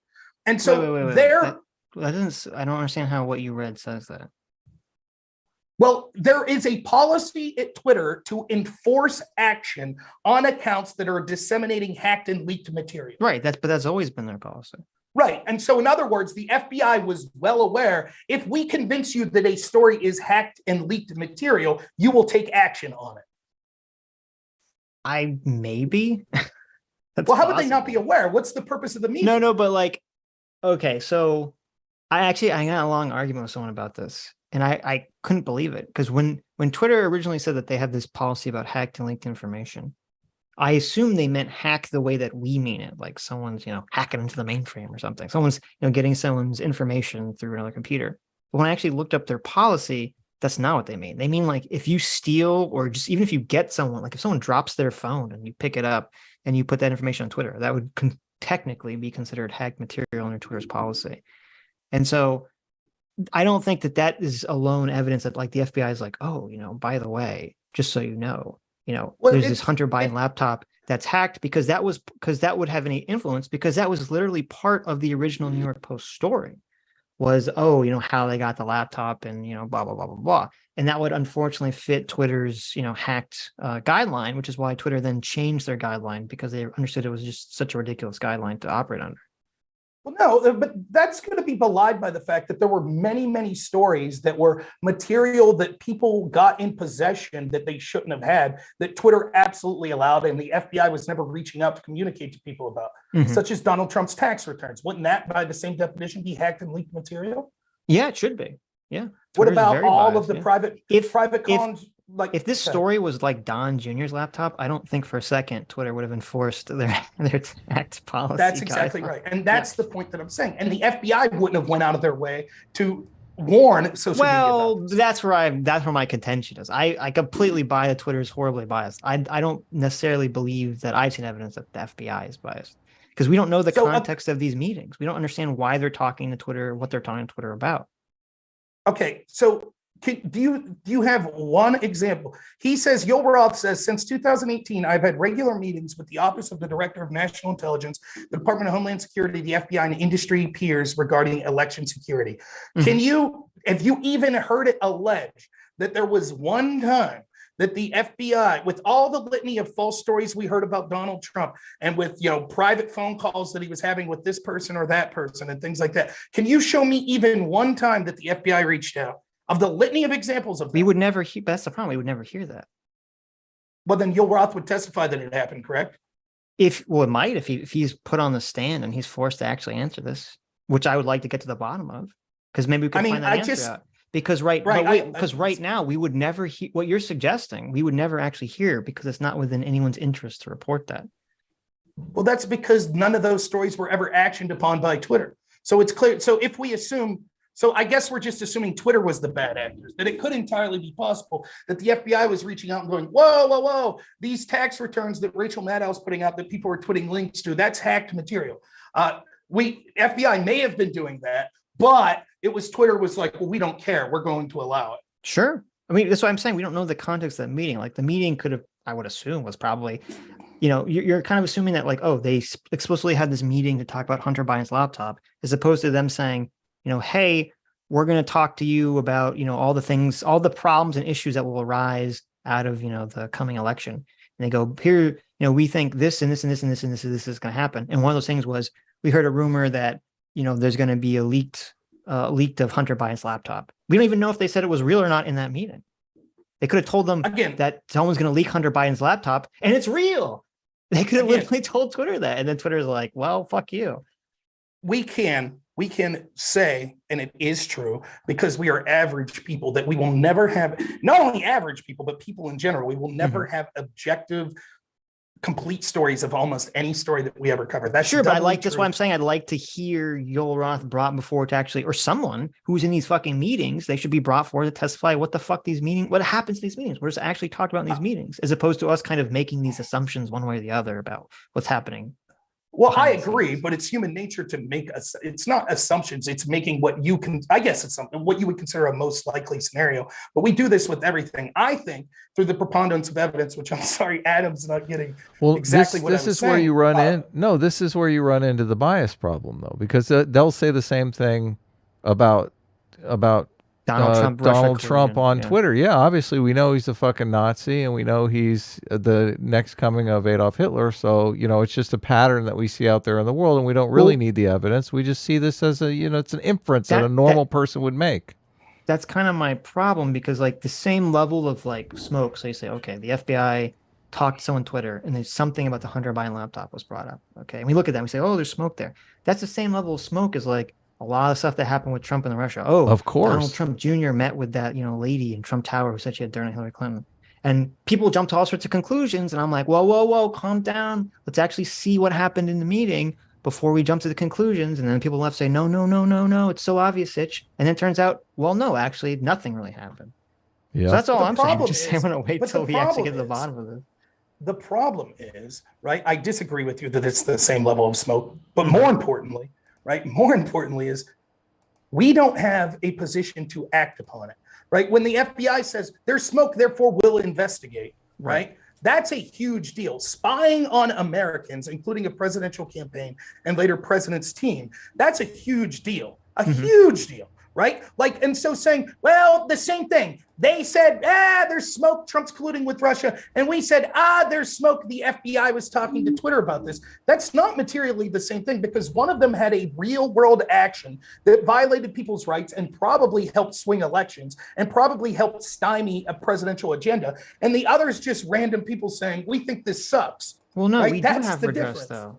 We do. What is it? I mean, that's people vote for Republicans in the House or the Senate. They didn't win the Senate, and now they can do investigations on this very thing. Yeah. Well, maybe they will, but would the votes be even different if these mechanisms of controlling the conversation weren't going in this direction?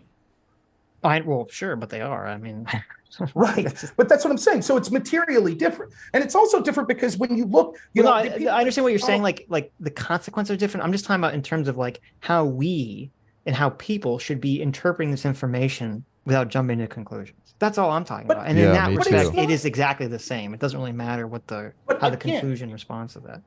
And this is what people jump to conclusions. That's the message here. So you got the jump to conclusions, Matt? The jump to exactly. But listen, maybe we have two competing worldviews on how we look at things, right? I think that when we see a pattern that shows itself over and over again, right, that it is worthwhile to consider what the most likely outcome is.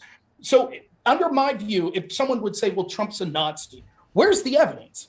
What has Trump done to show that he's a Nazi? Well, he did want to suspend the Constitution, which that's what got us in trouble with the Nazis. Well, that you could be an authoritarian without being a Nazi. But let's say that. Let me put on my left-wing woke hat for a second. Okay, Donald Trump is a Nazi because he said that Mexico was sending us to drug dealers. He said there's fine people in Charlottesville. He said he said shithole countries, and then they rattle off, the list of a bunch of other racist shit that they think Donald Trump said. That's their response. And then you go through it and you say, well, wait a minute. He didn't say that the people in Charlottesville were fine people. He didn't say X, he didn't say Y. And you kind of go through all the things piece by piece. And what do? They say, well, they just don't agree with your interpretation. I see a pattern, yeah. Yeah, they say, a normal person everyone would agree. A normal person would. You're just not a normal person. And they say, and I had this exact conversation. I've had this exact conversation with my parents. They'll say like, oh, well, if it was just one thing that Trump said, if he just dog whistled once, maybe I'd have believed you, Sitch. But he doesn't. Here's like the list, and I give you the list of 20 things. And I'm like, yeah, but those 20 things are all vague. None of them are proof. You can't just have a list of 20 vague things and say that together it means something. 20 vague things do mean something, Sitch. You got to understand. 20 non-evidences add up to an evidence. I guess. It's not just vaguenesses, right? It's some of those things are materially untrue. Like, while it is true that Trump said there were good people on both sides in Charlottesville, he specifically condemned Nazis. He tweeted out President Forever, and I thought he was joking, but now I'm wondering if he was joking. I think he was serious when he tweeted that out. I thought it was super funny at the time, but now I'm not so sure. Nonetheless, let me ask both of you, would you say that there's never any conclusion that you can come to, even if you see a pattern of behavior that it exhibited over and over? No, of course you can come to that conclusion. Right. Yeah. So then let's look at the difference between this claim that Trump CRT is Marxist. That's a right. Agreed. So let's look now. I know Adam said he doesn't know what the point I'm trying to prove with the FBI stuff, but let's talk about the things that we've already agreed to. One, there was significant problems with the Hillary Clinton investigation that basically was in the realm of helping her or her team. Well, in terms of they didn't go after her for whatever reason. Right. Yeah. They didn't go after her or our team for things like you still haven't answered, though, if it's at an institutional level or if it's at an individual level, which is the point of contention. It's institutional by definition because it was the people in charge of the institutions that were enacting these decisions. Okay. So that's one. So we could see the bias there when it came to Hillary. Right. Number two, we could see that these agents that were in charge of these admittedly were biased. The question is whether they act on the bias, but they were biased, correct? We know Strunk was biased. I don't know if we know anyone else was biased. Well, the IG report goes on with examples of Baker was biased, Strzok was biased, Kleinsmith was biased, Comey was biased, McCabe was biased. Rosenstein talked about wearing a wire to get Trump out under the 13th Amendment or whatever amendment it was. So the top brass, and we could see afterwards that so many people at the tops of these intel agencies clearly didn't like Donald Trump.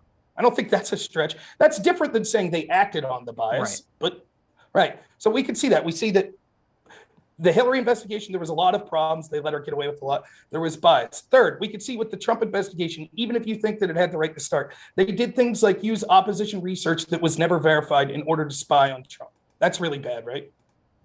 Well, I assume they're trying to verify it, right? That was the point of the investigation. Well, no, right? There was all sorts.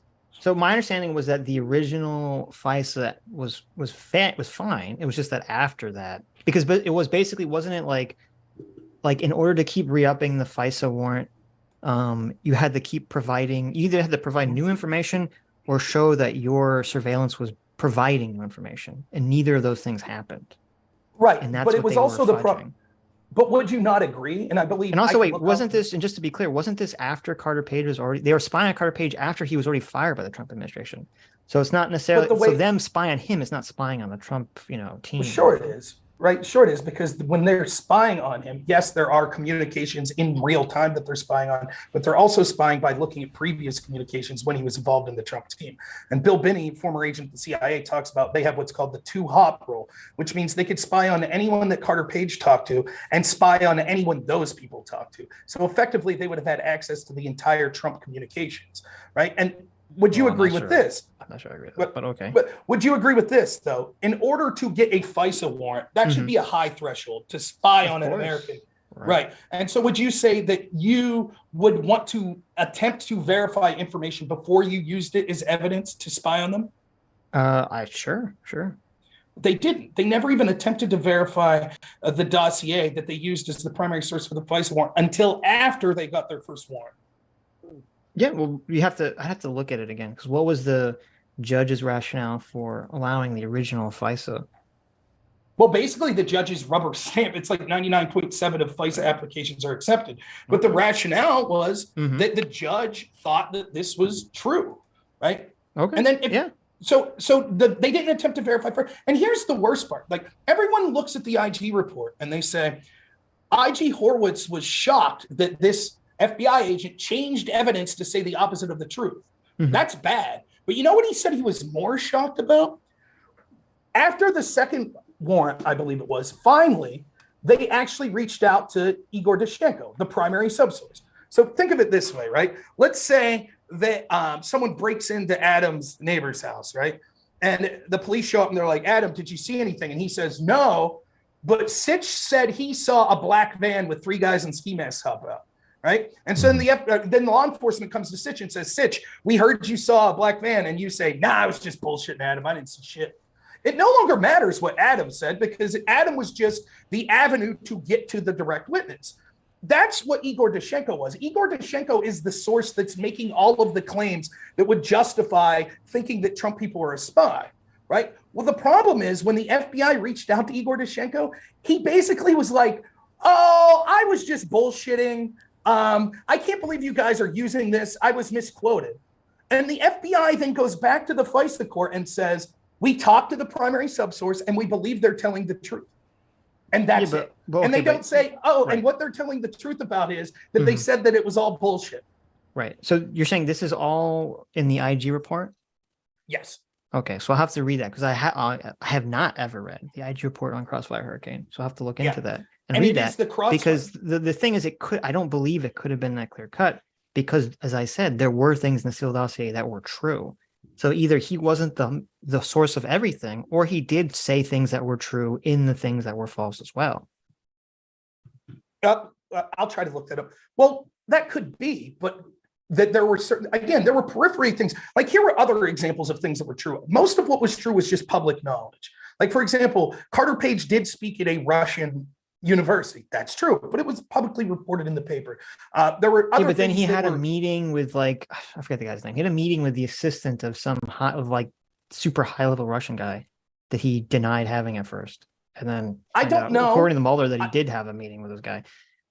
I don't know if that's true, right? But what I do know is this: the bulk of what was reported in there that we would be seen as justifying treating someone as a spy was completely fabricated. And it was buttressed by saying, but there were things that were in there that were true. And the bulk of those things that were true were things that were publicly reported on at the time, right? Just because someone meets with... I don't think, Prince's secret meeting in the Seychelles Islands was Republican. I promise to look that it is something that I need to look up. I've read the Mueller report. I'm uncertain of that exact story of that passage, but I'll tell you this: I'm not a fan of Eric Prince anyways. I wouldn't think it's another person, so I would have no trouble if he actually was committing some crimes. I think Black Rock is horrible. But so anyway, but this is all I understand. So the argument you're making essentially is that because you view the FBI as acting basically maliciously in the past, that proves that now with the Hunter Biden laptop story that they were telling Twitter, Facebook essentially to censor it. And I don't. Proof's a strong word, but it makes it the most likely outcome. Most likely, whatever. Yeah. I don't feel anywhere reasonably close to comfortable to make that claim, and I definitely don't feel like I could back that claim up if I was arguing with someone on the left about this. I would have no way of backing up that claim.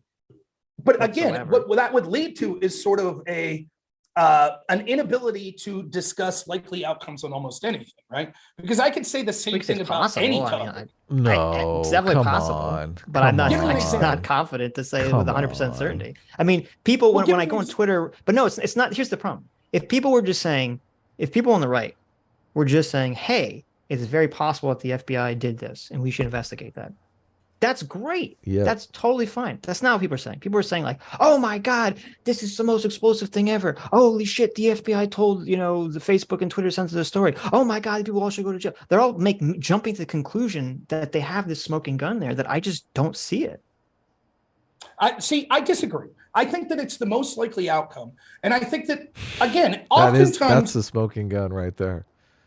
But that's, again, name me anything that you could say is an objective smoking gun on any political scandal that we've seen in the last 20 years. Name me anything. Give me any example. I mean, we got pictures of Abu Ghraib. I mean, I saw a lot of photos. So, well, okay. The most recent one, Donald Trump literally trying to get Pence to throw out the votes. You don't know the intentions of the motivations, right? You don't know that. It does. His motivations are not. We're talking about the action. Yeah.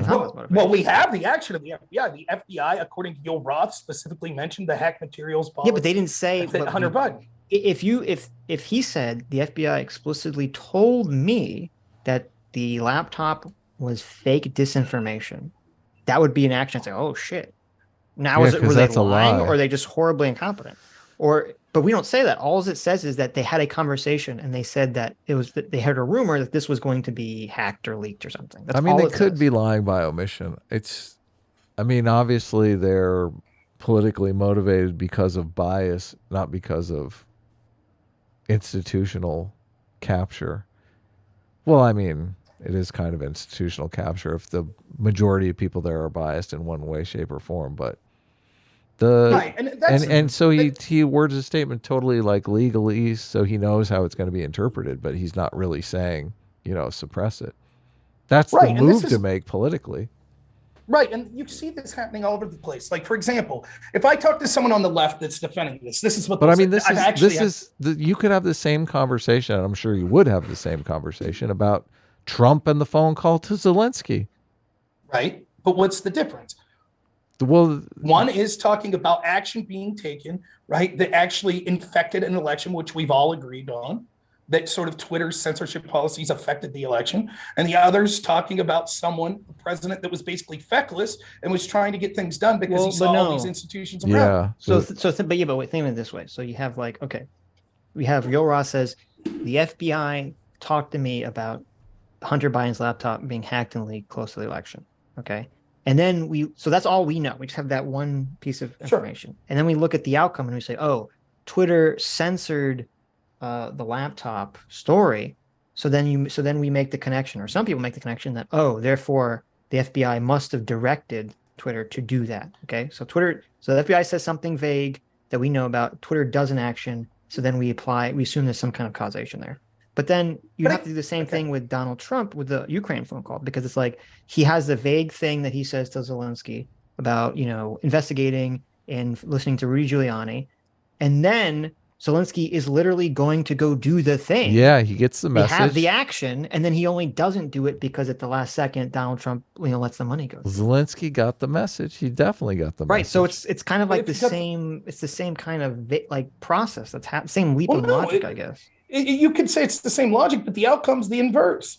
In the situation with Trump, Trump didn't get what he wanted, and he released the money because it got leaked by Vindman, and he couldn't because it would look too awful.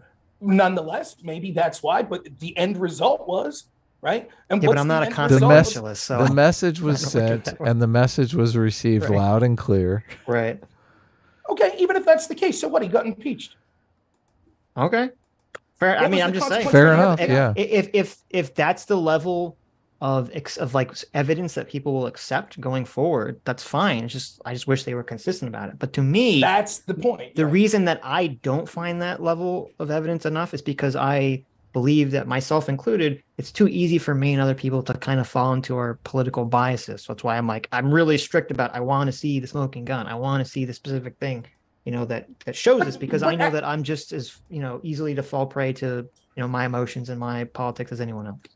But Adam already articulates why you'll never see that smoking gun. You're not going to do that. If you're the FBI, you're not going to go to social media and be like, we fucking hate Trump. Do what you can to take him down. Here's a bullshit story. Get him out. Like, that's never going to happen. No, but if they said, so again, as I said, if the FBI told Twitter that the story was fake, that's a big chunk of a smoking gun right there. And if Twitter says, if Twitter said, and this is part of this is why I'm kind of shocked. This is what I thought I was going to see in the Twitter files. I thought in the Twitter files that we were going to see the Twitter employees saying, oh, we know that the Hunter Biden laptop was fake because the FBI told us that was fake, right? That's the thing. And this is why, to me, the Twitter files actually are evidence against the claim, because we haven't seen anyone say that.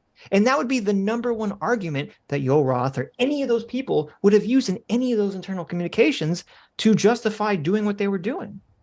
No, this is how they would say it. And they'll say it this way. And if we find out that it said this way, my prediction is you'll still make excuses for it. They'll say this: it has the hallmarks of Russian. You're the one making excuses. We're not. No, I'm not making excuses. I'm being very specific on what I'm saying was a problem. I'm not making any excuses. You don't have a smoking gun, and you're making excuses if you do. That's what's going on. I understand what you're saying. You're going to say you're making excuses why you don't need a smoking gun. Okay, I already know what you're going to say. You're going to say that you think it's going to turn out that the FBI basically said what that letter of the 50X people said, where they said, we don't know if it's Russian disinformation, but it has the hallmarks of Russian disinformation, right? Yeah, okay. They might have said that. I don't know if they said that. I think it would be very irresponsible. And you'll say, well, that's not a smoking gun, right? I think that would be, that's not a smoking gun. I think that'd be horribly irresponsible for the FBI to say that. But I'm not even sure they said that, because again, and this is what I thought I was going to see in the Twitter files, but I'm not seeing, which was shocking to me, was that no one, when they're talking about censoring the story, they never bring any of this information up, which if I'm Yoel Roth or if I'm some guy at Twitter and I'm trying to make some, policy about the Hunter Biden laptop, you better fucking believe I would say, well, the FBI told me it was fucking disinformation, or the FBI told me maybe it's disinformation. And the fact that no one brings it up, to me, is evidence that that conversation never happened. Right. Okay, two things. One, let me just ask you specifically, if that conversation would occur, that we find out that the FBI said this has the hallmarks of Russian disinformation, would you call that a smoking gun? I would call it a smoking gun in terms of the FBI. Yeah, in terms of FBI involvement, yes. Okay, so we'll see if we get there. Well, okay, let me add a footnote there. It depends on how this conversation happens. Right. Like if Twitter says like, oh, did you, like if Twitter says, what is, well, actually, it depends what the FBI says. The FBI says, we don't know, but we think it is, then I think that's a strong case, for what you're saying. Right. What if Twitter called that's up? what I'm saying. Okay, then yeah, okay, I'll agree with that. Sure. What if Twitter called up the FBI and said, listen, we have this Hunter laptop story and we really want Trump to lose the election. You got any excuses for us? Can we got any reasons why we can ban this shit? Because that's just as likely to have happened, right? I'll grant you what you said. If the FBI just said they don't know, then I'll say no, that doesn't mean anything. But if the FBI says they don't know, but it's the hallmarks of Russian disinformation, then I'll agree with you. Yeah, that's a smoking gun of either horrible incompetence on the FBI or malicious, intention. Okay, so we'll see. Now, to your second point of if you're Yoel Roth and the FBI had said something like that or said, hey, this is disinformation, that you would be putting that out to your team. I don't know that that's the case. Maybe there was an understanding that they weren't supposed to directly be telling regular people at Twitter, the rest of the people, what these conversations with the FBI are. And it seems to be backed up by the fact that some of the Barry Weiss drops show that when Yoel Roth is communicating with like the one person he's communicating, he's like, look, make up excuses for who I was meeting with today. And they're like, oh, big deal. And he's like, yeah, don't say anything. Right. So it seems clear that he might be reticent. The FBI might, even with this hacked and leaked, they understood what the implication was. If they said that this was possible hacked and leaked material, that it was likely that material would be prevented from being shared. Yeah, but and it's certain. Go ahead. You've probably read the Twitter files more closely than I have. So I agree with you that, it's very possible that Yoel Roth, unless he was talking to like the other big people in charge, he might not say directly, the FBI told me this. I think he would say that to that lady, the other, because she's the other like big one. So I don't think they would be hiding that information from each other. But it's possible that when he's talking to other lower level people, he wouldn't say that. But he would say something like, we've received information that leads us to believe that the laptop is hacked. And I don't remember seeing that anywhere in the Twitter file. But that's basically what he's saying. He's just not saying it's from the FBI. The entire conversation is them saying, it's like, for example, there's a question in the first drops of this that Tiabi did. There's a conversation going back and forth where people saying that are questioning this. They're like, can we really say this violates our hacked material policy? Right. And because he's saying we think this might violate the hacked material policy. And then James Baker, formerly of the FBI, says, this has all the hallmarks of Russian disinformation. So I think we should err on the side of it being a hack. That's who says it. It's James Baker, right? But the whole conversation prior to that is a conversation they're having about, look, we are led to believe this has the hallmarks. And you have this former guy at the FBI that finally puts the nail in the coffin and says, it has the hallmarks of Russian disinformation. So that certainly was occurring. It wasn't that he just said, and it wouldn't even make sense to be occurring the way you suggest, because it would be even more troubling if they're like, well, we have no reason to believe this is hacked, right? He's going to say we think it's hacked for some reason, right? And it helped that you had 47 former high-ranking intelligence people, former heads of CIA, NSA, that were also gaslighting the public, again, working in tandem to censor this story and they knew it was bullshit. They absolutely knew, because many of them probably had connections that they still had at the FBI. They knew the laptop was real, and I knew it, and both of you knew it. If you think about it, it was easy to prove it was real. So Jim Baker, he said, I support the conclusion that we need more facts to assess whether the materials were hacked. At this stage, however, it is reasonable for us to assume that they may have been, and that caution is warranted. There are some facts that indicate the materials may have been hacked, while there are others indicating that the computer was either abandoned and or the owner consented to allow the repair shop to access it for at least some purpose. We simply need more information. So I don't think your characterization this wasn't accurate. No, it's even worse. How is it worse? That's literally him laying out exactly what happened. He said, well, there's two sides of this and we don't know which side is true.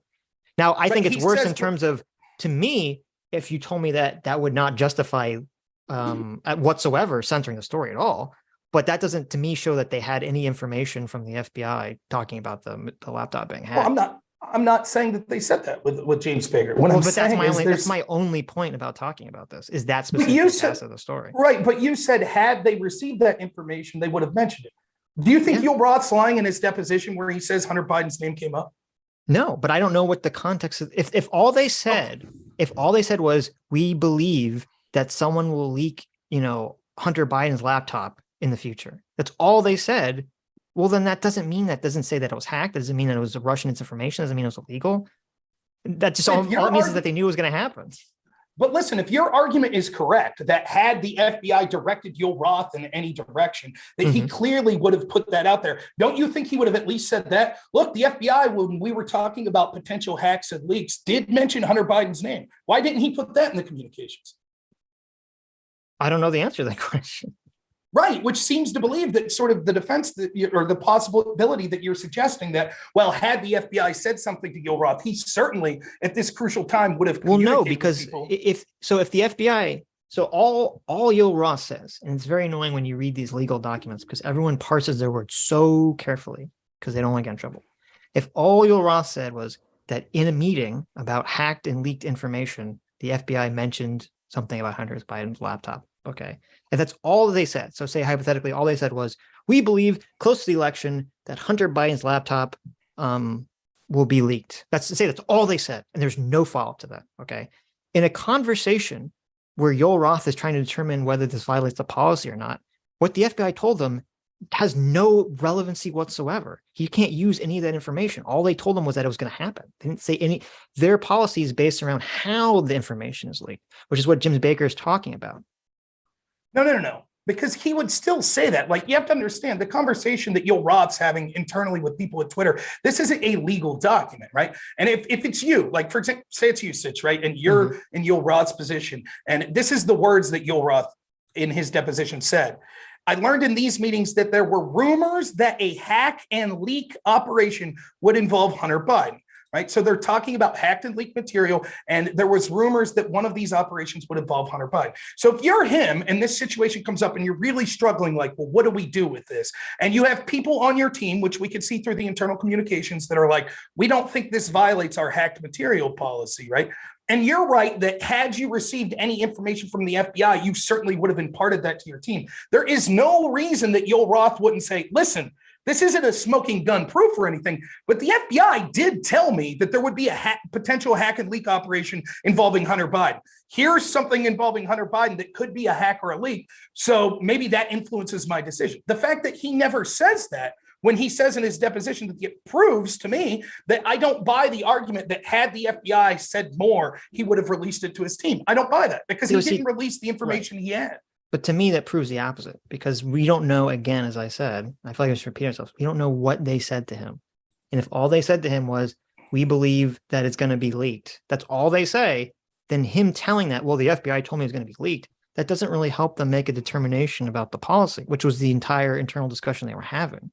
And as Jim Baker says, according to Twitter's guidelines, which I'm not even sure it really, well, I guess it would, they're saying that if it's considered hacked, like someone either steals the laptop or somebody, sends Hunter Biden a phishing link and they're able to upload the files, they consider that hacking. But if Hunter Biden just leaves his fucking laptop at a computer repair shop and he signs some waiver that allows them to do whatever they want with it, then that wouldn't be considered hacked. And so that's the conversation that they're having. And unless the FBI made some determination, say, well, we think it was hacked. If all I said was we think is leaked, then Yul Roth wouldn't bring it up because it's irrelevant to the conversation. But again, when we were talking about this previously, right, and we said what Yul Roth had said in his deposition, he uses the term hack and leak operation. And you said, well, given that Twitter's hack and leak policy could involve things such as someone leaving their cell phone somewhere. That's what you said, right? Yeah, I believe under their policies. Yeah, if you just if you steal someone's thing, they consider that hacking, which I think is ridiculous. Jim Baker seems to be saying the exact opposite of that. Jim Baker seems to be saying, "Oh, if it was just left somewhere, we're not talking about that." So that would seem to imply to me. Well, no. Okay, wait a minute. There's a difference between like if you're walking and your phone falls out of your pocket, and then someone picks it up. That's not the same as abandoned in the legal term that he's talking about. They mean abandoned like he gave his laptop to someone and then never came back to get it. That's a very different situation. Well, I want to read what again did Baker say? What was his exact at the bottom part there? When he said, "I support the conclusion that we need more facts to assess whether the materials were hacked. At this stage, however, it's reasonable for us to assume that they may have been, and that caution is warranted. There are some facts that indicate that the materials may have been hacked, while there are others indicating that the computer was either abandoned and or the owner consented to allow the repair shop to access it for at least some purposes. We simply need more information." Right. So notice he doesn't he uses the word hacked over and over there. Right. Is what he's talking about, right? Well, so he's as a lawyer for Twitter, he's referring to however they define hacked under their, terms and services. It is clear that the implication is that they're saying that had the laptop just been left at a store, that would be okay. Yeah. And the alternative to that would be, they're not talking about hacked like it fell out of his pocket and someone picked it up. Right. Someone's hacking the mainframe, Yeah, of course. Right. Right. That's what they're talking. And so again, it seems to me that's what, nonetheless, we're sort of belaboring the point here. The point is, right, that I think that it is, another way to look at this would be this, that we don't see any examples of material that we knew was in that same sense of ill-gotten material that was broadcast through Twitter. And granted, let's leave the FBI out of it, because hypothetically the FBI could have said, hey, Trump's tax returns, that's hacked or leaked material. But we could see that Twitter chose to never enact upon the litany of those things. And that's what the problem that I'm talking about is not just a problem of the FBI. I've outlined a case of examples I've seen of former heads of the FBI that were bullshitting people. The FBI was sitting on this laptop and still are when they knew that it was real and they weren't saying anything publicly. And then the other instances of bias that I've showed at the FBI. But again, that's just one portion of it. We could see that the bias at social media and how they affected things, the bias at the mainstream media, the bias of other institutions. When you add all these things up, it is incredibly troubling. And I think that sort of this benefit of the doubt mentality where it's like, well, we don't think that it was intentional and, we could, we don't want to get hyperbolic. Like there is some truth to that. But the far bigger problem is the fact that there are people in positions of power right now on the left that are saying this is a nothing burger. It's not. It changed the outcome of an election, right? Well, and regardless, I don't know if this story particularly. I think you could say the overall, mainstream media against Trump obviously had an impact. But yes, now the polling suggests, which I will admit, so I'm going to knock down my own argument before I even say it. I don't trust polling all that much. Right? Okay, but there is several polls that I've read that said as high as something like 17 to 22% of Democrats said they would have voted the other way. Does anyone really think that? I mean, well, I don't know, but here's the problem, right? It's not but you're right not to trust the poll. The idea that like 70% of Democrats would vote for Donald Trump because of 17. Oh, I'm sorry, 17. Okay, yeah, but that's pretty high. The problem's not just that, because when you say this is what people say. They go, oh, like they weren't aware of the story. It's not just being aware of the story. It's thinking that the story is the potential to be real. Yeah. Right. And when you see every major institution like it's fake, even the former intel agents are saying it's fake, it's just troubling. Another thing we didn't talk about with these former intel agents, I think that that's very troubling as well. You can see the bias of the former head of the CIA, John Brennan. You can see that all over the place, such as he got hired at CNN. And then if you remember, the way that the P dossier story made it into the public was the media outlets were like, well, we can't report on it until it becomes a more newsworthy story. And so John Brennan went to James Comey and said, look, we're considering running this story. You should let Trump know. And so then Comey has a meeting with Trump and says, listen, this is out there. And they only mentioned the P aspect of it. Right. And then CNN uses that as the hook to run the story. Right. Sure. Yeah. And listen, so I'm not Brennan. I think Brennan's a slippery guy. I'm not a Brennan fan whatsoever. And I mean, this guy was the head of the CIA during the 2016 election. Well, but let me address what you're saying. So as I said, again, my contention is not, I completely agree that the overall cultural institutions have been so insanely biased against Trump and have been captured to a large extent by the left and specifically the woke left. And I think it's a disastrous thing that's occurred. Completely agree with all of that. I do think that obviously had an impact on the election. I'm highly skeptical that the laptop story itself really had any impact on the election. I do know that, and now I do agree with what you're saying in terms of how people conceptualize it. We listened to a Monk debate, I think it was last week or the week before, where Matt Taibbi was on it, and with Douglas Murray, and he's arguing against Michelle Goldberg and Malcolm Gladwell. And Malcolm Gladwell, who's this like New Yorker, Canadian, super in the left-wing bubble journalist, like he couldn't even conceptualize that anyone cared about the Hunter Biden laptop story because he's so far in kind of like the bubble you're talking about. So I don't buy in that narrative, but I don't think it would have made a big difference if the Hunter Biden laptop story came out and everyone said it was real. People would have just said, so what? His son does drugs and fucks prostitutes. Like that would have been the narrative around it. It wouldn't have made a huge difference. Now, the question to me that's kind of important with the Twitter files, again, the only question that's important to me, because I agree that Twitter is horribly biased and very left-wing, and I'm glad Elon bought them and everything, though I'm not super happy with some of the things Elon's doing now, but that's a different story, is did the FBI collude with social media to try to get Trump out of office by trying to cover up the Hunter Biden laptop story? To me, that's the only issue that I really care about regarding this specific thing. And maybe we'll find the smoking gun one way or the other, but I'm saying as of right now, we don't see it. We don't see one way or the other. We don't really see anything that proves that or disproves that fully. So I'm still in limbo on that claim. I will concede this, right? I think that there's a big story outside of that specific FBI claim, right? But is this a 100% smoking gun as if you had, Christopher Wray directly reaching out to, Jack Dorsey saying like, listen, this is an accurate story, but we're afraid that if it gets out there, we'll lose the election. Of course. Well, they don't even have to say that. They don't even have to say that. Just them saying like it was, Russian disinformation. Like that'd be a pretty big deal.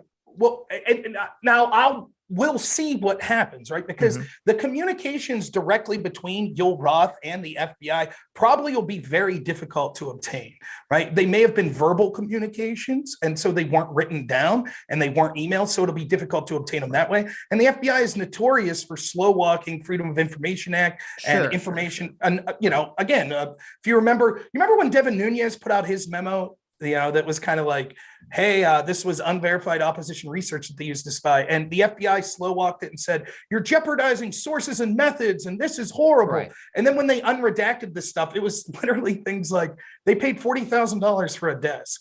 And like the FBI redacted that because it embarrassed them. So, it'll be difficult to ever find that level of smoking gun. Yeah, I don't think we're going to get the Yoel Roth talking to the FBI, if it even exists, transcript. But if they told him that, he's had to tell someone else that has to be out there somewhere. But I mean, again, I think that's where you get into problems of the double standard. Or at least you could get him to testify one way or the other on it. Let me ask you this, and from the bottom of your heart, be honest. If you were involved in something that required a serious FBI investigation of you, would you feel better if you were on the side of Joe Biden and Hillary Clinton, or if you were on the side of Donald Trump? Don't be honest, Sitch. Don't do it. No, I would assume. Well, I already said I think that there were people at the FBI that were biased against Trump. So yeah, I would feel better on being on the Hillary. Yeah, and that's they have the better track record of not getting prosecuted. Right, because despite when they clearly break the law in more blatant ways, like deleted subpoena evidence.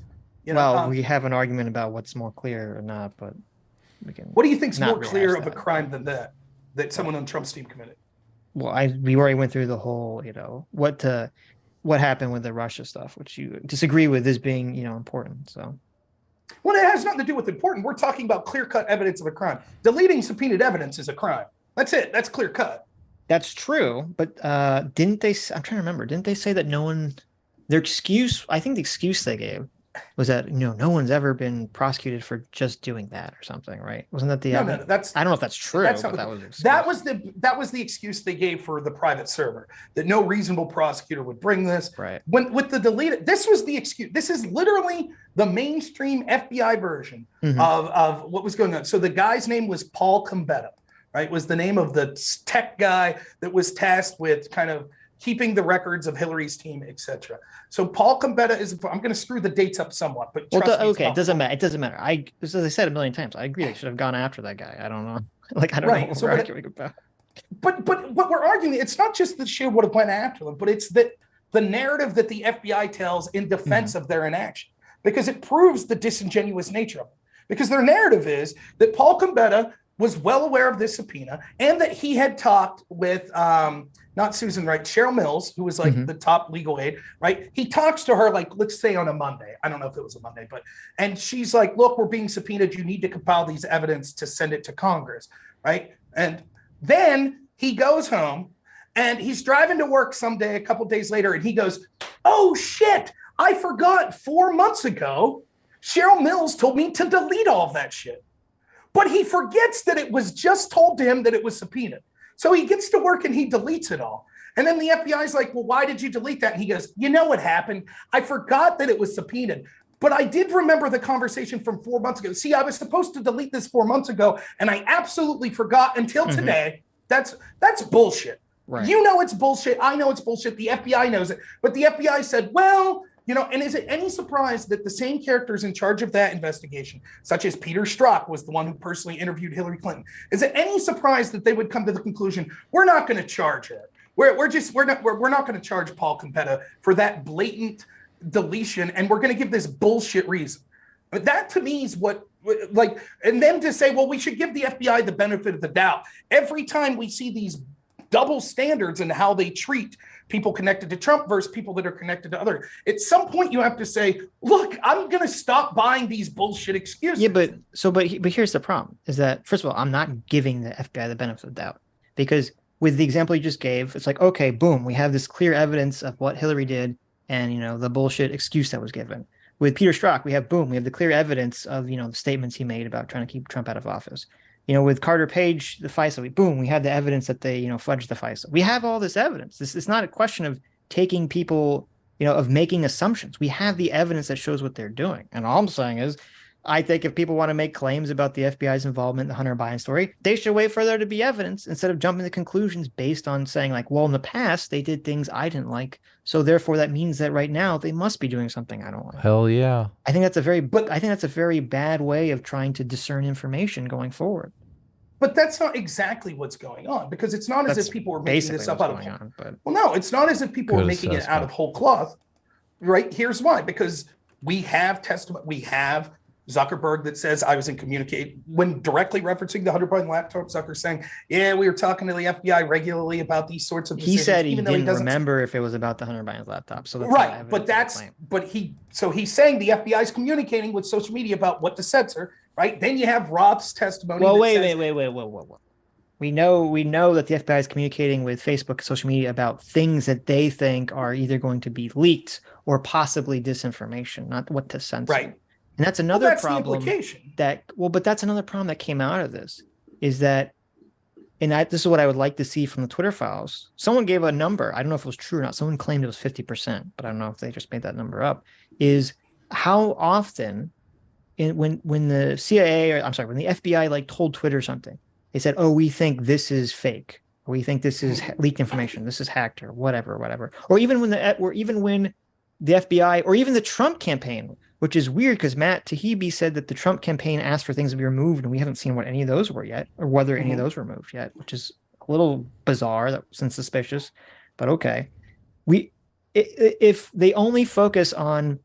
If they say, here are the examples of when someone from the Biden campaign or the FBI asked for something to be removed and was removed, that doesn't mean anything unless we can see how many times that Twitter told the FBI to fuck off, or how many times Twitter told them that they weren't going to do it. Because if they asked them to remove 100 things and Twitter only removed 5, then that means that Twitter was not afraid of the FBI, and the FBI or the Biden campaign were not coercing Twitter to do anything.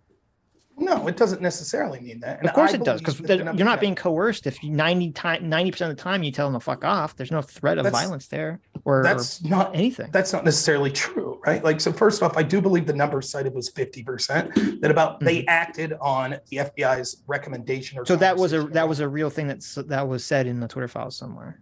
I don't remember if that was specifically in the files or if someone outside the scope of those files mentioned. I heard that number floating around. I don't know where it came from. That's what I agree. I'm in the same boat. I heard it and don't know where it came. But let's assume that that's true. That doesn't prove that there wasn't coercion or intention from the FBI to want these certain stories censored. For evidence against it. Well, it's evidence that might push against it, but it certainly doesn't prove anything. Sure. And the preponderance of evidence we see from the previous actions of the FBI, you could understand how this scenario would work out, that there were things that Twitter was like, look, even when talking to the FBI about this, we can't justify with our policies because we don't think that it comes close enough to the line even, or they just didn't think that it was a big enough story that was garnering that much attention. So why censor it? But this story was definitely, they used to call this October surprises, right? Which was the idea that you break some big bombshell story in October because the election's in November. And then that's, so this, it's especially if they specifically mentioned, right, Hunter Biden's name, which seems to at least have came up at some point, like this certainly would have been a story that people would have been worried, because I know you said that this guy from the New Yorker said he can't understand why people would be concerned. I don't give a shit about Hunter Biden's dick pics. I don't care about his drug use. I care that his father appeared to be getting wealthy off of the trading of his name. His son going to our adversaries and trading on the name of Joe Biden. Sure. And then money was getting kicked back to Joe Biden. That's the story. And that's a story that many people, including Democrats, would be very concerned with, because they just spent 4 years trying to tie Trump to Russia through business dealings, through his tax returns and other things. So it's clear the standards of the Democrats were that this type of story would be massively important. And it hedged back against one of the central attacks on Donald Trump, which was he's in bed with our adversaries. So this would be a story of such a magnitude that even if there were smaller stories that the FBI said, this could be hacked, this could be disinformation, they say, well, we're not going to action that. But this story, broke by America's oldest newspaper, was something that and we can talk about the coercion if you want, but I'll give you a chance to respond so I don't get accused of gish galloping. Well, I don't know what we're debating here. Yeah, well, I was going to say, obviously I agree that the Democrats, party and Democrat politicians and a lot of Democrat voters are obviously completely, as are Republicans, as are everyone in these political conversations. No one really generally holds to a consistent standard of, whether someone did something right or wrong. It's all just tribalism. It's, let me look at, if someone in my in-group is accused of doing something bad, let me look at them with the most charitability. If someone in the out-group is accused of doing something bad, let me assume like everything is in the most negative light possible. And that's what I contend we're seeing right now with the Twitter file story. And I'm just saying, I'm just trying to be as neutral as possible, which was the exact same standard I gave with the Russia investigation with Donald Trump, where I kept saying, wait and see, wait and see, wait and see. And that's all I'm saying. In terms of, the FBI's involvement with this Hunter Biden story, and I think we're just kind of like repeating ourselves because we're kind of reached the wall here. You are. I'm just going to make the exact same claim I made with the Trump-Russia investigation. We'll just wait and see. Wait until all the Twitter files are leaked. Wait until, if anything shakes out of that, we'll see if the Republicans do any. I'm sure the Republicans, when they get the House, are going to try to do some investigations, and we'll find out. We'll see if there's a smoking gun or not.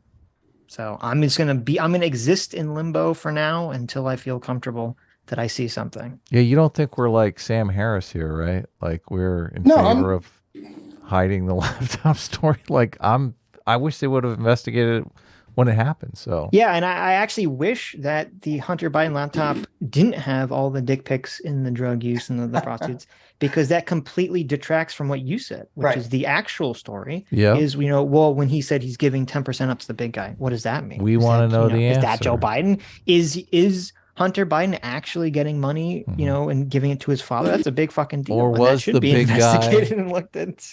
Or was the big guy Hunter Biden's nose, and he was just snorting 10% of the cocaine? It went through his hands. 10% goes to his coke habit. 10% goes to the big guy.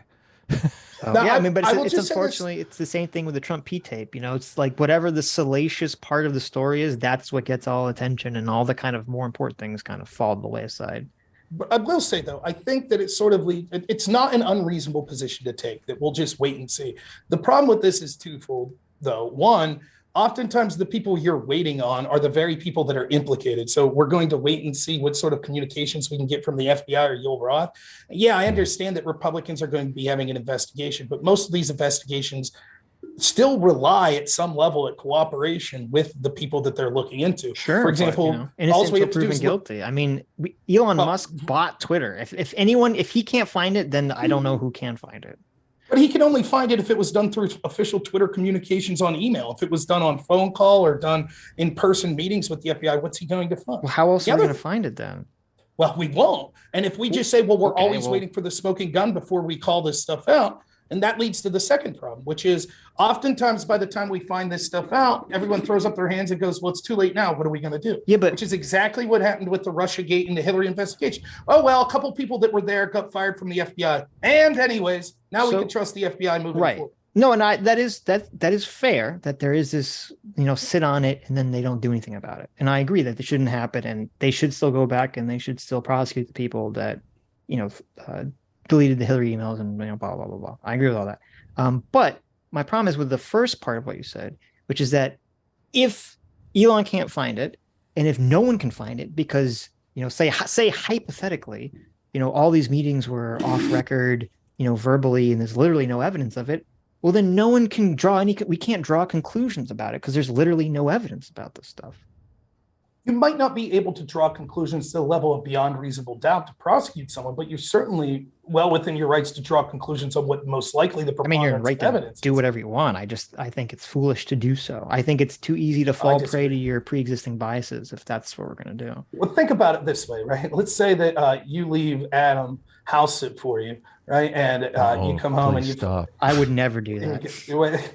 He steals all of your, Vienna sausages or whatever you have in the cupboard. Adam. Right? So those were for Oktoberfest. So delicious. Yeah. And then the next month he house sits and he steals them again. And then the third month, that's gone. Such bad thinking, man. That's just complete. Why? It's horrible. Thinking that's not because really comparable to. Yeah, there's different people in the institution. It's not the same people. It's that's such bad. No, stop. Well, it'd be more like, using your hypothetical, it'd be more like, I have Adam house sit for me, and when he comes back, he stole my Vienna sausages. And I'm like, oh, Adam, you stole my Vienna sausages. And he comes up with some wild story about how a raccoon broke into the house, and really that's the culprit. And then, 2 months later, I notice that all my Vienna sausages are gone. And I say, oh, Adam must have broken into my house while I was here and stole all my Vienna sausages. It's like, well, you can't make that claim. Yeah. You could think that it's most likely. And if you start to see things that start to lead to that, such as, well, my Ring doorbell shows Adam was walking in. If there was evidence. But then you would have the smoking gun, and we wouldn't be having this conversation. Right. Then we wouldn't be having this conversation. That's not a smoking gun. It's not a smoking gun. Video Adam evidence walking into my house, and then the video evidence gone the next day. He was bringing your mail. He was bringing your mail in. Oh, okay. Right. Okay. So that's not. He was just bringing my mail in. It took him like 10 minutes. That's what he says. He had to go to the bathroom. Okay. Right? Like it's not. Okay. There's very few things that are a smoking gun. Even evidence of corruption, consistent corruption, doesn't mean every single interaction involves corruption, though. I mean, doesn't involve corruption in the way in which it's being expressly. Well, that's true. Yeah. That's true. But so you can't blame people.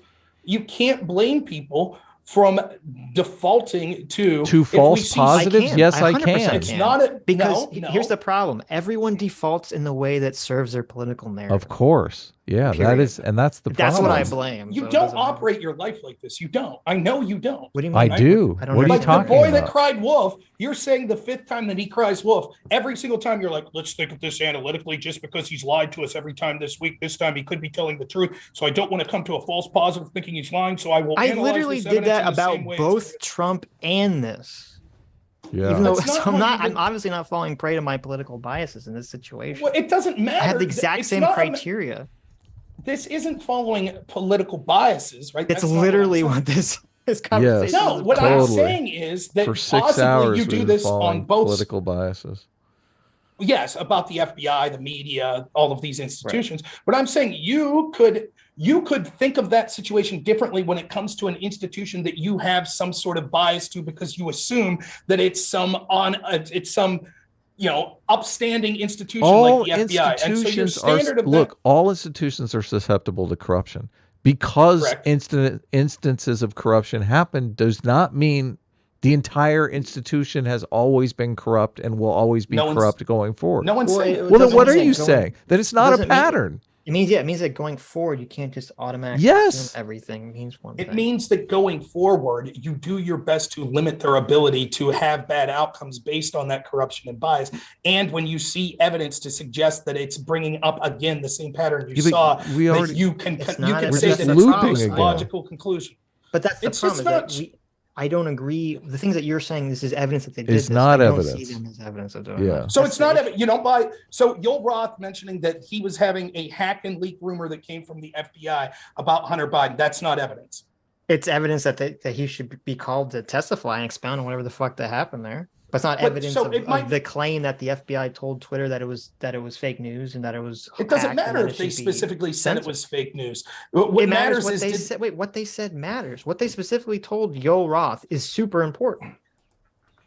Again, Adam already gave the definition of this. They can speak in legalese in order to imply what they want to have happen, but not meet the legal definition of some sort of crime or some sort of lie or something like that. I'm not even talking about that.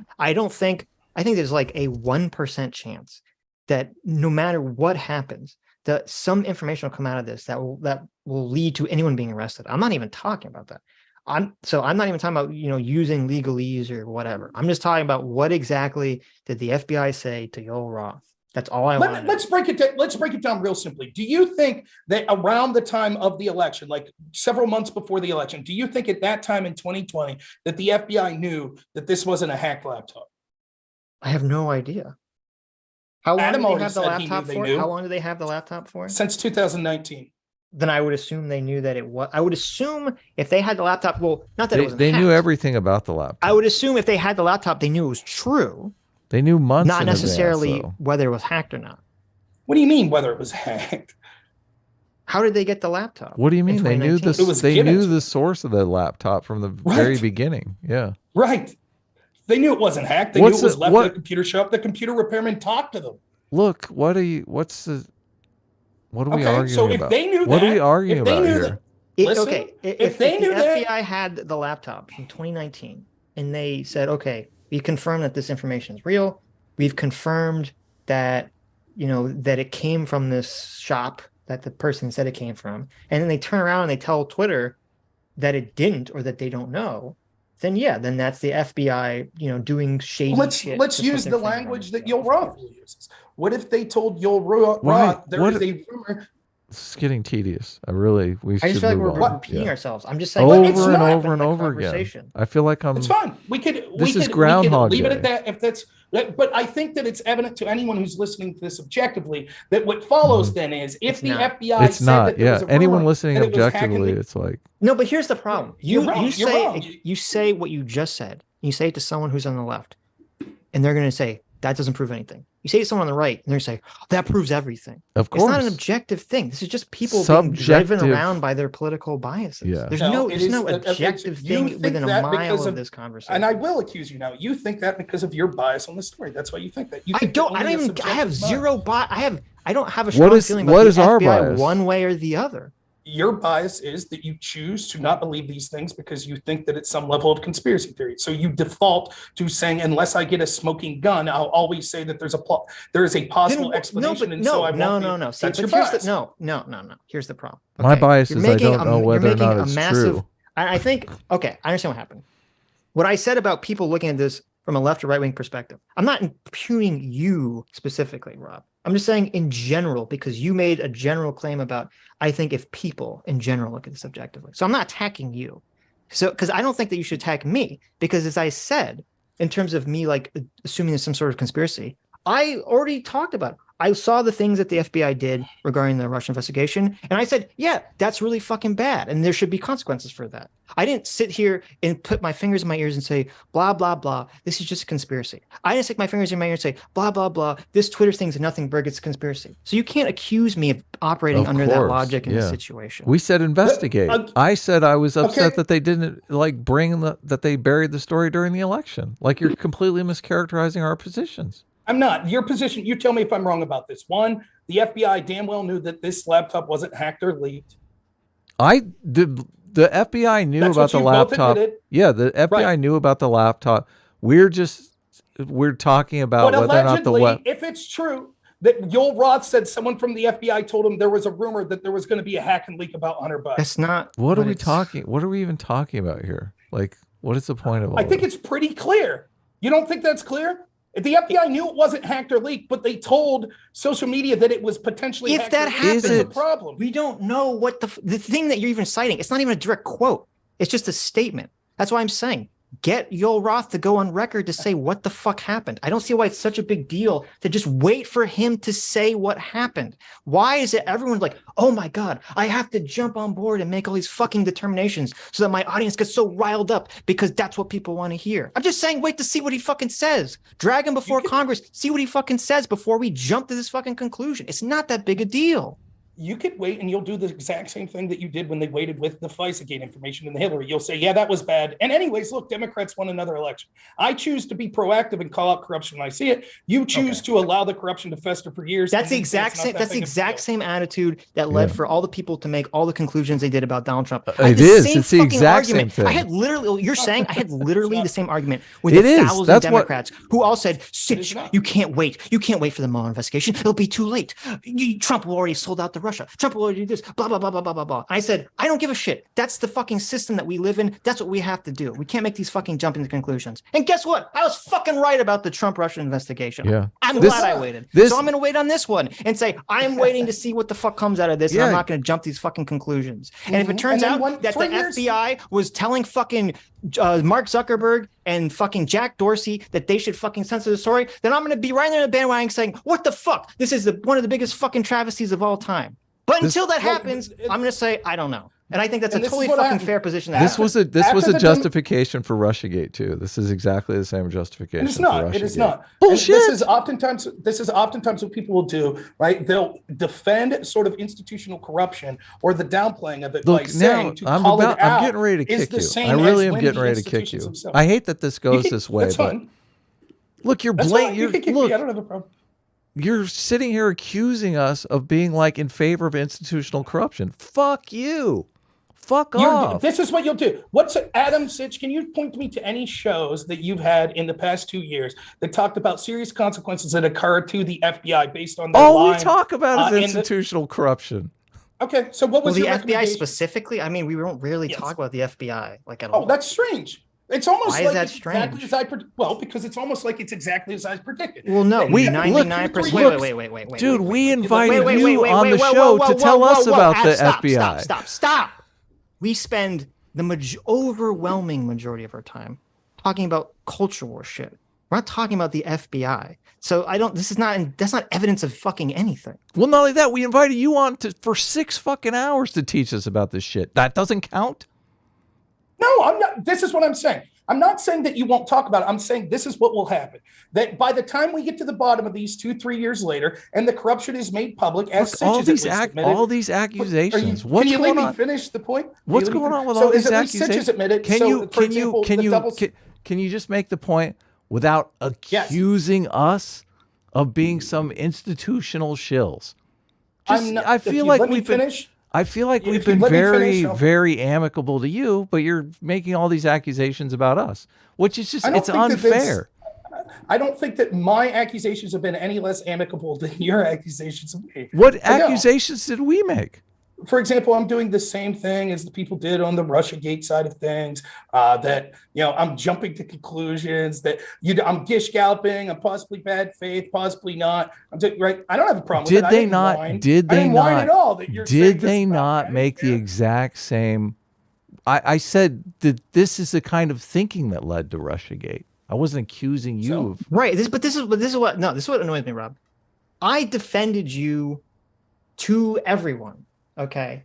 I said, I don't think Rob's coming here in bad faith, blah, blah, blah. And I think it feels like it now. I think I've been like incredibly fair in this conversation, even if we disagree. And then when you started to say what, started attacking me, I said, wait a minute. I think there's been a miscommunication. I'm not implying that you're politically biased in this situation, Rob. But it just seems like at some point, like right after that happened, you just like thrown all the good faith out the window. And now you're just accusing me of just being like, oh, I'm just some kind of political shill. And when all this comes out in 2 years, Sitch is going to say whatever and just, pass the buck around. Yeah, of course. Like, and I just don't appreciate that. When I thought we were having I thought the conversation was fine. I don't know how it suddenly just plummeted into this fucking ravine. My point is this. It has nothing to do with whether you're a bad faith actor or anything like that. The problem is when you wait for smoking gun proof from institutions that we see will intentionally drag their feet, such as the FBI, such as the Democratic Party, just like they did with the Hillary investigation, just like they did with the FISA warrant investigation. What happens is 3 years from now, when it finally comes out and elections have been decided and all these things, you will inherently say that's not the biggest story. What happens when you don't wait? What happens when you don't wait for evidence and you run into the next Russiagate, though? What happens is that you use the best available evidence that you have. Oh, that's what they did with Russiagate. Most likely. Did they? What was yes, of course. Okay, wait, hold on. What was the best available evidence? What do you think? Okay, knowing what we supposedly know regarding regarding FBI and Twitter, what should happen? There should be. First off, we should all be outraged and see that the cover-up that's occurring based on the preponderance of evidence, what we see is most likely happen, that the Democrats and major people in the mainstream media should be outraged to cover this up now. Right. So they should be out. Second, there should be an investigation trying to get to the bottom of being able to prove it. But in order to make those investigations effective, politics is downstream of culture. And so one of the things we need to do as a culture, as individuals, is to start to call out institutional bias, double standards, and corruption when we see it. Based on evidence. Which I am outlining evidence that we see that makes it the most likely situation. Okay. If we say we cannot make those sorts of conversations until we have 100% smoking gun proof, what happens then is nothing is ever proved in a timely manner. We're not in Russiagate because in Russiagate there wasn't. So your argument is that we should all basically forego evidence, being fair, I guess, or neutral on things until we have evidence, because we need to have investigations, something which we can do when we're neutral, which I already said we were in favor of doing. So I don't even know what the fuck we're arguing about, because your solution is literally my solution. I'm just saying, I wish as a society and I wish as people, though I know this is like fucking impossible. I know this is an impossible task because everyone's literally biologically programmed to be tribal. It's just, I wish people could just be neutral about things until we actually know. Because I know that at the end of the day, it doesn't fucking matter what the investigation is going to go, because people on the left are going to say, blah, blah, blah, it doesn't matter. And people to the right are going to say, blah, blah, blah, it doesn't matter. Everyone's just going to follow their own fucking narrative at the end of the investigation, except for like the 10 people in the world who give a shit about what actually happened. So I don't understand what is the fucking energy about this? If you agree with me, the solution is the same, just to have an investigation. The solution's not the same, because your solution would be we have an investigation, and until then we don't say what is likely to have occurred. I say that what happens is that investigation, there is not public pressure for that investigation to occur in a serious and timely manner with serious punishment and justice meted out to the people, just like we could see time after time with slow-walked investigations we saw with the Hillary investigation, with Russiagate, with all of these other things. By the time it comes to light, the conspiracy theorists ended up being right, and the elections have been decided, and people are like, well, what do you want to have happen? Comey's gone now, good enough. What can we do now? Oh, well, it's over. And that's exactly what will happen with this situation. We'll have 2 years of feckless Republican investigations into this that will be slow up by the FBI and by people at these companies. Hopefully Elon Musk could do something about it. But then even if the worst happens, you might legitimately be on here being like, man, that was fucking ridiculous. The FBI did that, but nothing will be done. The majority of the public will have moved on. Just like, and all I could go on is by what I see here. Like, Sitch, you seem to sincerely believe that the FBI investigation of Hillary was fucked up, but it's like, oh, well, what do we do about it now? And that's what I'm saying is going to happen. That's why we need the public to be outraged now, specifically when these stories are trying to be covered up and you're being called a conspiracy. So I don't. Okay, so where the facts most likely okay. Go. So with the Twitter story, there's if it comes out 2 years from now, okay, that the FBI did something untoward or even illegal in regarding this Hunter Biden laptop story with Facebook or Twitter, there is a 0% chance that everyone's going to throw their hands up and say, oh, well. Too late. The reason that they did that with the Hillary Clinton thing was because she lost the election, so no one gave a shit. But with Twitter is going to continue to exist going forward in the future, as is the FBI. And you better believe that that's going to be a huge fucking deal 2 to 3 years from now. So I don't think that, in my mind, that's not like an actual concern that I see materializing in the future. It's going to be a big fucking deal whenever that comes out. Well, unless President Braden is gone, then no one's going to give a fuck. We can agree to disagree, but I guess we'll find out. We'll reconvene 2 to 3 years from now and find out. If President Brandon is gone, no one will give a fuck, right? Because it's like about the Hunter laptops. When Donald Trump is president again because he stormed the White House with Nick Fuentes and Kanye. He suspended the Constitution. Then we'll have this conversation and we'll see where we are in the future. You're right. I agree with Adam here. I think that what's up those with all people the will be accusations, gone. man? Why can't we just keep it cool? Well, because you're taking personal grief. I still stand by what I said. When I'm saying bias, you assume I'm saying it in a manner that says like you're being bad faith. I'm not. I'm saying you're biased of this sort of way of you have not. Like, what are you talking about? Like, I don't give a fuck about any of this shit. So you're obviously the one that's invested in this. You're the one that's losing sleep over the fact that there's no Hunter Biden investigation. I don't give a fuck. Sleep. So what is my political bias? That's exactly the point. Because you're the type of person that doesn't give a fuck about this. Your bias is to just say, until I see a smoking gun, I don't give a shit. That's literally my point. Bias is a motivation to come to some conclusion. The reason why I can say I can wait is because I don't give a fuck. I don't think you. True. Bias can take many forms. Bias just means that you're predisposed to one way of looking at things. Right. Bias is your political. We're using different. We're using completely different definitions of bias. Well, but here's the thing, Adam. You give a fuck whether it happened or not.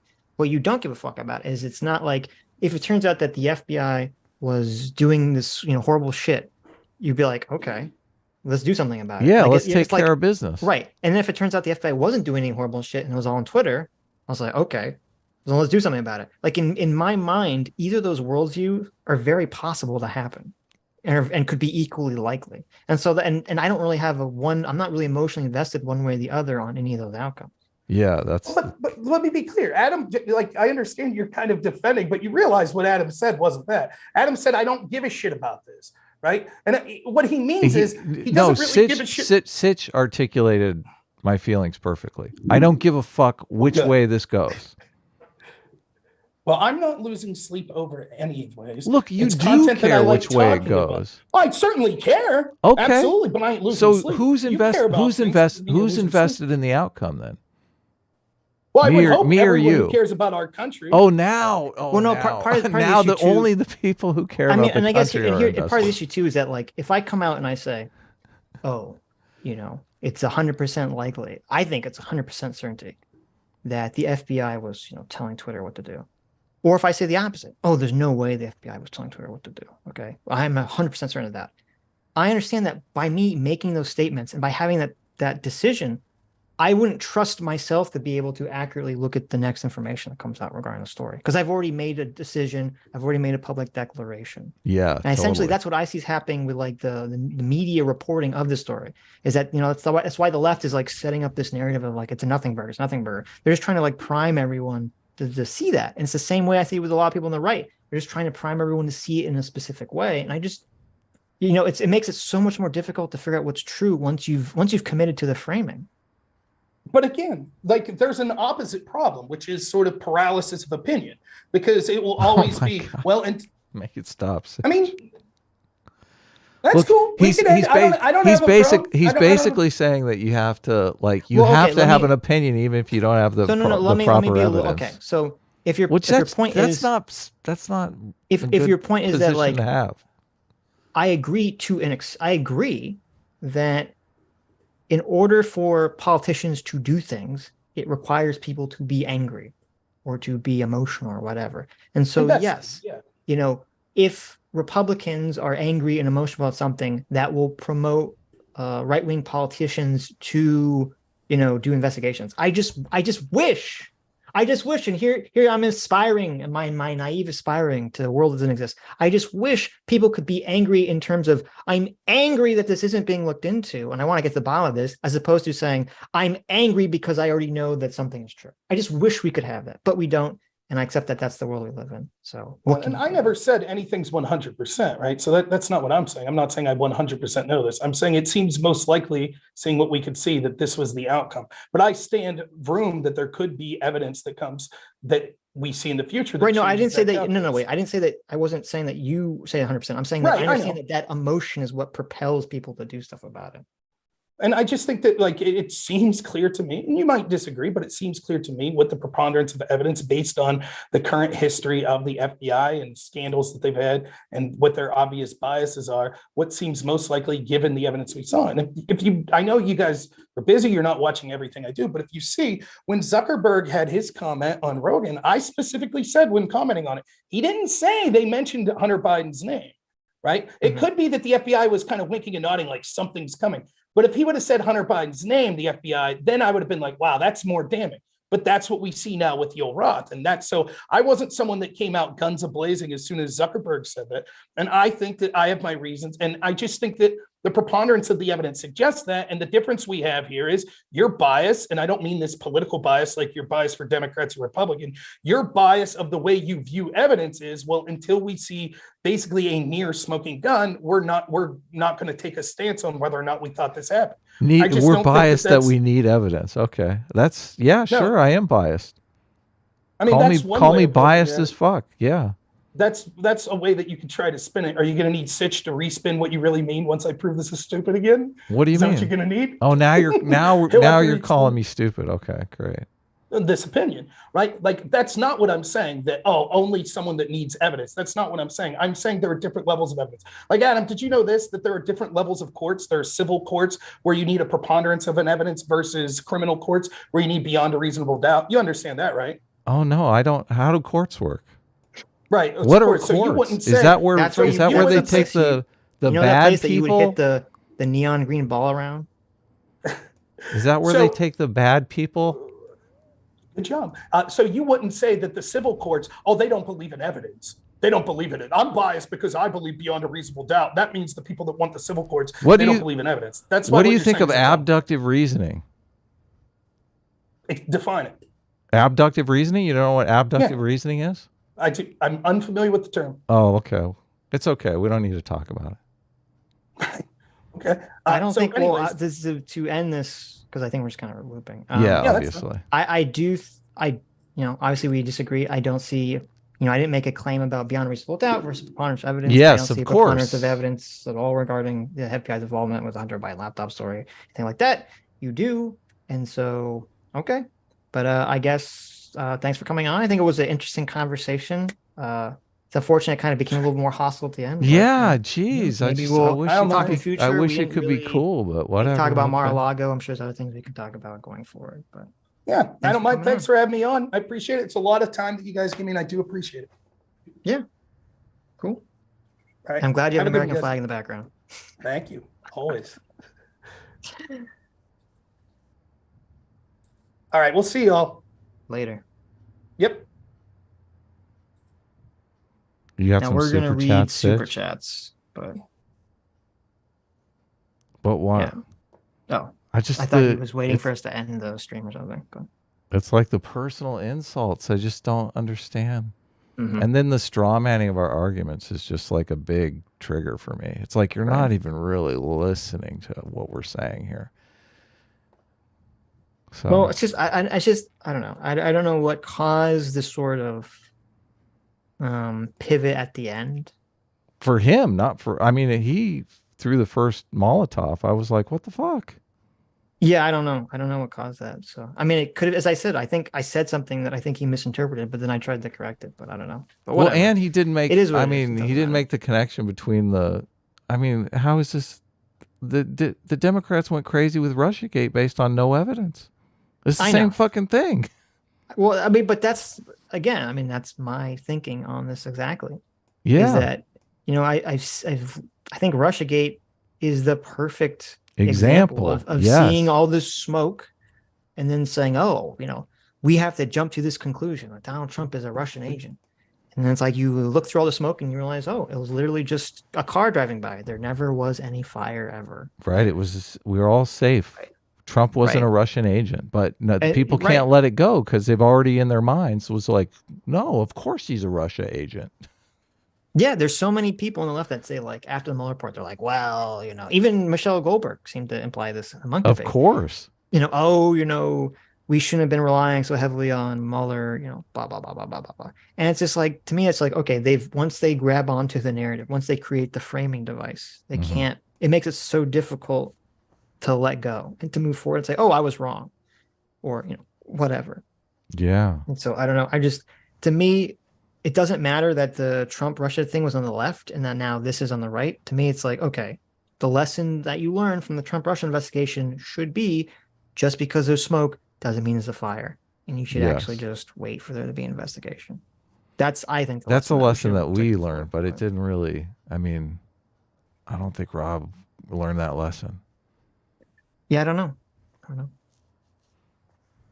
Ginger Must Prime for 8 Aussie bucks says, seems to me being a U.S. vassal state is far better than being a Russian or Chinese one. If Rob was Ukrainian, what would he have chosen? Oh, that would have been a great question. Good question, yeah. Old Scotty says, that's how Rob ends every interaction on this topic.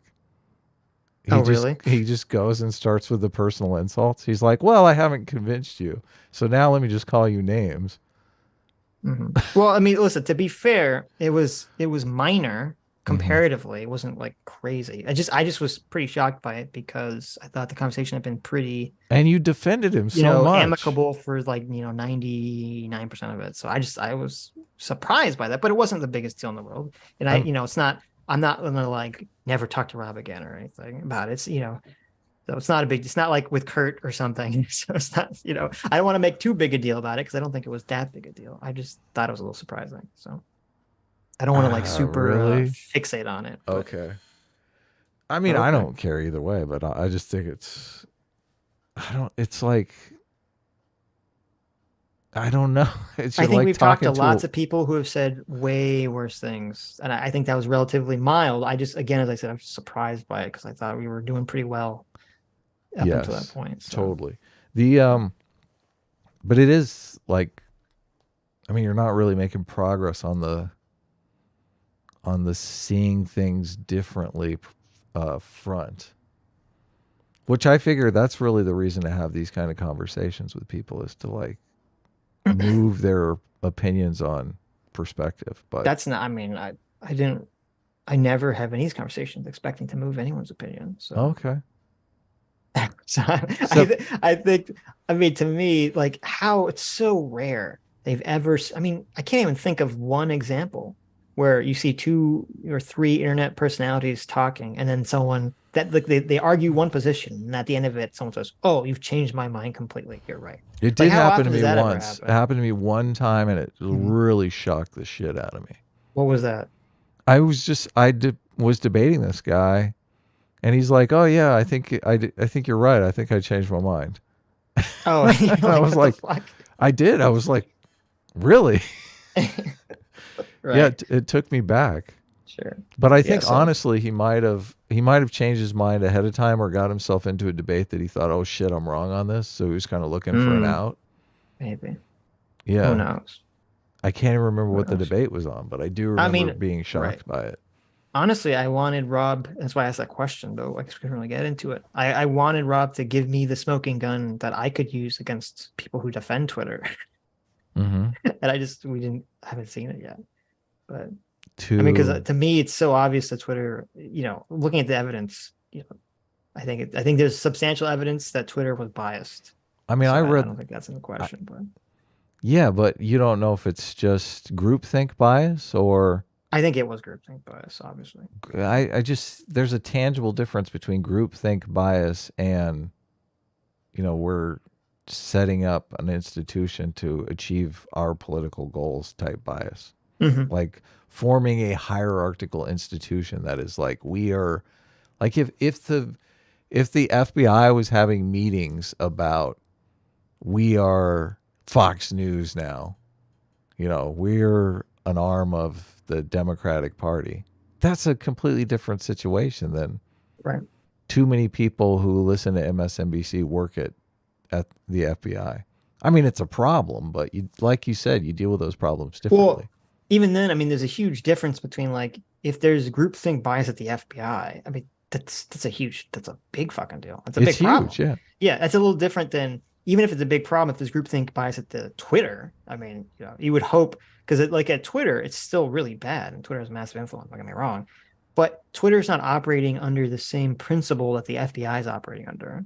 Or they're not like intentionally. They're supposed to be nonpartisan. Yeah, exactly. Yeah, FBI is supposed to not allow their ideological bias to sway them. Which obviously, when it came to some of the things with Hillary and Trump and Russia, obviously they did allow their ideological bias to sway them.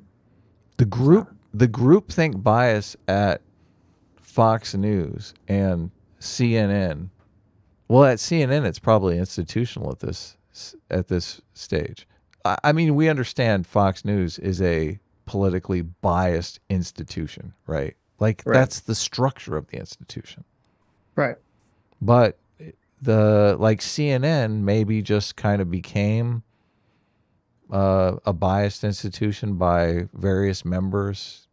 Pretty soon the last conservative quit CNN, and now CNN is completely biased. Well, I mean, it seems like this is a narrative. I don't know how true it is. The narrative is, MSNBC and Fox News were basically always biased, and CNN was like trying to be somewhat neutral, and then that all went out the window with Trump, and CNN basically became MSNBC, junior. And I think it's interesting because if you guys remember, when Trump was president, CNN got so much more flack than MSNBC did, and the reason for that wasn't because CNN was saying crazier shit than MSNBC. It wasn't. People on MSNBC were saying way crazier shit than on CNN. It's just that because everyone already in their minds knew MSNBC was biased, like when they were saying crazy shit about Trump, no one cared. They're like, oh, well, of course, that's MSNBC. That's of course what they're going to do. Right. But when CNN, who they thought was at least supposed to be neutral, and when they pick up that, MSNBC tactic, suddenly everyone's like, holy shit, this is so bad. You're supposed to be neutral. Like the expectation of what they were supposed to be colored everyone's vision in terms of how angry they got at them versus MSNBC, which is a little interesting. But Rob is saying that the FBI is Fox News, and we're kind of saying that the FBI. Well, he's saying they're MSNBC, but. Well, yeah, obviously MSNBC, right. But it's a politically biased, structurally institution, and I'm not sure that it's not CNN. But I don't know that we could really have. It was so much trouble just to even have the conversation about the differences between those two institutions, because he kept saying that it's, the outcome is the same, so what does it matter? Well, it matters because the strategy for fixing it is completely different. Right. Yeah. Well, I think something that happens, and this is sort of like, and I brought this up at one point, sort of the nature of these sort of internet conversations where people want to hear you talk about something you disagree with. And so it's like you're trying to find the disagreement to argue about.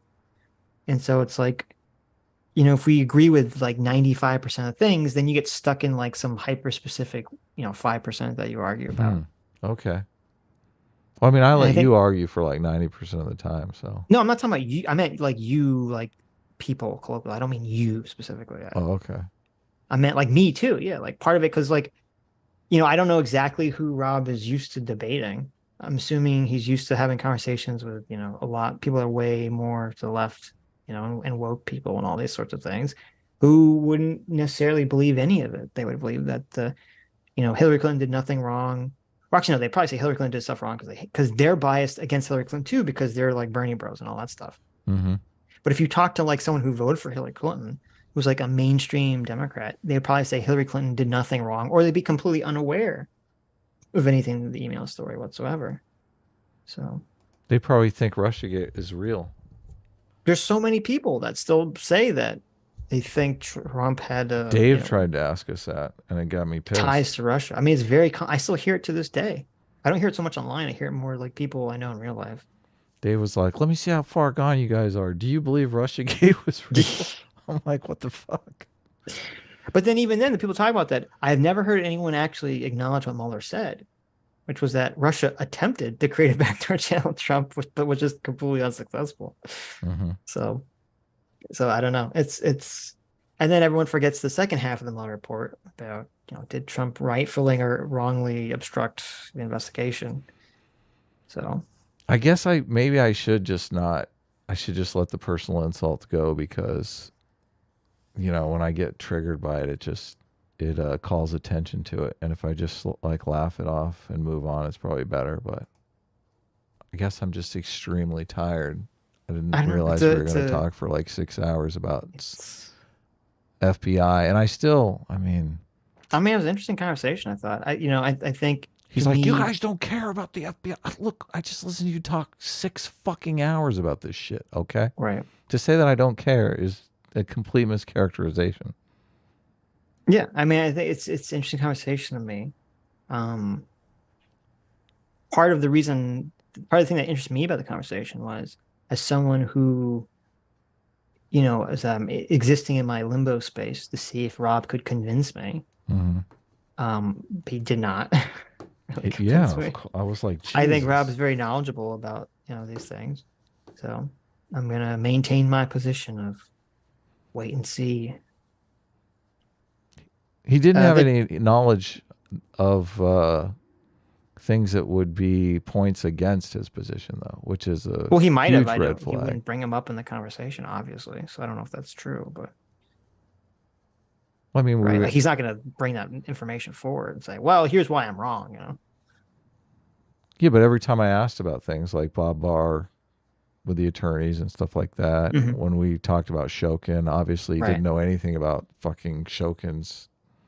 I see what you're saying. Corruption. Right. Well, there's all kinds of shit you didn't know. Though. Yeah, but that's generally the way this works, right? You look for the information except for us. Includes what you want. Well, I mean, except for us, because we look for information on both sides, right? I mean, that's the thing. I try to. I mean, I'm not going to say I'm like the perfect paragon. Like lots of times people, there's lots of things that he was talking about I didn't know about. And I said that. I said, I don't know. I'm not familiar with that. So I'm not going to say like, I know all the information. The same thing with Dave Smith. He was talking about things I'm like, I'm not familiar with this. Explains to me. So yeah, but that's why we bring them here, so they can explain them to us. Sure. And we can get to the bottom of it. And I want you all to thank me, because I could have gone in. I know no one wanted to hear it. This could have devolved into another 2-hour conversation about the Newland phone call.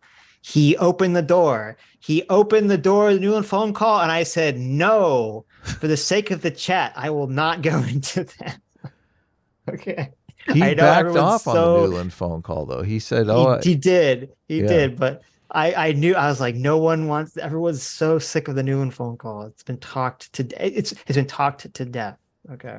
The Dave Smith conversation on the Newland phone call is the best, though.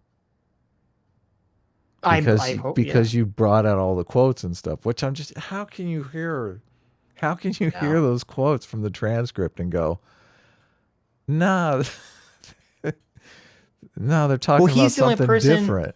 That I've heard that really acknowledges the possibility that they could be wrong about the phone call. Yeah, totally. Yes. So big props on that. Right. So I do give him props. But then I thought he had kind of a double standard with the phone call, but whatever. I don't want to talk about it. I just thought I'm just saying, we didn't go into it. I did it for you, chat. I didn't go into it for you, chat. Mm-hmm.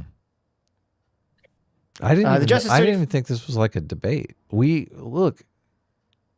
I tried to get a debate topic out of him, but we agreed on so much shit. I was like, well, we can't really talk about January 6th because we kind of agree. Like, right. So I guess what we did slip into trying to look for points of disagreement, but that's how a lot of conversations happen. So. Yeah. Which is fine, but you just have to be aware of, what's happening. Can you summarize how the FBI is corrupt for me?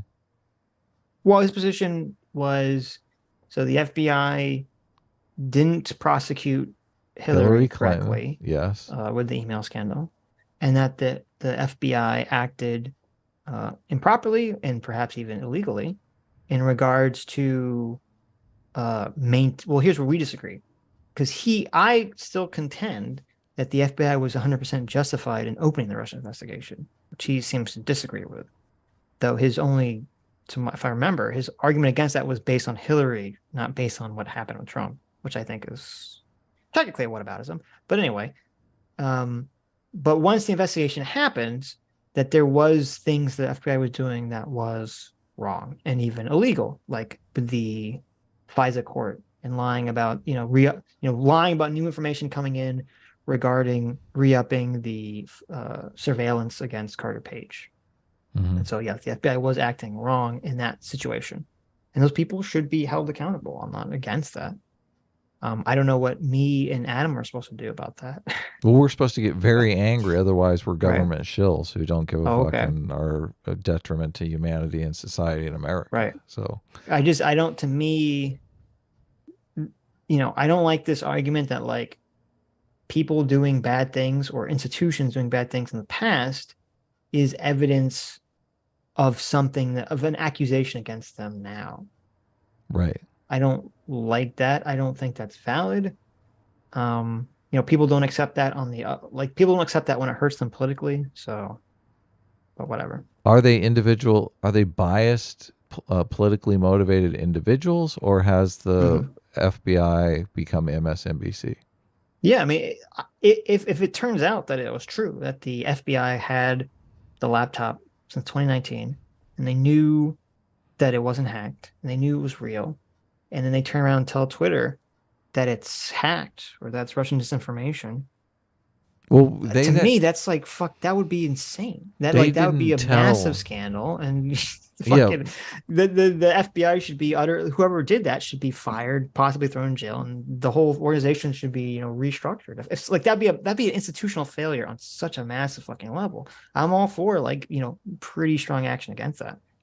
But I mean, I remember reading that the FBI did have the laptop long before any of it surfaced. They knew all about it because they knew the guy kept trying to go to the FBI with the laptop.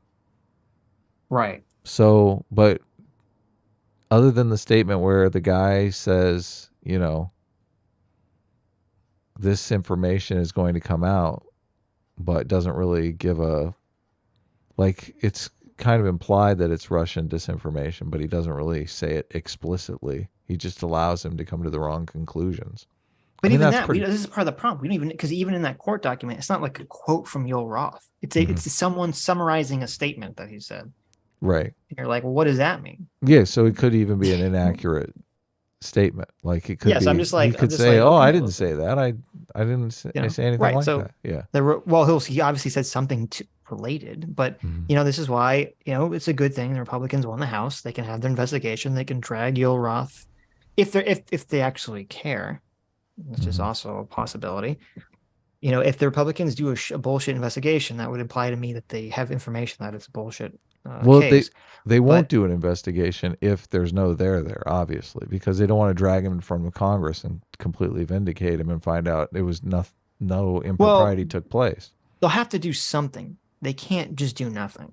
They have to do something. So they're going to do something. But I would completely expect them to drag Yoel Roth, which they should, before Congress, and on record say, what happened exactly in this meeting, get all the specifics about this. And while they're doing it, yes, all the Democrats are going to be sitting there whining, saying, oh, this is all a witch hunt. You're a hero, Yoel Roth. Let me suck your dick. Blah, blah, blah, blah, blah, blah, blah. Like, it's going to be like disgusting.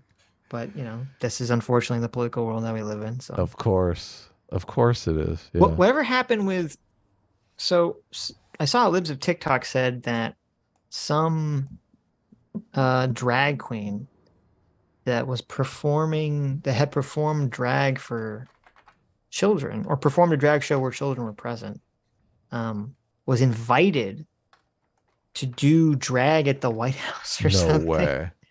And then later Libs of TikTok corrected it and said, oh no, she didn't think that they were gonna, he was gonna perform, just that he was gonna be there. This was in relation to the signing of the gay marriage bill. Whatever happened with that?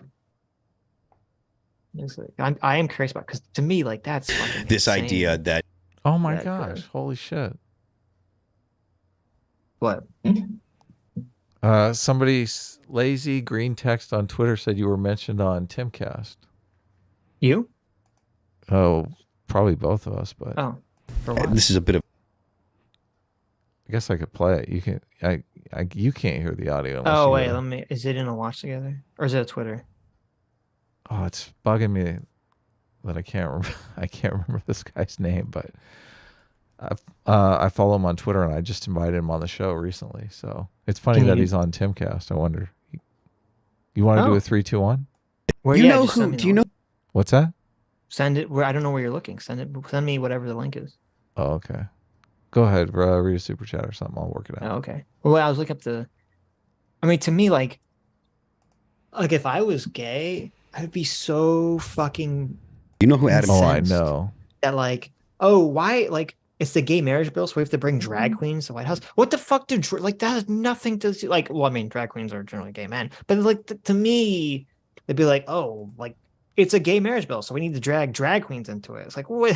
What? Come on. What the fuck? So I don't know. That's a pretty bad look in my opinion. Pretty bad. Oh, it looks like Joe tweeted this out. Yeah, they're all mixed up on the. Yeah. That's Joe. God, it's driving me crazy. What is his avatar? Joe's avatar? I don't know. That's not Joe. No, he's not on the show, but it looks like he tweeted it out. Who is no? I'm saying Phil. That's his name. Phil. He's a libertarian guy. Gotcha. Yeah, I listen to some of his stuff. Oh, look at that. He's on Timcast. Very awesome. Okay, ready? I wonder if I should try to bring it up. Let me try to bring it up first. Read another super chat. Yeah. Try to bring it up. The Justice 35 for $5 says A-Team likes to stream and adopts kittens for good homes, whilst Oh my god! Finally. Well, S-Class licks all the fruit at the supermarket and leaves. A-Team reigns supreme. Fake news. I think most fruit is disgusting. Okay. I'm pretty anti-fruit, so no. Very anti-fruit. No. All right. A-Train is in the house. You're supposed to be trying to bring... Nice lasers. Choo, You're supposed to be trying to bring something up. Okay. I know. I'm working on it. Jack H, thanks so much for being free here for 5 months, says net positive energy output is a major deal for fusion, but consistently replicating the reaction, converting it to usable power is the real trick. Yeah. I've only heard people mention it. I haven't looked into anything relating to it, but hey, I want to believe. Okay, wait a second. Awesome. This is, I think, because I think making it sustainable is the breakthrough that they had today. Because they'd been able to do it, but only for short periods of time. And today they made an announcement that they've managed to make it stable. But do we believe that?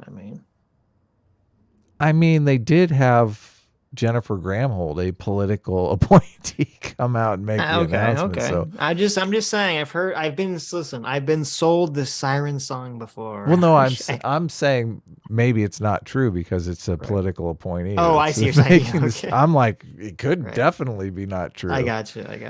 They're trying to say, Democrats are amazing. Look, we brought you sustainable lifetime energy. Sure. If they do. If the Democrats are not going to hear the end of that.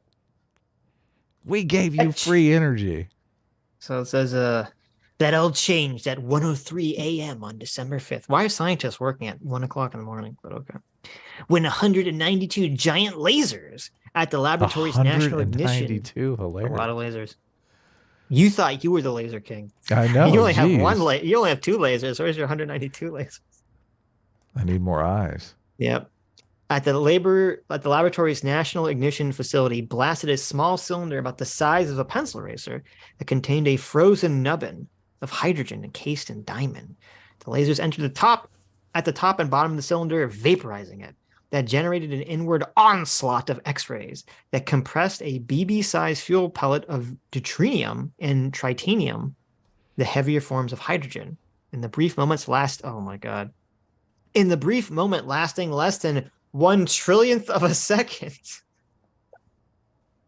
2.05 megajoules of energy, roughly the equivalent of a pound of TNT, bombarded the hydrogen pellet, outflowed a flood of neutron particles, the product of Are fusion. you saying the sustainability was like not even a second?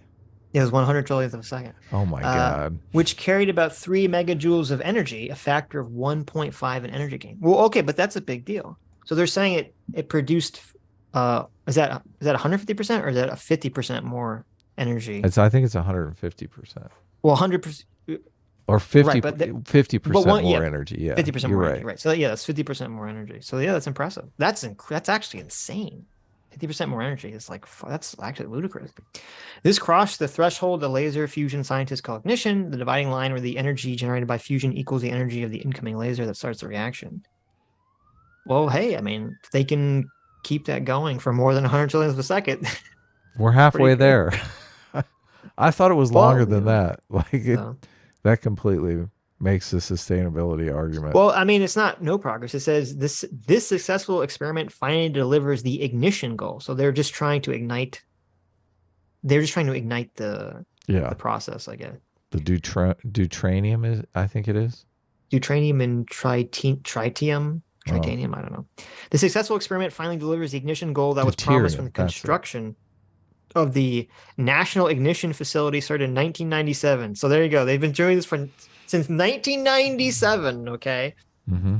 So we've been doing this for what, 25 years, and so they finally did it. So look, that's good. That's good. It took 25 years, but I'm sorry. When the operation began, 2009, however. So I guess it took them that long to build the fucking thing. Jeez. However, the facility hardly generated any fusion at all, an embarrassing disappointment after $3.5 billion investment from the federal government. So there you go. There's your tax dollars at work. In 2014, Livermore scientists had an experiment, but the energy produced was minuscule. It was the equivalent of what a 60-watt light bulb consumes in 5 minutes. Well, at least we got 5 minutes of light. There you go. Then in August last year, the facility produced a much larger burst of energy, 70% as much energy as the laser light energy. Well, there you go. It's good news. It's not nothing. It's not nothing. But it's not like we're gonna have fusion, tomorrow or anything. So this isn't this lazy green text. I'm assuming is a fan of Joe's, but it's not Joe's account because it's Good Logic is Joe's channel, right? I thought so. Yeah. Just it's weird. Why is that? Why does he have the same? I don't think that's Joe's on Twitter. It's Nearman Joe. Yeah, exactly. Not Good Logic. So yeah, but that Good Logic is his YouTube. So anyway, ready? You want to do? I guess I got the wrong window here. 3, 2, 1 thing. You know who? Do you know who? Ready? Yeah. This is a bit of an off topic. Oh, wait, did you give me 3, 2, 1? Did you just say ready? I went on ready. 3, 2, 1, go. You know who? Do you know who? This is a bit of an off topic, but do you know who Adam and Sitch are? They're YouTubers. They do a stream show. Anyways, they have this. They talk about this idea that most people basically have the existence of like an elephant and a rider, and the elephant is your emotion, and the rider is kind of your brain that like makes the actual decisions. The rider can't really control. Is still going to do what it wants to do. The fight or flight, like you can think, but if you're scared, you're going to fight or flight. The guy on top thinks he's in charge, but he's not really. He's the rider. He's actually kind of just the PR department explaining, rationalizing what the elephant did. So really, most of our life is our cognitive ability rationalizing the emotional reactions that we have. That's like most of the stuff that we, most of our behavior all the time. Here's the crazy thing about this story is that, Okay, so now we have to go in and see Tim's response. So I want to say, well, first of all, thanks. That was Phil Labonte. Yeah. So thanks for the shout out, Phil Labonte. Even though no, Phil, you did great. Thank you so much. Oh, I know. Phil is Phil that remains on Twitter. Yeah, I see him all the time on Twitter. Yeah. Yeah. But thankful. First of all, thanks for shout out, Phil. Even though you said Adam and Sitch. He said Adam and Sitch. But I am happy that, now in the annals of Timcast, it is us, Adam and Sitch, not Jonathan Haidt. I know. We've officially supplanted Jonathan Haidt. How awesome is that? So thank you, Phil. That's awesome. Look at this. We're gonna pull a full fucking like he's gonna get Tesla'd by us. There you go. Jonathan Haidt, the inventor of the elephant rider metaphor. Nope. Sitch and Adam are gonna get credited for it in the history books. There you go. Take that, Jonathan Haidt. What sucker. a way to go. Exactly. Yeah. Who I thought Haidt didn't come up with it. I thought he used it from someone else too. He adapted the horse and rider metaphor and made it an elephant rider because the elephant is more accurate. Yes. Yeah. A horse you stand a chance with. Yeah, sort of. But yeah, sure. No less, more so than an elephant. Sort of. What do you mean, Mr. I could take a horse? Have you ever ridden a horse before? Yes, I have many times. And you're right. If you think you're in control of that horse, you got another thing coming. Yeah. Horses are little assholes, okay? But anyway, okay, but thanks, Phil. That's awesome. Yeah. I like that we are the creators of the elephant rider metaphor now. That's so awesome. That is awesome. I love it when people take that to heart. But it cuts off. I don't know what Tim's response was. Tim's like, yeah. Yeah, I will have to go back and look. I'm curious, but Lord of the Brain for $2 says still waiting on that investigative report. Which one? Durham. People kept bringing up Durham. Durham never happened, right? Durham was the thing that Trump wanted, and so no, Durham did investigate things. But there wasn't. I never read his total IG report. I remember when it was leading up to it, people would always send me these articles, and I'd read them, and I'd be like, "This doesn't prove what you think it proves. I don't know why. I don't know why you think this proves, your claim." Mm-hmm. So it seemed to be more of that sort of like cognitive. It's like when someone, sends me like this is definitive proof that the U.S. couped Ukraine. And I'm like, that doesn't, I don't know why you think this is evidence, but okay. So, I saw you arguing with Drew on Twitter. Yeah. He keeps sending me stuff that I don't understand why he's sending to me. But well, Drew said he's A-team now, so I support Drew. I thought he was always A-team. Oh, okay. Well, good. Didn't he come on the show once? Did he? Okay. I don't know. I could be conflating him with someone else. I mean, we've talked to. I might be conflating him with Matt. I know we talked to Matt, right? Matt Binder. Matt was the guy who wanted to define conservative as libertarian, right? Oh yeah. That was Matt, right? And he was talking about crypto. Oh yeah, that was Doge. No, that was not. Oh yeah, that was Doge. Right, they both named Doge, but. Yeah. Yeah. No, that was Doge. That was other Doge. Look at people. So many people are against me on this. I guess you guys just want to really. Well, I guess we have a lot of conservatives in our audience who just want to hate on the FBI. Sure. Listen, I don't have a problem hating the FBI. I just want to have good reason for it. Yeah, I want to know if they're corrupt or not. And not just I have a hunch. Before I get out my pitchforks, listen, unlike actual Justice Warrior, I will not accept the spectral evidence of witchcraft. Okay, I want to see some demonstrable magic, some demonstrable witchcraft shown to me before I get out my pitchfork and torch and burn the FBI alive for witchery. Okay, Mm-hmm. I want to make sure that guy was actually turned into a newt. I feel like we've done. Didn't the FBI solve Martin Luther King's assassination in like 24 hours? I feel like. Well, was that corruption? If you believe that, Adam, I mean, the FBI was probably involved with Martin Luther King's assassination. So. Oh, that's how they solved it? They were like, we did it. We did. We're coming clean right now. I mean, so to be fair, I know it's someone joking. Considering the FBI was spying on Martin Luther King Jr., and to my knowledge, it was proven, or at least very likely, that the FBI did attempt to blackmail and try to coerce Martin Luther King Jr. into shutting up. I wouldn't really trust because of that directly. I wouldn't necessarily trust, without a lot of good secondary sources, the FBI's story on whether they figured out who killed MLK or not. because they kind of proved that they were very biased against MLK. Do you think they set up a guy because we know I'm not saying who that killed they Martin did it. Luther I'm just King. saying I don't know if I'd trust their. Supposedly they got the apartment that he was staying in. There was a name on a notepad. Like he had written on the notepad with a ballpoint pen, so it went down a couple layers, and they found the name. He wrote MLK, and he drew a little like target around him. Is that what you're saying? He wrote some guy's name, and they tracked down that guy, and that guy ended up being like the guy he bought the gun from or something. I mean, yeah, I don't know. It's possible. I've never looked into it because it's never really come up. Mm-hmm. It's possible, but I'm just saying I would be a little more hesitant to believe. Well, I'm saying, is the FBI done no good? Like, if you're in the position that you want to just disband the FBI, you're like, it's just a political organization that just wants to put.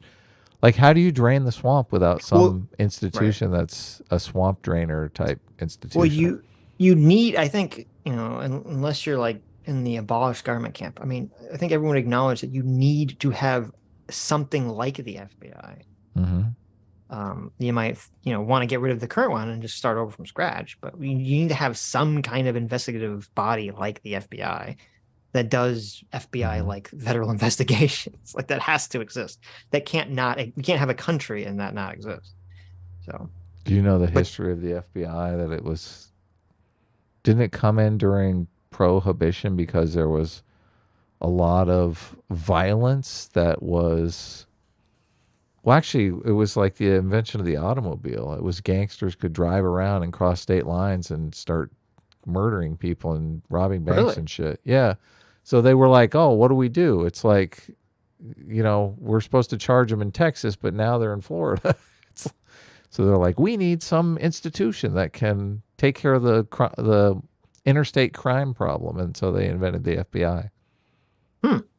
It says the FBI came about in 1908. Mm-hmm. When was Prohibition?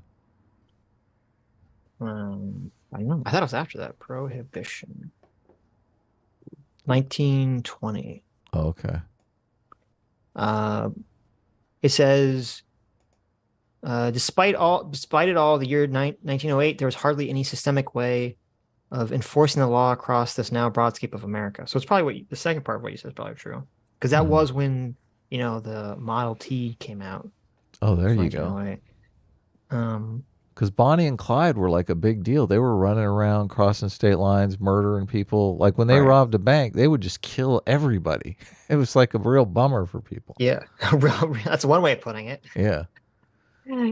Nationally, there were very few federal criminal laws, and likewise, only a few thinly staffed federal agencies like the Secret Service in place to tackle national crime and security issues. Right. One of these issues was anarchism, an often violent offshoot of Marxism. There you go. The FBI was started to fight Marxism with its revolutionary call to overthrow capitalism and bring power to the common man. Anarchists took it a step further. They wanted to do away with the government entirely. The prevailing anarchist creed that the government was oppressive and repressive, that it should be overthrown by random attacks on the ruling class, including everyone from police to priests to politicians, were preached by often articulate spokesmen and women around the world. Blah, blah, blah. These were the first modern day terrorists. Blah, blah, blah. A 28-year-old Ohioan named Leon Kielzlogos, who after losing his factory job and turning to the writings of anarchists like Emma Goldman and Alexander Berkman, took a train to Buffalo, bought a revolver, put a bullet in the stomach of visiting President McKinley. Wow. 8 days later on funding. Yes, that's true. 8 days later, on September 14th, 1901, President McKinley was dead, and Vice President Teddy Roosevelt took the Oval Office. Mm-hmm. Well, I mean, that's probably a net positive, though, right? I don't know. Teddy was a much better president than McKinley. I don't know anything about McKinley. I do know Teddy Roosevelt was like the trust buster president. Right. McKinley kind of sucked, if I remember correctly. Mm-hmm. That's hilarious. Anyway, that's a whole other story. Call it Clausigal's folly because this new president was a staunch advocate of the rising, quote, progressive movement. Many progressives, including Roosevelt, believed the federal government's guiding hand was necessary to foster justice in an industrial society. Roosevelt who had no tolerance for corruption and little trust of those he called the malefactors of great wealth, had already cracked the whip of reform for 6 years as a civil service commissioner in Washington, and for 2 years as the head of the New York Police Department. Oh, that's awesome. I didn't know he was that. He was also a believer in the law and the enforcement of law. And under his reform-driven leadership, the FBI would get its start. The chain of events that was set in motion in 1906 when Roosevelt, so I didn't realize Teddy Roosevelt was involved in starting the FBI, appointed a like-minded reformer named Charles Bonaparte as his second attorney general. The grandnephew of the infamous French emperor. Holy shit. This is like a who's who. What the fuck? Teddy Roosevelt had the grandnephew of fucking Napoleon and appointed him as his second attorney general. That's bizarre, but all right. Well, that's wow. Must have been a Harvard man. Yeah, I guess. He met Roosevelt in 1892 when they both spoke at a reform meeting in Baltimore. Blah, blah, blah. This talks about how they got to know each other. Blah, blah, blah. Bonaparte learned that his hands were largely tied in tackling the rising tide of crime and corruption. He had no squad of investigators to call his own. For one of two special agents and other investigators who carried out specific assignments on his behalf. They included a force of examiners trained as accountants who reviewed the financial transactions of the federal courts and some civil litigators. By 1907, when he wanted to send an investigator out to gather the facts to help a U.S. attorney build a case, he was usually borrowing operatives from the Secret Service. These men were well-trained, dedicated, and expensive, and they reported not to the Attorney General, but to the Chief of the Secret Service. The situation frustrated Bonaparte, who had little control over his investigation. So then he told Congress, blah, blah, blah. Roosevelt, let's see. In a complicated political showdown with Congress involving what lawmakers charged was Teddy Roosevelt's grab for executive power, Congress banned the loan of Secret Service operatives to any federal department. That's hilarious. So, oh my God, this is like... They were political. Yeah, this is so political. So, because Congress is mad at Teddy Roosevelt for something else, they're like, you no longer get to use Secret Service operatives for federal investigations. That's hilarious. Of course. But then the unintended consequence is that then Bonaparte had no choice, ironically, but to create his own force of investigators. And that's exactly what he did in the coming weeks with Teddy Roosevelt's blessing. And so he quietly hired 9 of the Secret Service investigators he had borrowed before and brought them together with another 25 of his own to form the Special Agent Force. Bum, bum, bum. And blah, blah, blah, and yada, yada, yada. And that eventually leads to the FBI. So there you go. That's how the FBI was founded. Sweet. Interesting. I didn't know any of that. I got an entire history lesson. That was amazing. There you go. Cool. Andrew Clark for $5 says it would be great if we could have a reasonable view on diplomacy. Also, how much of this conspiracy is really a Texas sharpshooter fallacy? Yeah, that's... What is the Texas sharpshooter fallacy?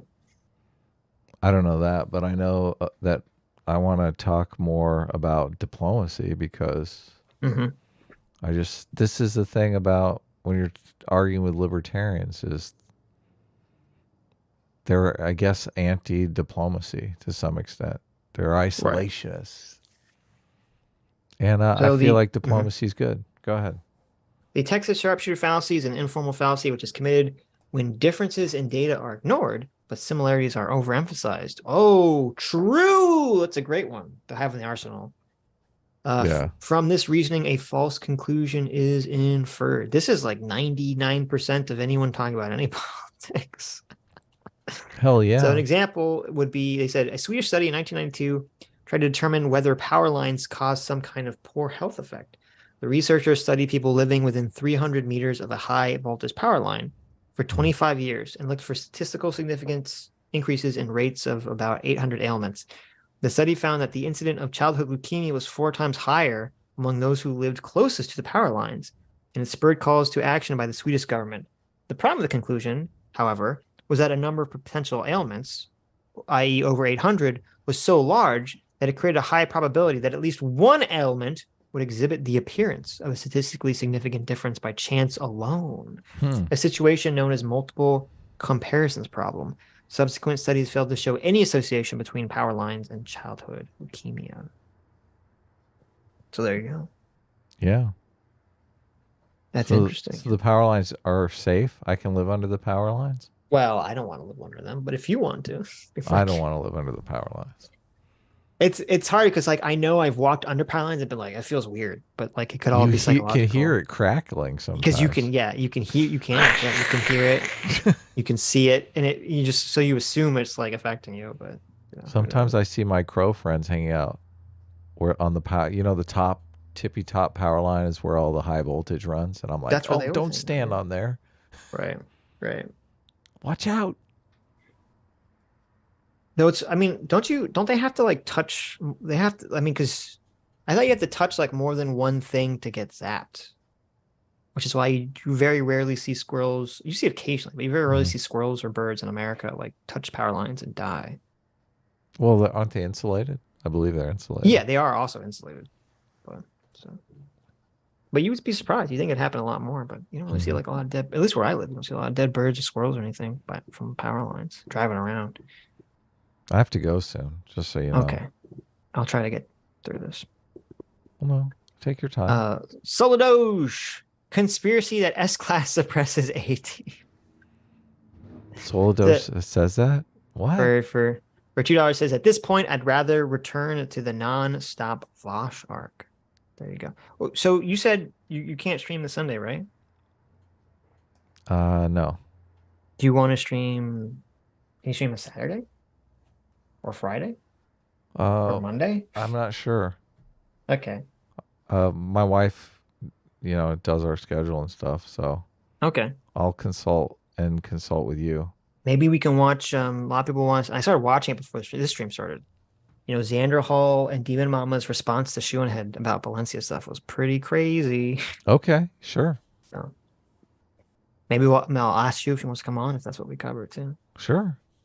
Girl Sarah, thanks so much for being a free here for 8 months. Says Adam, this should be a slam dunk. He's pulling you through the mud with him. Sad, but A-Team reigns supreme. Is that me losing my temper? I mean, that's I don't know. Early on, so probably not. I don't. That was not my perception of this whatsoever. But I mean, I could have chilled a bit at the beginning, but I was like, what bugs me is when people drop assertions as if like they don't really even know. Like it's just kind of of course you don't believe the other narrative because that's the Democrats' lies. It's like, right. Well, I mean, maybe it's just true. So, I mean, obviously, I think the Democratic narrative on Ukraine is closer to the truth than the Republican narrative, obviously. Well, I mean, I don't think the narrative about Ukraine is divided among Democrat versus Republican at all. I mean, it's really divided among America bad. That's true. Yeah, you're right. America not bad. So the mainstream Republicans are on board with Ukraine, obviously. Right. Yeah. Correct. Right.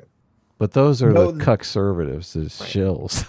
Yeah, but though there is some pushback in terms of which is fair to say they don't want to give an unlimited check, but the Republicans always don't want to spend money, so that's basically in line with the standard Republican values and talking point regarding spending. But I'll be right back. Lord of the Brain for $5 says, Sitch wanted Trump to sanction U.S. intel against Ukraine. What? I wanted Trump to sanction U.S. intelligence agents. What do you mean sanction? Sanction U.S. intelligence agencies against Ukraine. I'm sure all of your and Democrats' critique of good faith would have been restored. I don't know what you're saying. What does that even mean? What does that mean? Are you in the chat still? I don't know what that means. What do you mean I wanted Trump to sanction US? Okay.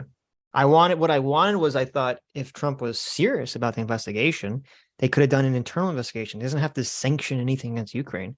All that information should be existing in the United States stateside. It should all be in presidential documents. As I said, if it was official U.S. policy, which is what Joe Biden claimed it was official U.S. policy to advocate for I'm back. Shokin to be fired, that should leave a paper trail. It should leave a paper trail that's pretty reasonably easy to dig up. And that would have been the avenue of investigating it, if you really cared about investigating it, as opposed to demanding that, Ukraine look into Burisma or whatever. Yeah, that paper trail that Trump could have dug up about how Shokin is a really good prosecutor that just wants to do the right thing and prosecute corruption in Ukraine. But the only thing standing in his way is the Biden family, who really is worried about getting caught up. Do you really think that paper trail exists? Because I'm skeptical. That doesn't exist. No, that's a good point too, which is that there's been no indication that Trump or anyone on the Trump team did any amount of research or digging to even determine whether Shokin was improperly or properly fired at all. I've never seen a single shred of evidence that they looked into any of that, really. So the evidence that Shokin is corrupt is overwhelming. I know. But there's literally dead bodies. I know. But it is possible, again, it is possible that Shokin was horribly corrupt, but that Biden wanted him fired for corrupt reasons. So I'm not against looking into it. Oh, that's totally definitely possible, but I have never seen any evidence for it whatsoever. And the problem is that whenever people point me to evidence, it's kind of like this, like, oh, well, you have to connect the dots between these 10 different points on the corkboard here. I'm like, that's, that doesn't really prove anything, especially when there's a very simple, straightforward explanation that just literally makes perfect sense. And that's what everyone said was true. And you go, okay, well. It's possible that Trump wanted his political rival investigated, and also Hunter Biden is corrupt. I mean, that's probably true. Right. Yeah, well, that's what that's the theory of things I subscribe to. Seems to be a lot more straightforward. But Shirio Hiyake for $5 says, weren't the same people involved in both the Clinton email investigation and Russiagate, Peter Strzok and his girlfriend? Yeah, so at first they were. That's kind of what Rob was going out. I believe once it came out, actually, and I do give the FBI some credit for this, was that the FBI found out that Peter Strzok was biased against Trump before it became public knowledge that he was biased against Trump, before the leak occurred. And they got him off of the Trump investigation, or at least whatever the part of the Trump investigation. Really? Because of that, yeah. He was only on the main part. It's been a long time since I looked at any of this stuff. It's like from 2 years ago. If I recall correctly, Peter Strzok was on the main part of the Trump investigation, and then the FBI found out that he was biased against. They found that note, that he was the insurance policy against Trump or whatever. Oh, and yeah.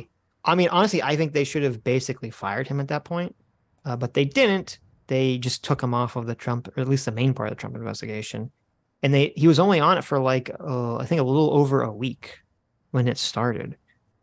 And so they did that before it was even publicly aware that, and then a couple months later that came out publicly. So I give the FBI a little bit of credit for that. What's the rationale for firing him? Well, couldn't you just put him on cases where he doesn't have any political bias? All cases are not politically biased. I guess you could, but to me, if I had an FBI agent who said that, I would be hard pressed to trust them going forward. I know in these institutions, because they have too much power. Well, no, it's just like if someone said, "Oh, I'm in the insurance policy against Trump," right? Mm-hmm.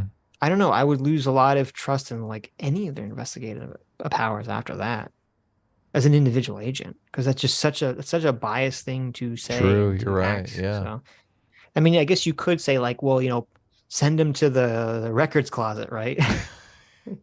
With a mop. Yeah. He can take all the cases no one wants to take because they're really boring or something. So I guess that'd be cold cases. Right. That would be the realistically, he wouldn't be fired. He would be sent off to do a bunch of shit no one cares about. So I don't think that's what happened to him. But... a cold case about Don Jr. right here. Go. There you go. It all makes sense. Don Jr. was the Zodiac killer. Oh my God. Yeah. I'm bringing back Trump University, baby. I'm going to the cold case files. Yes. And everyone was making a big deal about the Trump tax cut. I mean, not tax cut, the Trump tax thing, which God, that's such a nothing burger. I know. I don't know this stuff matters. That's a nothing burger, and I'm sure all of the conservatives in our audience are going, "That's a huge nothing burger." Like they didn't even indict Trump. They're like the opportunity to put Trump's name on the Trump organization and it was a fine. It wasn't even like jail time or anything. To be fair, I'm assuming it's a nothing burger. I have really not even just because I'm assuming it's a nothing burger. I haven't looked into it at all. No, Trump's company got fined for tax evasion. Like nobody went to jail. Nobody got a slap on the wrist. It's already been resolved. Yeah. Oh. Yeah. It's like a big. Are you sure about that? Trump tax. Obviously, I'm not sure of it, but I listened. Trump's organization is found guilty of criminal tax fraud. Right. But what does that mean? I listened to a couple videos where it was obviously like MSNBC type people going on and on about how this is just fucking, and I'm listening and listening. Like, what is the downside here? Like, what happened? And they're like, this makes the organization look very disreputable. And I'm like, you're like, thank you. I'm like, for that. Yeah. Can you share some of that copium with me? Yes. Jeez, yeah. They're so desperate. Yep. Okay, that makes sense. I don't even think Trump was in court or anything. No, probably not. Yeah. Unless, because they'd have to have evidence that like he directed them to do something illicit. It might have been NPR that I listened to, because it was just like, you got to understand. They knew what they were doing when they were giving these high-level executives these bonuses at certain times of the year so that they could avoid paying taxes on them. I was like, funny. What? It's funny that you bring up NPR, because when I Googled it, an NPR article came up. It was one of the first ones. Yeah. And I can see the copium in this article that you're talking about. It's so bad. So it said, this is an NPR article. It says, some of the most attention-grabbing evidence presented to the jury were documents with Trump's signature. Oh, wow. A rental agreement for a luxury apartment used by Weiselberg, a private school tuition check written from a grandchild of Weiselberg's.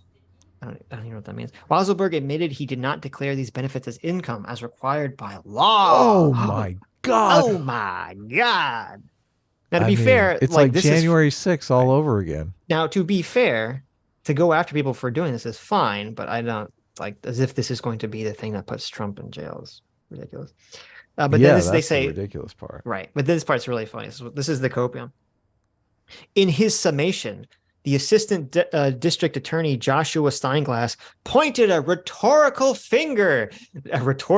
Oh, wow! Pointed a rhetorical finger directly at Trump, saying Trump sanctioned tax fraud. Can you even point a rhetorical finger? I'm not sure it's possible. The defense vigorously objected, and the objection was sustained by the judge. Why would you even put that in the article? That's so useless. Because you're desperate. You're fucking desperate. God. Look, where's the thing about Trump jail time? Like, that's all anyone cares about. Right. So if you didn't follow, basically what happened was in the courtroom, the assistant district attorney, he pointed a finger at a picture of Donald Trump and said, Donald Trump sanctioned tax fraud. And then the defense said, objection. And the judge said, sustained. And then the assistant district attorney general said, I take it back. And then they felt compelled to report that in an article. Desperate. Oh, man, that's hilarious. They're reporting it because they have an opportunity to write a Trump story, and there's nothing to really report. So they're just desperate to. Or a computer program might have written that article. I don't know. Weiselberg previously pled guilty to 15 felony tax charges. Jeez, Weiselberg, what are you doing? He admitted hiding part of his salary that was paid through untaxed benefits, like a luxury apartment, a Mercedes-Benz lease for him and his wife, and private school tuition for his grandchildren. The compensation was never reported to the New York State or to the IRS. As part of his plea deal, Weiselberg agreed to testify truthfully and to serve 5 months in jail. Oh, wow.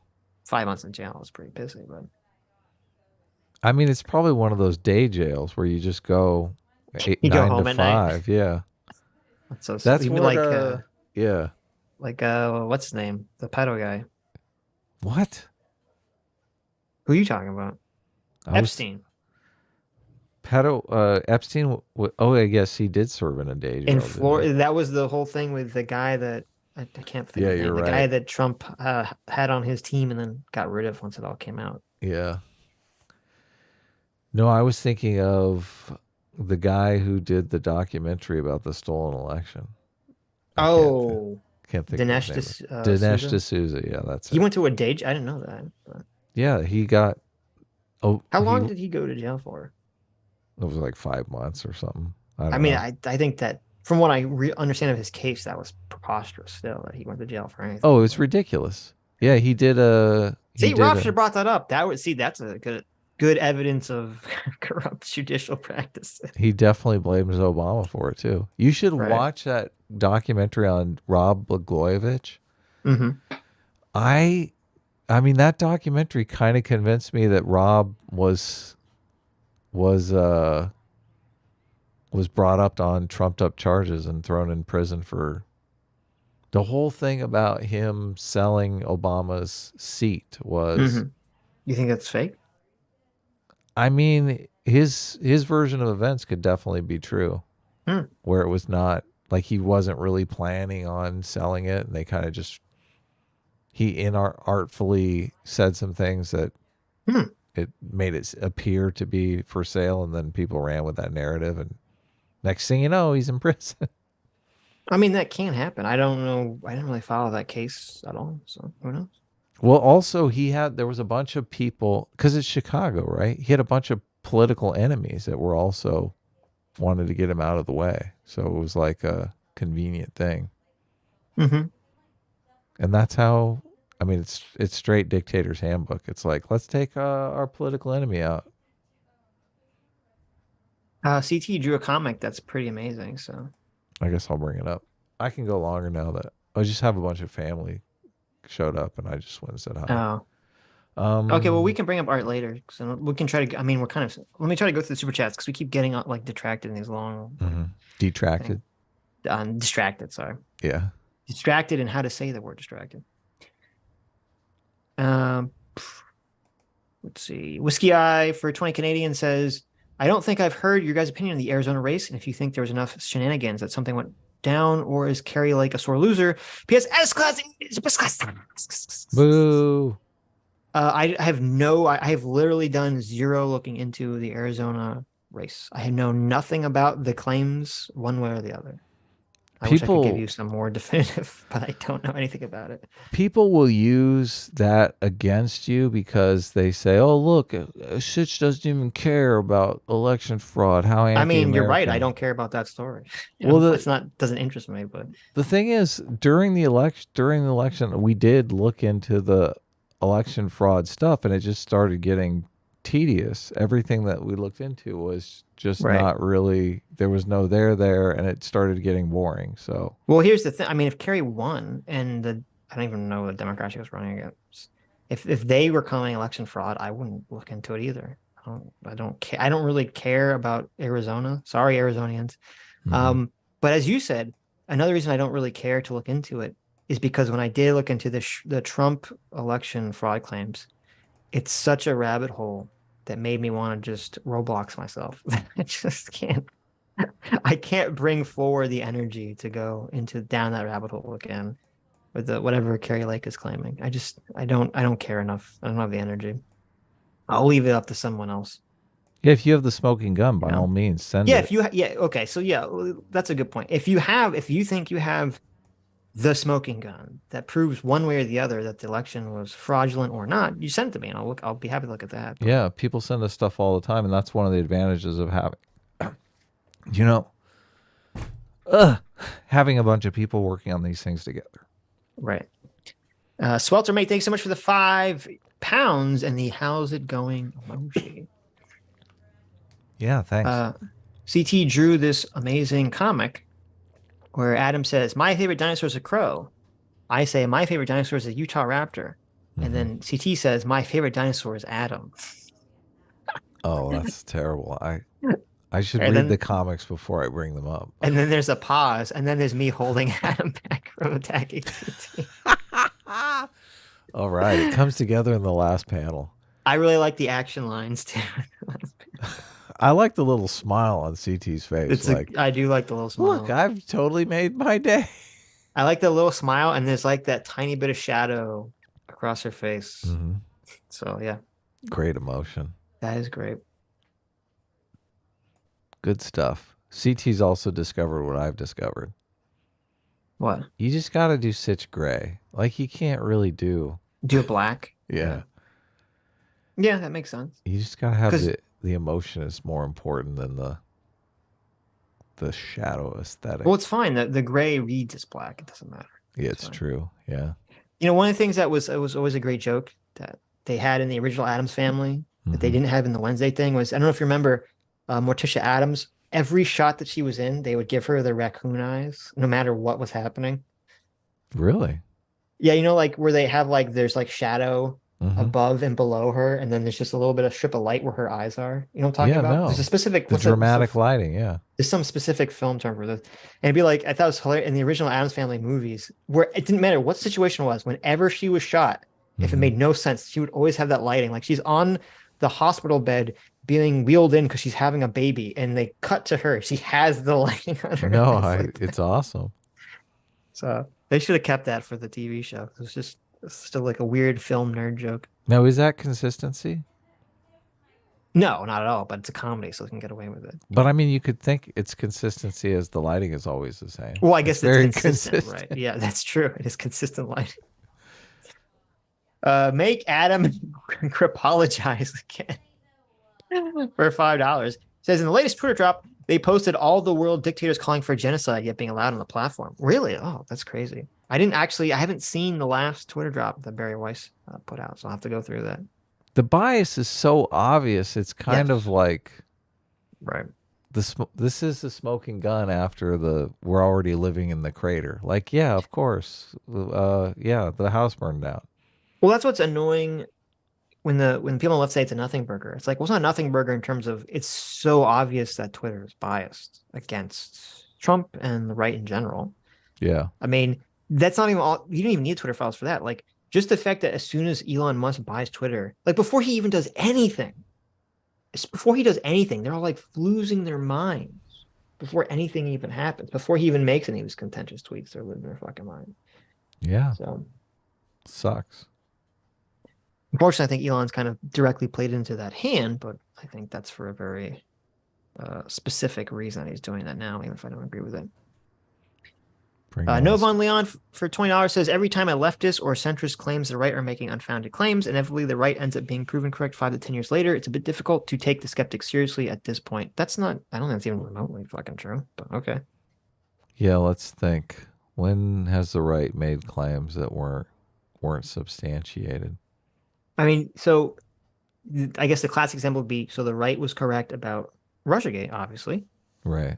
But then the right, I mean, it's still my opinion, that the right is completely wrong about Trump and Ukraine and completely wrong about what Trump tried to do with January 6th. So even though they believe they're right. Well, yeah, exactly. But so I don't know where the acceptance is, and that's gonna not gonna know. Be a thing. But I mean, you have to go back in history just because people are biased now. I don't know if there's any point in history when it just to say that the right is always proven correct. I don't know what other unfounded claims you're referring to, but you have to give me a list and I can go through them. Yeah. That'd be fun. Solodoge conspiracy that S-Class suppresses 18 for $2 says, because of his boredom, I say it is Adam who cried today. That's funny. I mean, it was getting pretty fucking boring. So yeah, like at some points, but whatever. Kyle Petty for $20 says, just got here. So what kind of consensus so far? Also haven't caught you live for a while. Dave Smith still seemed very dodgy and contradicted himself. Really want him back. Well, there was, yeah, I mean, I agree. I think I'm glad we had a civil conversation. Very glad we have a civil conversation with Dave. But I said this to him directly. His logic about the phone call made no sense to me whatsoever. if he's going to say it's too vague that I could be wrong, then he has to also bite the bullet that's too vague for his claim. There's no way around that. There's literally no way around that. But, whatever. It is what it is. Stock for $5 says, Sitch doesn't even know that he is always wrong about everything, even his favorite color. That's true. That is very true. That's hilarious. For most of my life, I thought my favorite color was red, and then I realized I was wrong the whole time, and it was actually blue. Really? Yeah, that's a true story. Is it really? No. I can't. Kyle Petty hard for me. Kyle Petty for $20 says, I've heard multiple people claim that the FBI specifically said there was Russian disinformation about to release about Hunter Biden. Is there any validity to that claim? I've heard that too, and the answer is we don't know. What's the claim? Closest that the FBI specifically said there was Russian disinformation about to be released regarding Hunter Biden. Right. And so what happens is, and this is part of the problem, so we get a piece of a story where the FBI says supposedly to Mark Zuckerberg or whoever at Facebook, and they say to Twitter that they believe, they say this in like July or something. They say in July that they believe there's going to be some kind of foreign disinformation or leaks or something, all very vague, around the time of the election. And then months and months later, we have the Hunter Biden laptop story. And people point to that and say, aha! That's what they were talking about. Oh my God, it's clear as day. So I don't think that's in evidence whatsoever, because months later something happened from what they said. And the closest that we have to the closest we have is the Yoel Roth statement, which I agree he should be dragged in some kind of court of law or before Congress and under oath have to explain what the fuck exactly went down in that meeting. Or hopefully, I would be frankly shocked if if Roth went to these meetings with the FBI and they tell him shit, there has to be a fucking Facebook report about what the fuck's in those meetings. Of course. Like, he can't just absorb that information as a Twitter employee, just hold it in his brain. He never tells anyone on Twitter what's going on there. Maybe it's state secrets. Well, no, so Elon Musk should have access to that information. That information should exist somewhere in the bowels of Twitter.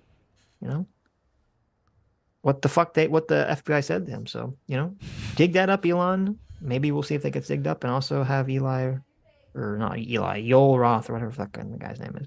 Yoel Roth, testify. Get to the bottom of that. It's getting wet in my room here. Kyle Petty for $10 says, I think you guys should get Sean on. He's made multiple videos on the Twitter files. Yeah, I should actually watch those videos, because I think Sean's usually pretty good at parsing that kind of stuff. So Sean's great. I think Sean's going to turn on us? No, I think Sean will disagree with us on things, but I don't think he'll turn on us. So yeah, you know what I mean. People do turn on the internet. I don't think so. I think, even if I disagree with Sean, which I do, I disagree with him about burning witches, but also, there's things I disagree with him on. I do think that from my experience, he's one of the best people at looking at evidence and trying to make determinations about things. Hell yeah, he is.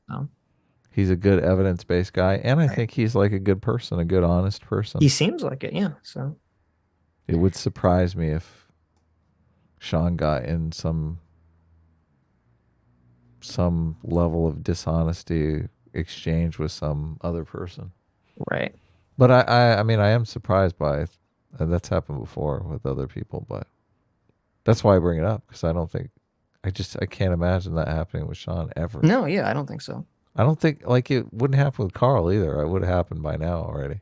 Here's what we'll do. We're going to start a new stream. Mm-hmm. And we'll have Sean be our third co-host. Mm-hmm. We'll reel him in very slowly. Mm-hmm. And then we'll betray him. Oh, that'll be fun.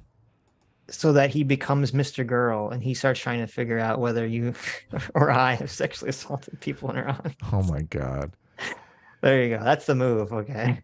You gotta watch In the Company of Men. That movie's so fucking evil. Oh my god, I don't want to watch This that is movie. basically the story of In the Company of Men. It's like the worst movie ever. Let's get Sean to be our friend and then totally betray him. I know, it's so evil. It is, yeah. Obviously, we're just joking about it. Are we? Yeah, Nova Sean, Leon. Look us up. Nova Leon for $5 says, truth isn't determined solely by examining the evidence. Truth is determined by exercising judgment, forming hypotheses, and testing those hypotheses. Yeah, that's fair. I mean, but that's the last thing you said. That's the key thing, testing the hypothesis. So, well, abductive reasoning does deal with probabilities too, because there are certain things that just can't be certain about. So, right. Well, I mean, but this is that argument. I've heard that argument from a lot of people. I've literally heard this argument from my own father. Mm-hmm. It's so funny that it's hilarious that Rob was bringing this up. In quote unquote me defending the FBI, because my dad has brought that. He literally said that it literally almost word for word the same thing Rob said about me defending Trump in terms of, because my dad, I get these long arguments with my dad about whether Trump intended for the January 6th riot to occur. Because obviously my dad's like, because my dad is like, yeah, it was intentional, and the decision was, it was intentional, and it was, in order to get the people to, break in and stop the election and blah blah blah. You've heard this all before. And he's literally said the same thing. Like, well, he gets mad. It's so funny. Like, that's what happens when I have these conversations with people where I say, well, I want the evidence. And they're like, well, you're never going to get like, oh, of course, Trump on record saying like, I wanted them to break into the Capitol to do it. Like, you're never going to get that. And I'm like, well, I need something. Yeah. I need fucking something. So. For some people, it's just enough to believe. Well, no, right. They're certain. They're so certain in their heart of hearts. They're like, my gut can never be wrong. Well, I just know the truth. Well, the problem is when it's on a subject you want to be true. Mm-hmm. So I know my dad wants Trump to have intended for January 6th to occur. So yeah. Well, this is you shouldn't trust your judgment there. This is the point of kind of maintaining some disinterest in the topic, because it does helps take the bias out of it. Right. I mean, that's another reason why, like, when I say like, oh, I didn't look into it, because that actually helps later if I ever do decide to look into it. Right. Because it's like, well, I didn't really, I like with the Arizona thing, I have formed no opinion about the Kerry Lake, Arizona voting thing. And that's intentional. If I ever have to look into it for some reason, then I'll be able to come at it from a fresh point of view. So. Yeah. Aussie Yara for 10 Aussie bucks says the biggest Hunter scandal I think that should be forefront was the $500 million auction of Hunter Biden's art that was allowed to be sold anonymously. That's a good point. Hunter Biden is corrupt as fuck. I mean, we've been saying that since day one. That's it. You didn't even bring it up, but the art thing is pretty shady. No one's defending Hunter Biden here. Right. The question is just how much, if it affected Joe Biden, how much? So 10% for the big guy. I'm telling you. I mean, if they did an investigation on Joe Biden and they found out that, Hunter was not only obviously peddling influence, but was giving money to Joe, and Joe was, even if Joe was just aware of it, that, like, I wouldn't really, if they impeached Joe Biden, I wouldn't care. I'd be like, oh, okay, well, he deserves to be impeached for that. That's what's offensive is he was kind of made it sound like we would be all distraught if Joe Biden got impeached. I'm like, fuck, take that motherfucker out like yesterday's trash. I don't give a fuck. Yeah, I don't really care. If Joe Biden gets impeached, if Kamala Harris gets impeached, I mean, impeach them both. I don't want Kamala Harris to be president. Jeez. Like, who's third in line? Speaker of the House. It's a Republican. Well, then that would be a Republican. Yeah. Hilarious. So there you go. That will be the move. They'll impeach both of them. Yeah. She obviously knew about it, right? Of course. Yeah. PC, thanks so much for the 10 gifted memberships. Thank you, PC. Yeah, that was very nice of you. Happy holidays. With the extra pickles for 7 Canadian says, where there is smoke. Mm-hmm. Even though I disagree with this, it is funny. Where there is smoke, there is Sitch carrying water for the FBI in case there's a fire. Well, fuck you, but that is the funny, FBI. So I'll allow it. I mean, I don't want to wrongfully accuse people. Well, for me, it's not a question of wrongfully accused. It's a question of me trying to understand the truest version of reality. I mean, that's what motivates me in regards to this. Yes. You don't care about wrong accusations? That's so I mean, immoral. I do, but I know that, like, me personally saying that I think the FBI did or didn't do something is to have no effect on, like, whether that person is, held to justice, right? Well, but it will sway people based, the evidence becomes, Sitch believes it has to be true. Yeah, but what I'm saying is, like, if I came out tomorrow and I said, I believe unequivocally that the FBI was telling, Twitter what to do, blah, blah, blah, blah, blah, blah, blah, blah, blah. And I say this without any change of evidence, whatever. Like, that's not going to have any tangible impact on whether not on someone the case. At the FBI goes to jail or something. Of course it's not. Right. Right. That's what I'm saying. Like, so when you say, like, well, you don't want to wrongfully accuse people, it's like, well, I mean, sure, but that's not me accusing or not accusing them is not going to have any tangible effects on anything. Right. So, like, obviously, if I was in charge of that, like, if I'm the fucking judge, then yes, that's going to be my primary motivation, is to make sure that rightful, justice is done properly. Yeah, it's called justice for a reason. Right. Because it's just you want us. It to be just.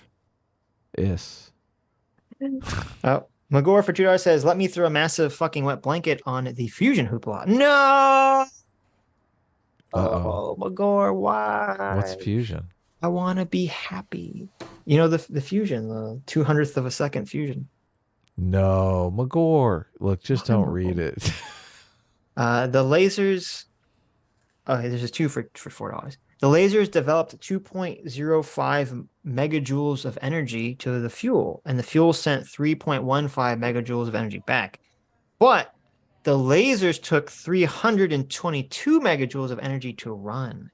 So the fusion reaction generated more energy that was put in, but the machine to start the fusion reaction requires 100 times more energy to run the fusion reaction created. AGI seems closer than fusion power plants. What's it? What's AGI? I don't know. But adjusted for gross income? Well, that's why I talked about the sustain, because it's like once the goal is to get it started and then for it to be self-sustaining. So you're not putting the startup energy in once it's up and running. That's the thing. Well, I don't know how the technology works. Like, does it take extra energy just to start it, but once the laser is started, does it not take that much to keep it going? Well, I don't know the answer to that question. But... Well, artificial generated intelligence. Oh, well, I mean, I don't disagree with that, but stars put off energy in thermonuclear explosions. So you're getting like a thermonuclear explosion going. But with stars, the thing that's sustaining it is the gravity. The gravity is literally pushing the material together to the point where it's sustaining the reaction. That's my question. I'm like, what sustain if the laser has to sustain the reaction, I guess? I don't know. I literally know nothing about the technology or how it's supposed to work. Well, isn't the laser, aren't you basically doing the same thing as the sun, but instead of in gravity, you're using a laser to like push the atoms together? Is that that's why you got like 110 lasers, because you're like pushing it at every different. Well, maybe you're right. Heat is motion. Yeah, I understand what you're saying. But there's a difference between saying it just heats it up or the lasers are pushing it together to force them to heat up, right? Well, at some level, the atoms are like crashing into each other so fast that they're creating a new atom. Because I think it creates. I think you're basically fusing hydrogen together. Because deuterium is a isotope of hydrogen. Right. And water is hydrogen and oxygen, right? Oh, wait. What is this? So you're basically turning hydrogen into hydrogen and oxygen. And a nuclear fusion energy reaction is released at the same time. A nuclear fusion reaction, which is what keeps the sun and other stars burning, occurs when the nuclei of two atoms fuse into one atomic nucleus. When that happens, the excess mass converts into energy. The reverse process, nuclear fission, powers existing nuclear power plants and bombs. Right. Oh, that's right. So that's yeah, when you so break right now the we atom apart. split the atom, right? And now they're saying they want to combine Put the atoms together, exactly. Right.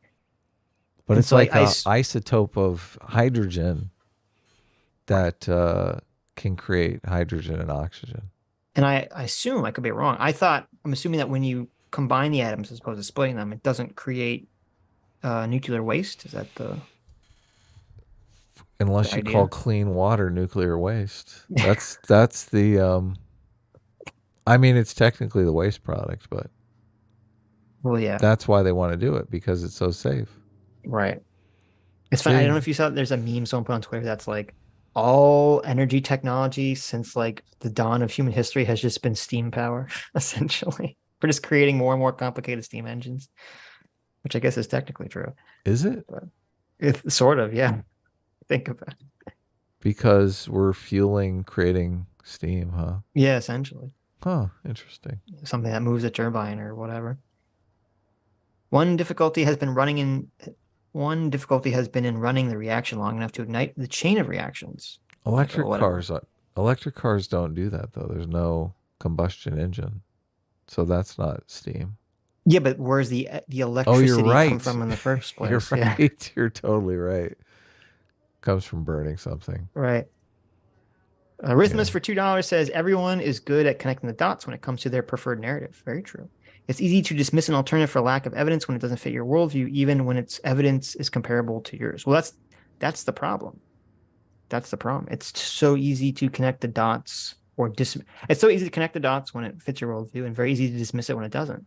Mm-hmm. And so, how do you figure out what is true and what is not true? That's why I'm a very stickler for saying, well, I mean, I don't buy a lot of the smoke. Smoke means there should be an investigation. It doesn't mean that the fire is there. It doesn't mean that the gun is there. So, yeah. Arithmus for $2 says, did Biden personally make that decision to fire Shokin, or was this a policy decision made by the Obama administration as a whole? Policy. I find it hard to believe that Biden would have had the authority to go rogue and withhold the money. Well, no, yeah. I mean, no one's even really... decision. Yeah. It was a policy decision. I've never heard anyone contest that Biden went rogue. It was, as I said, it was not... Biden didn't come up with it. It was our good friend Victoria Nuland and her team that came up with this policy suggestion of trying to get Shokin fired. And that's why I said if Trump wanted to investigate it, there should be a paper trail. And the fact that he didn't even try, Donald Trump, to my knowledge, I've never heard anyone talk about this. To my knowledge, Donald Trump did not even fucking try to investigate it from the United States side. That tells me something massive. There's a giant paper trail, though, but it's all against Donald Trump. Well, but exactly, the fact that he didn't even try to look into it or investigate it, to me, is evidence of something. It's evidence that it is kind of bullshit. This would you think you'd at least try to look into this, but yeah. Where are we? Doug for $5 says Tim Pool recently gave money to JMac to fire. Tim Pool recently gave money to JMac to fire CT for failing to look into Sitch and Adam's corruption. It seems odd that Tim Pool's son, Adam, just happens to be on the board of Sitch and Adam, don't you think? Are we caught up in corruption? Is that what's going on here? Yeah. How do you respond to that? As the son of Tim Pool, how do you respond to that? So, well, look, 10% for the big guy, okay? I got a serious habit I got to take care of. 10% for Tim? No, I was thinking 10% for my big nose. Oh, okay. I got you. Solidarity for $2 says, when I talk FBI corruption, I'm more concerned about them going after everyday Americans. Like when they lied to a judge to get a warrant so that they could illegally and indefinitely take $86 million from people no one's fired yet. Yeah, I think that's a good... I mean, I think you can look into both. But I think that's also a thing to bring up is that, police corruption, FBI corruption against individuals who have far less ability to fight back. Than hell yeah. An institution or a political figure or something. Yeah. I immediately care about that. So That was another thing that was super frustrating about that conversation. It just, it was all focused on how this makes the Democrats look or Biden look, or it's just all, that's the aim of everything that he's working on. Well, that's the kind of, well, I don't know if that's the aim that Rob specifically is working on himself, but that's kind of the problem with trying to get to the bottom of the truth about it, because it's so steeped in a political narrative. Yeah. That everyone's so like, this is kind of why I gave up trying to look into the origin of Israel/Palestine conflict. It's like impossible. Did you listen to the Netanyahu interview with Jordan Peterson? I didn't. I listened to part. I only listened to like the first 20 minutes of it. Yeah, that's exactly what I did, because it was kind of boring. It is boring, and also, but the narrative of the Israel thing, I'm like, okay. Yeah, but I was gonna say, like, when you try to look into the Israel-Palestine thing, it's like every fucking source has an opinion politically, and that's what. So they're pushing the source they're pushing the narrative in a very specific way. And it's like, where is it possible to get the bottom of the truth of that? Like, no, not my opinion, no. And it also doesn't really matter, because the question of whether Israel should have been there, in 1945 is kind of irrelevant, because they're not going to get rid of it now, regardless of whether it should have been there or not. Oh yeah. Though I was happy. It is what it is today. So part of the reason I got bored with the conversation was, Jordan Peterson, he asked Benjamin Netanyahu about like the creation of Israel, and Benjamin Netanyahu, he's the prime minister of Israel. He can't give you like a real answer, right? Yeah. It's like he gives like the political, like, of course, they did nothing with the land. We had the land and we built it. It's kind of hilarious. He basically gives the Ayn Randian. He does. Here. I know. Well, they didn't. We heard this with like people kind of justifying, taking the land from Native Americans. Like, well, they weren't using the land properly, which is actually, to be fair, it's literally actually a John Lockean argument. They weren't really utilizing the land, to create anything, so it's okay for you to take it. Which was actually an argument John Locke made, if I recall correctly. And he kind of gives that argument for I don't know if that's even remotely true regarding, the region that is the Israel-Palestine region now. He didn't back it up with any like facts and evidence. Sure. For sure. But I was happy to see that Jordan Peterson actually did push back on that.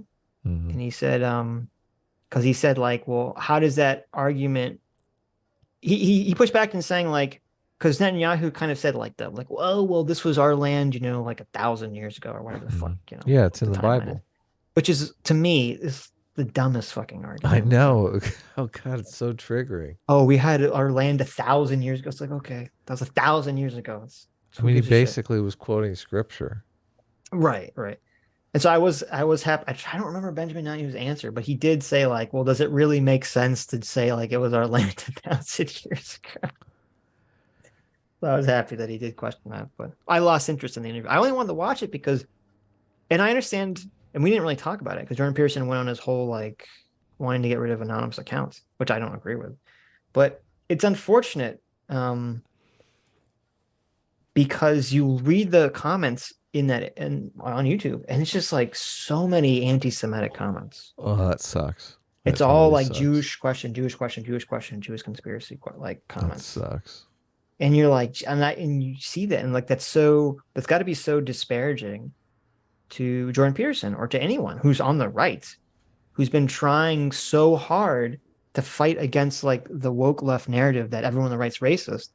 And then you go to any comment section and see how fucking racist they are. Yeah, and then you go and you interview the Prime Minister of Israel, and it's nothing but people doing the Jewish question stuff. So in your comment section, and being heavily upvoted and stuff. So I don't think that's indicative of the right as a whole.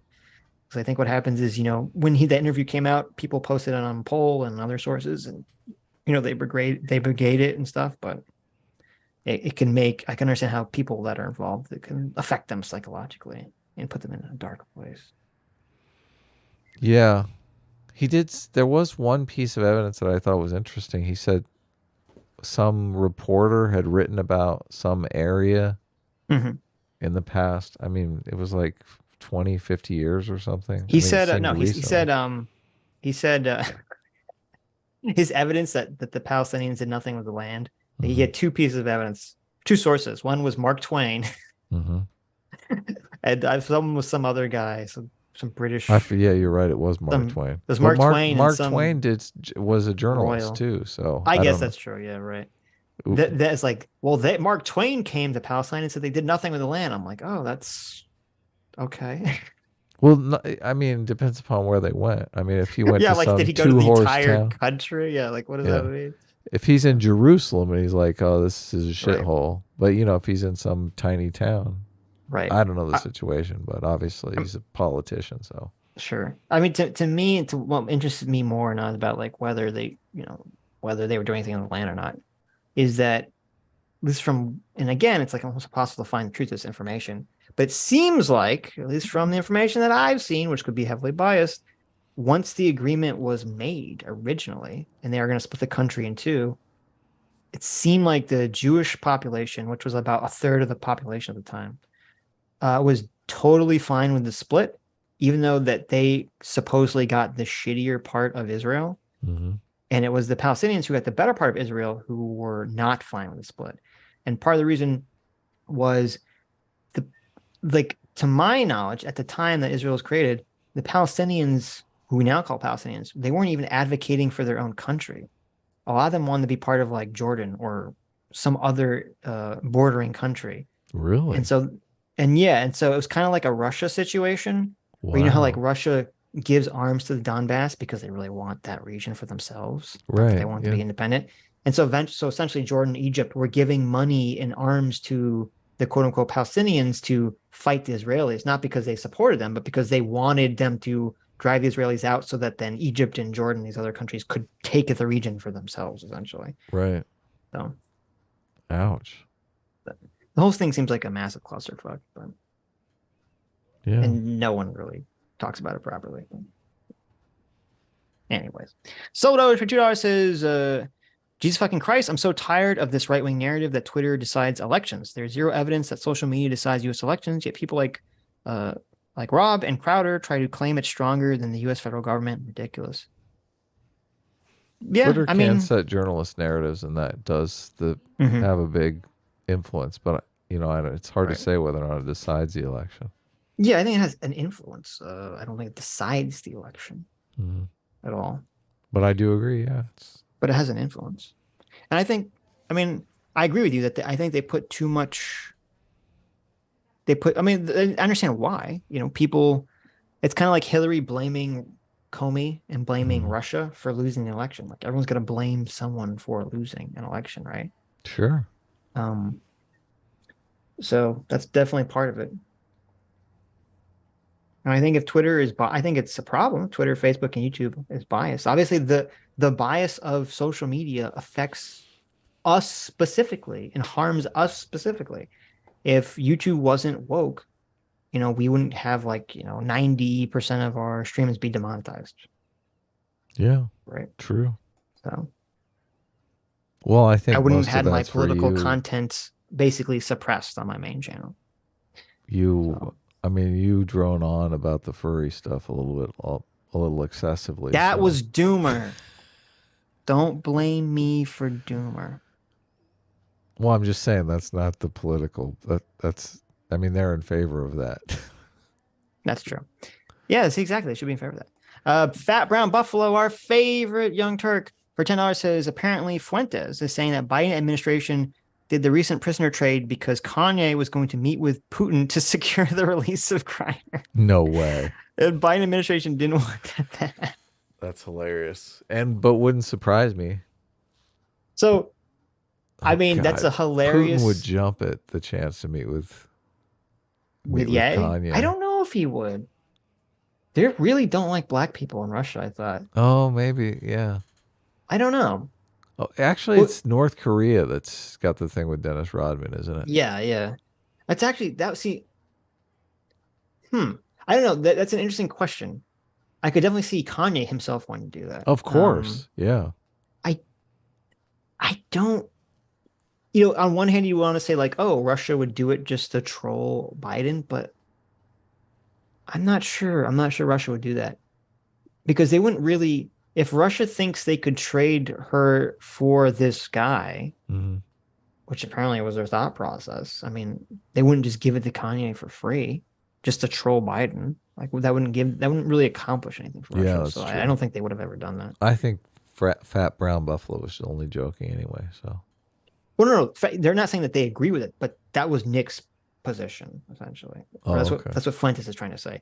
Now, Fuentes is a horribly unreliable source, so even he probably, I wouldn't believe, thinks that would have come to fruition. But I could definitely see Fuentes making that claim to kind of hype up Kanye and to hype up Kanye. Well, and I could see Fuentes floating the idea that Ye should try to get Grindr back, because that would be a big news story, obviously. No, see, here's the thing. I don't think Nick is smart enough before the fact to come up with that idea. Really? That would have been a genius idea. Of course, yeah. But I don't think he would have just come up with that on his own. Fuentes says, "Yeah, maybe I have an idea." Right, like maybe once it came out publicly that the U.S. was trying to bargain for her, he would say, "Oh, hey, you should go talk to Putin, try to get her released or something." Like I can believe that. Tweet at him. So. Oh wait, he screwed his Twitter account. He can't tweet at him. That would be super interesting. Listen, it would be very fun. It would be insanely fun. I actually want it to happen so badly, but it won't happen. I'll tell you why in a second. But I would like nothing more.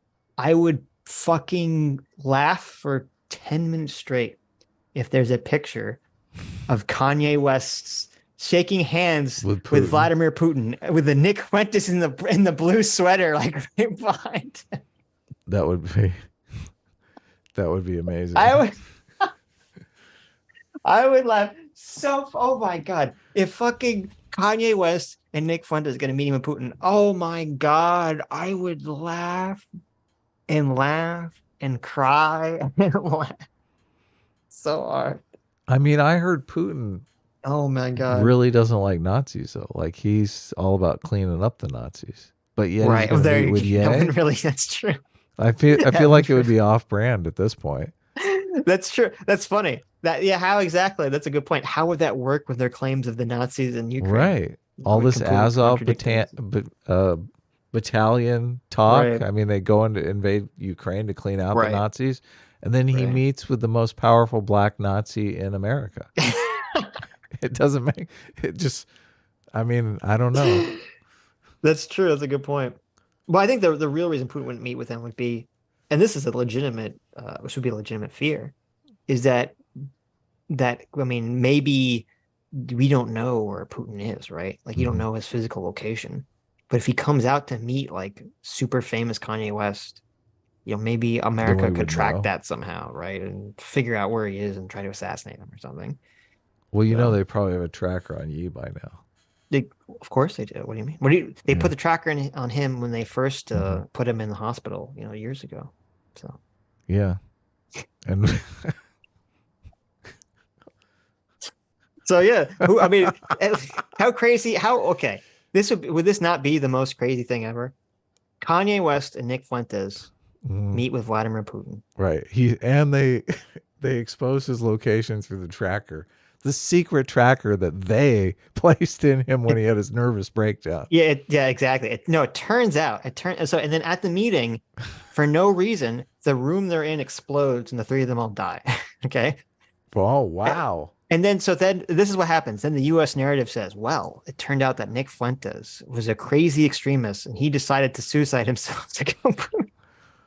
And then we're like, wait a minute. He loves Putin. What are you talking about? You're like, wait a minute, that doesn't make any sense. And then all the grippers say, whoa, the United States government must have planted a bomb on Kanye. This is how or Nick and blew up Putin remotely. They mention in the Alex Jones thing now, they bring up Putin. And Fuentes says he's a big fan of Putin. I know. And Ye concurs. Maybe Alex Jones came up with the idea. That would just be, that'd be the height of bizarre hilarity shenanigans. The United States plants a bomb on Kanye or Nick Fuentes to blow up Putin. Oh my God. Oh my God. I mean, At this point, would people? Well, I mean, Kanye. Would anyone really care? Yeah, that's what I'm thinking. I'm like, they'd be like, people, well, people be making whatever. excuses for that stuff. They'd be like, well, normally you've got the Jimmy Dores of the world. They come out and they're like, America drone striked this American. Right. But when it's Kanye, they're like, oh yeah, we had to sacrifice Kanye. I mean, but we got greater good. But we got Putin. Listen, Kanye went out as he died as he lived, fighting Nazis. Yeah. I'm sorry, fighting Jews. Yeah.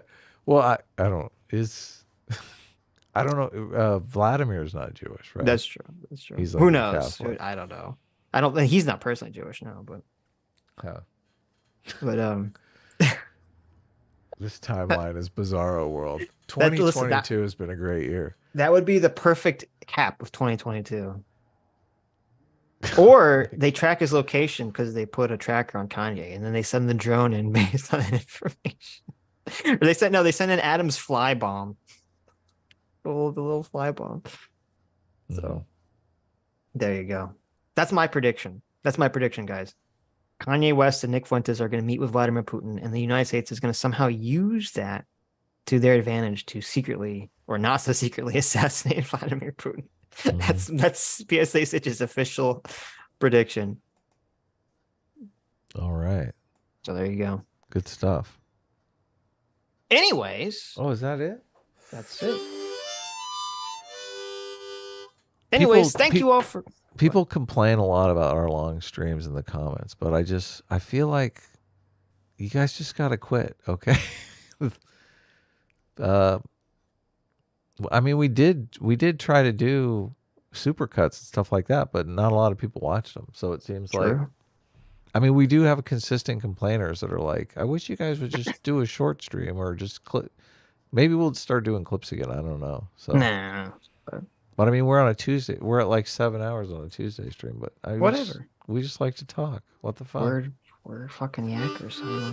Anyways, thank you all for coming. Thank you all for your incredibly generous donations. Thank you, Rob, for coming on and talking to us. And thank you. And I'm going to say a special thank you to the FBI.